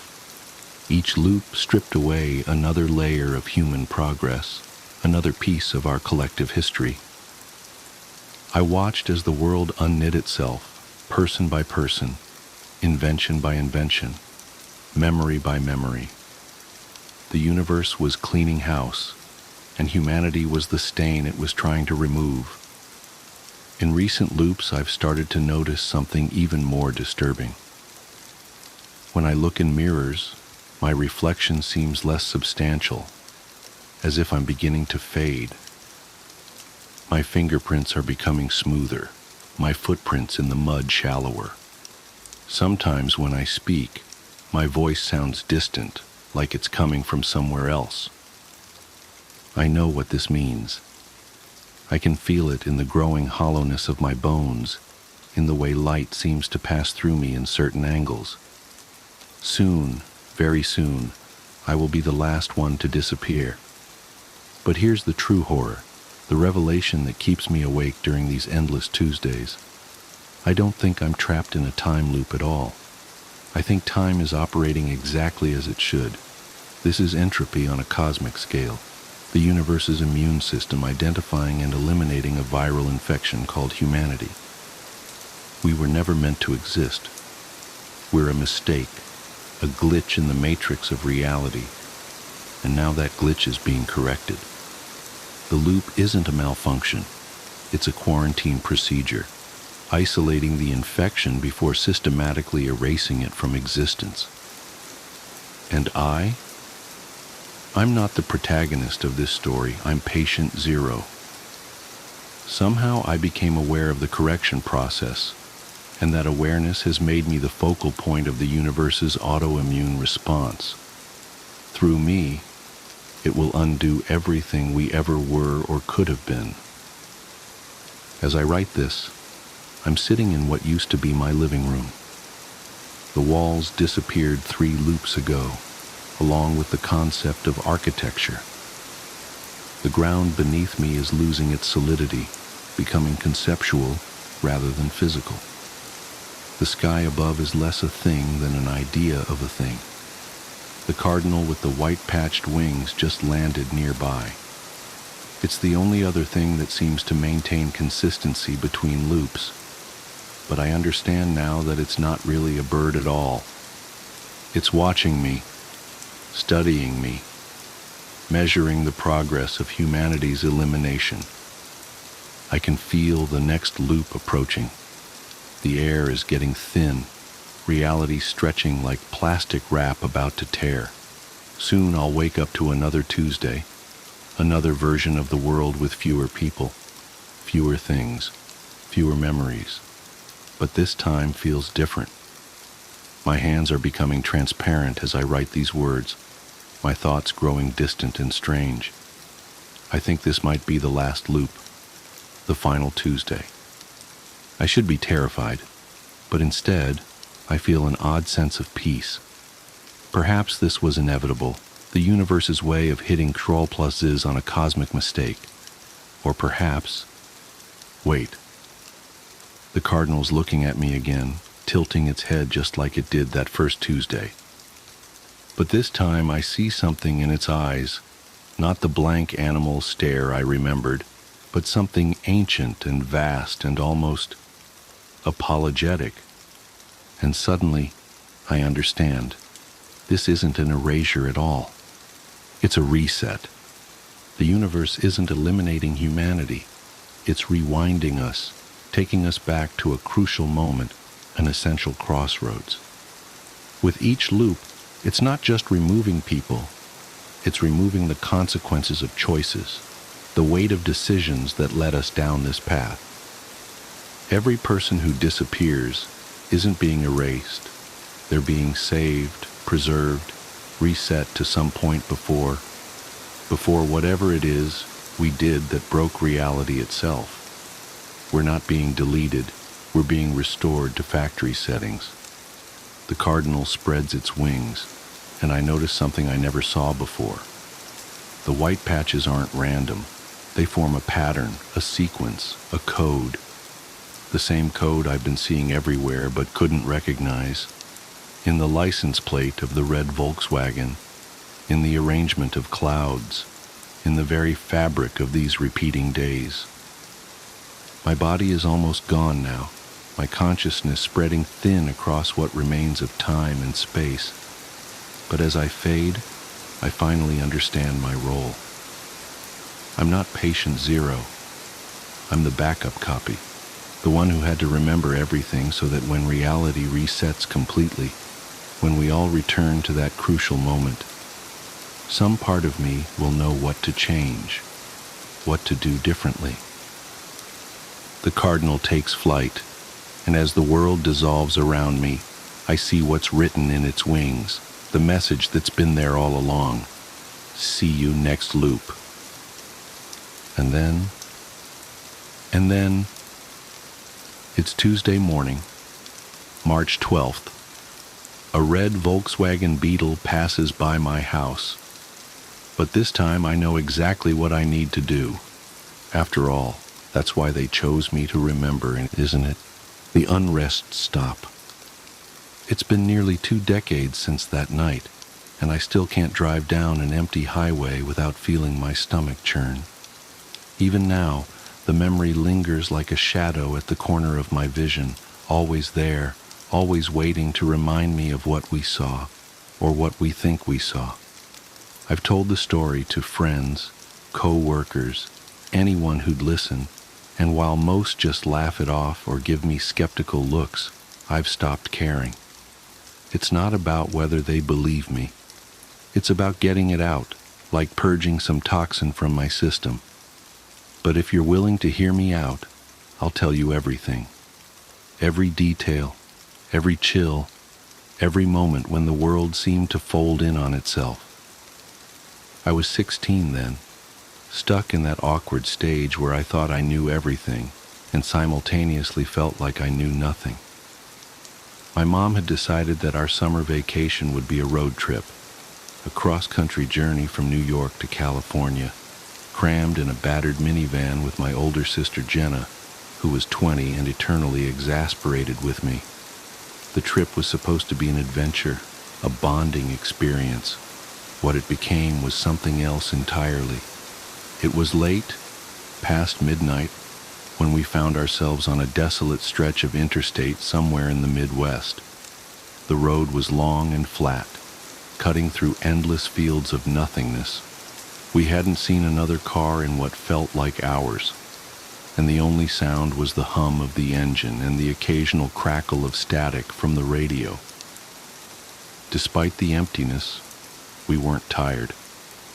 We'd stopped a few hours earlier for dinner and coffee, and the caffeine was still doing its job. But nature called, and the gas gauge was dipping toward empty. When the glow of a rest stop appeared on the horizon, it felt like a blessing. A small green sign announced its presence. Rest stop, 1 mile. My mom, ever the pragmatic one, pulled off the exit without hesitation. As we approached, the place looked ordinary enough. A single-story building with the usual gas pumps out front, a flickering neon open sign in the window, and a scattering of parked vehicles. There was a van full of teenagers, their laughter and chatter spilling into the night air, and a small gray sedan parked at the pump directly in front of us. 2 men stood by the car, their figures silhouetted in the harsh fluorescent light. They didn't move as we pulled up, didn't acknowledge our arrival. It wasn't unusual, not at first. "I'll go in with Jenna," my mom said, unbuckling her seatbelt. "You stay here and watch the car." I nodded, content to scroll through my phone and enjoy the brief solitude. They disappeared into the building and I was left alone, the quiet wrapping around me like a blanket. That's when the unease began to creep in.